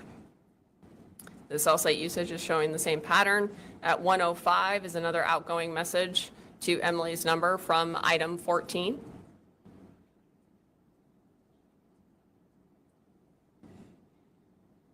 Then moving forward, again, I saw the same cell site usage, and I say that over and over again because these are the patterns that I look for in my analysis. At 4:09 and 4:10 are outgoing voice calls from Joseph's number to Emily's number. They're utilizing those same cell sites. That pattern continued. The device is not moving around enough that it needs to hand off to new cell sites. At 9:06 is an outgoing message from item 14 to 2955.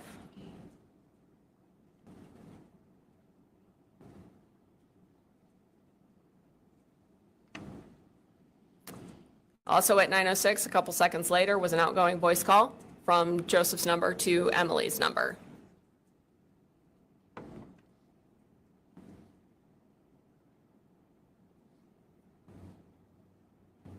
This is still all occurring with that significant location visit. That was still going on.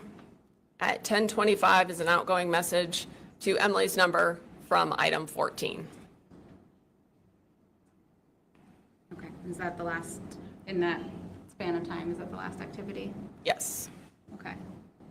So it appears that the next block of time doesn't start until 3:32 that same afternoon. So from 10:25 a.m. to 3:32 p.m., was there no important or no activity on the device?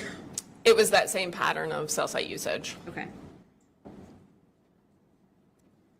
And so the next block of time, we are now on Monday afternoon, October 18th at 3:32. Does the device move or have further activity? Yes, it starts to move. Okay, show us that. So when that trip was started at about 3:32, it was started in the area of the Lang residence. It was on the Meadowbrook. And then that cell site usage displayed that movement. I could see that it started to travel southeast, and it kept handing off to different cell sites, and then that trip ended. That ending trip, there was also a significant location visit that was triggered. That went from 1618 until 1637. That visit fell within the H-plane of the cell site that was being utilized at that time. When I examined it further, I could see that there was the Maple Fields, that's in Waterbury, that's Waterbury Stowe Road, that was in the area of where that significant location visit occurred.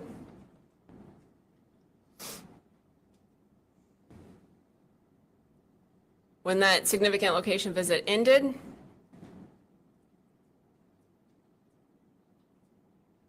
after a couple of minutes,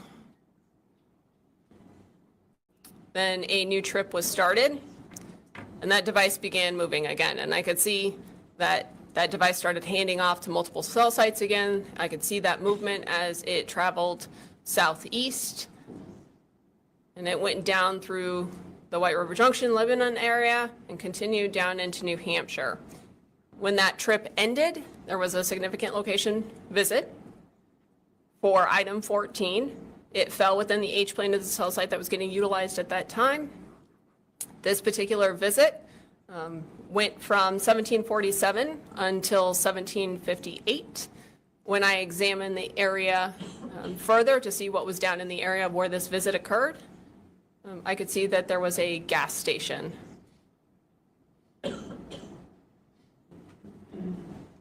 Down in this area.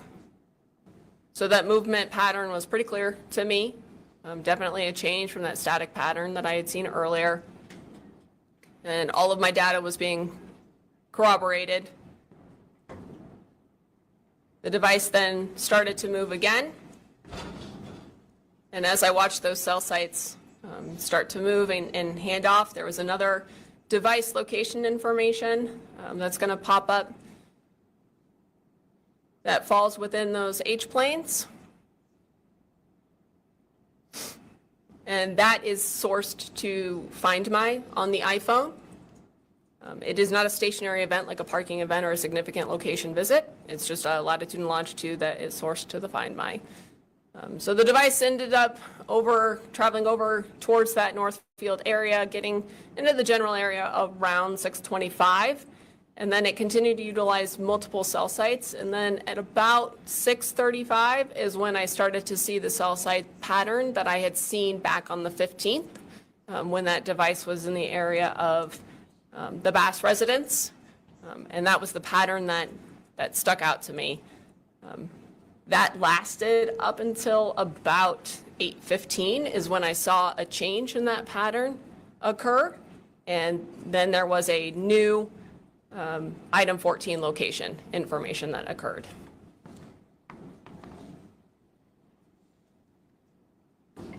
This one was a parking event, a parked car, and this again was at 2015. And when I examined the area further to see what was in the area, there's no location accuracy for this one. It's just a latitude and a longitude. I looked down further and I could see that there was a gas station in this area.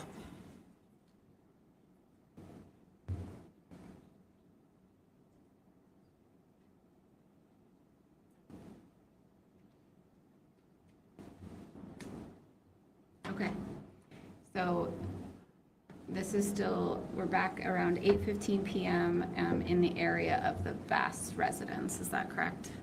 It had moved away. The pattern had changed, and that parking car location was in the area of the gas station at 8:15. Okay. Okay, so it looks like you have a next timeline of 8:15 through 11:19 p.m. Was there significant activity during that time? Yes. Okay. And did the device stay in New Hampshire or did it leave? It began to travel and move. Okay, so you can show us that.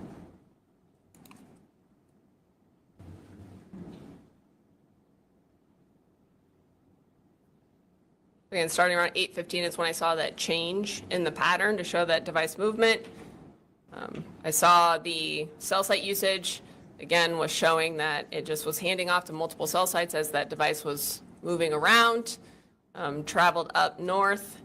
Now it's in the Burlington area, and it continued north back up towards the Franklin County area. We're at about 11 o'clock at night. But this time I saw a change from that pattern that I had seen earlier.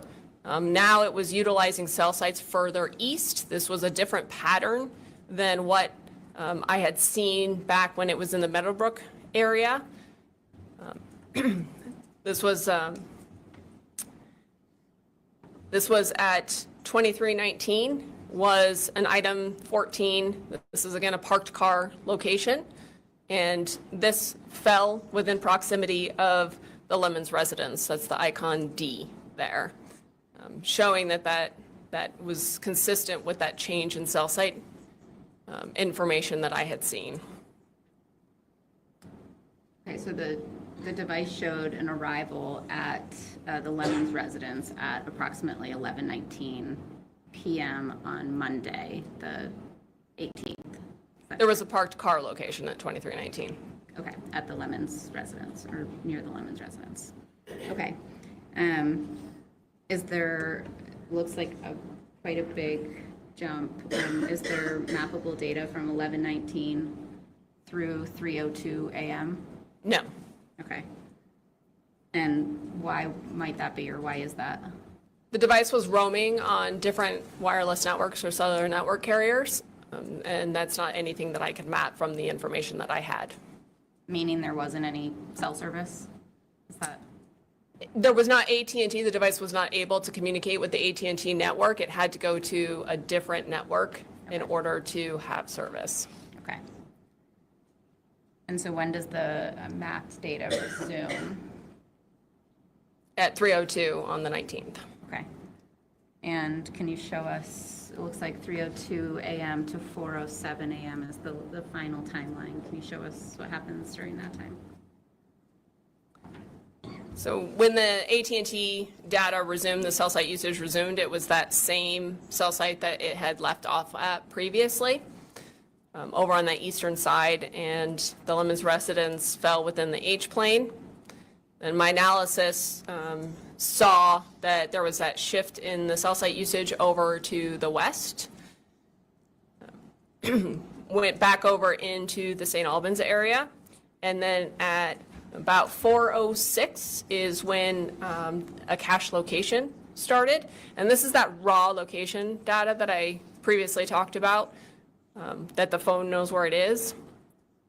And that cache location, when I examined further to see what was in the area of where that cache location indicated that the device was, and I saw that that was the St. Albans barracks for the Vermont State Police. Okay. And what happens with the device after that? It stayed in that same area. The cache locations were consistent with the St. Albans barracks, and the cell site usage overlaid where those cache locations were. Okay. And are you aware of the circumstances that led the device to end up at the St. Albans Police Barracks? It's my understanding that it was in a Jeep that was transported from the Lemons residence to the barracks. Okay. Is that the final timeline that you have? Yes. So there was no other mappable data after that? For this, there was mappable data, it just was that same pattern in the barracks. Okay, thank you. That's all the questions that I have. I have no questions. Okay, thank you. Thank you.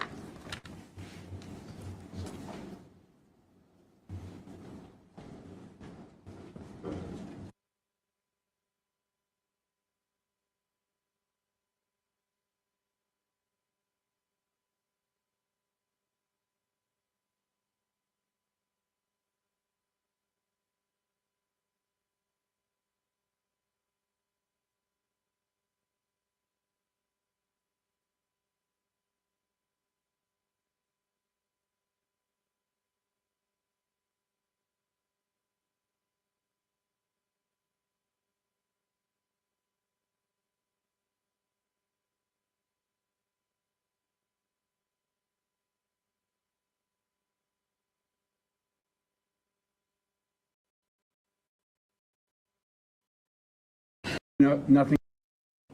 Just trying to give you a weather report of what to expect. We think we're gonna, we have nothing further we can do today. So we'll release you for today, ask you to come back. We'll start again at 9 tomorrow, so be back at 8:45. We expect we should be able to get through all the evidence tomorrow. And probably do summations and charges sometime on Thursday. We will have some things to take care of after all the evidence is closed, so we have to figure out how long that will take. But we should be at least summing up and closing on Thursday, we're hoping. And with that, I'll P. ask Lola you to have a called really it. She nice said day. so. And overnight, not talk about the case, not try to learn anything about the case. This was And we'll fast. see you tomorrow for a 9 o'clock start. Arrive, please, at 8:45. I thought they actually originally said they thought that the trial would last 2 weeks.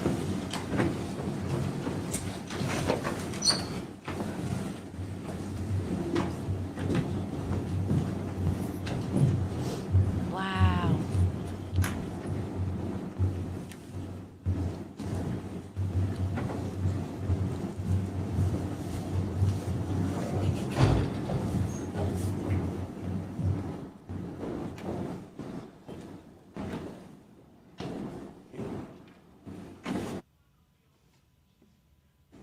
To address further today. No, Judge, thank you.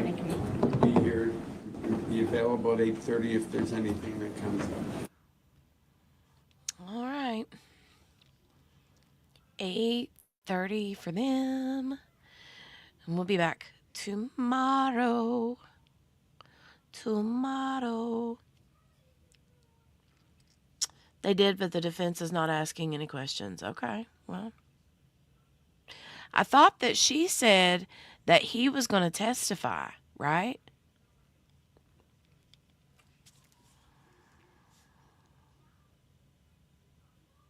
Or did I misunderstand that? Because she said, you will hear him something, something. Maybe she meant in his interrogation. Videos. I don't know. But the way I understood it was that he was going to take the stand, but apparently not. I don't know.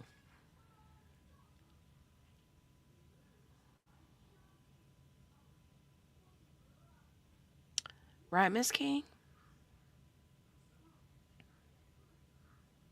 But did she say that we would hear from him, blah, blah, blah, meaning in the video? Or did she mean he's going to take the stand? I don't know.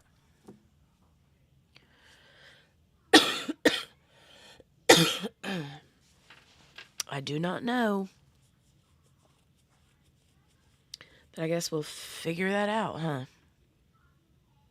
So they're planning on finishing up all the evidence tomorrow. Then Thursday will be, like he said, probably do their little charging conference and then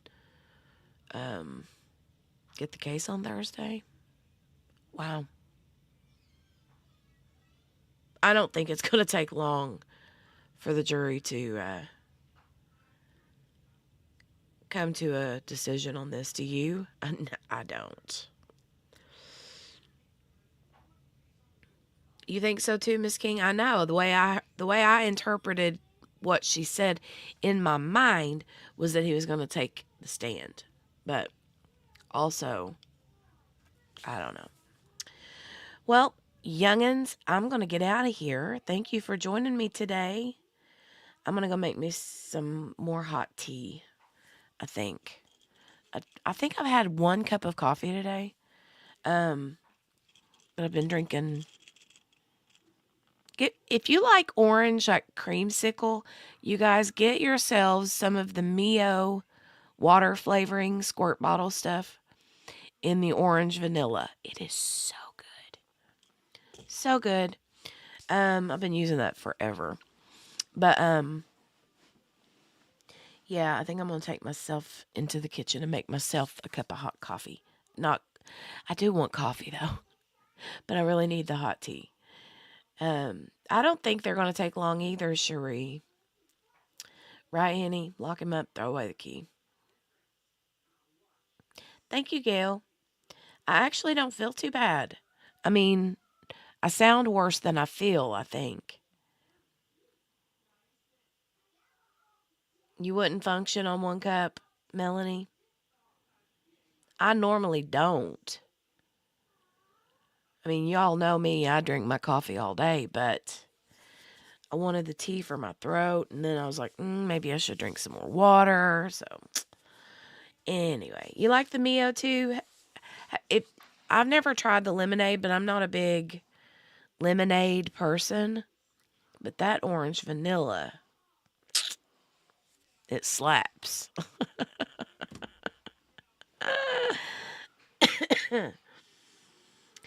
Oh my goodness. You guys.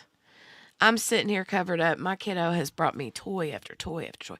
Here's a little teddy bear that her classroom sent her at the hospital. Oh, isn't he so cute? He's so soft. I love him. Ooh. And then she brought me this little Tykes, the little bed. Hold on, I have to turn my green screen off so you can see this because it's wanting to mess up stuff. Hold on. Let me use none.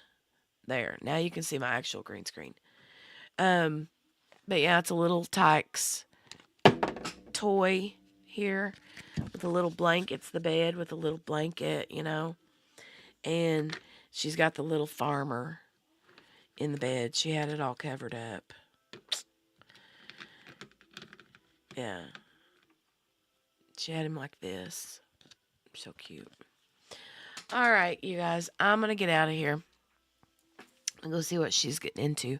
But I will see you guys back tomorrow. We'll be a little bit, later so we can skip through lunch and breaks and all that stuff. And I hope you guys have a great night. All right. What are you doing, kiddo? Dragging a jump rope through the house. Are you going to jump with it or just drag it? All right. I'll see you guys back tomorrow. Make sure to hit that thumbs up button before you leave. Make sure to subscribe if you're new and all that jazz. All right. I love you guys and I'll see you back tomorrow. Bye.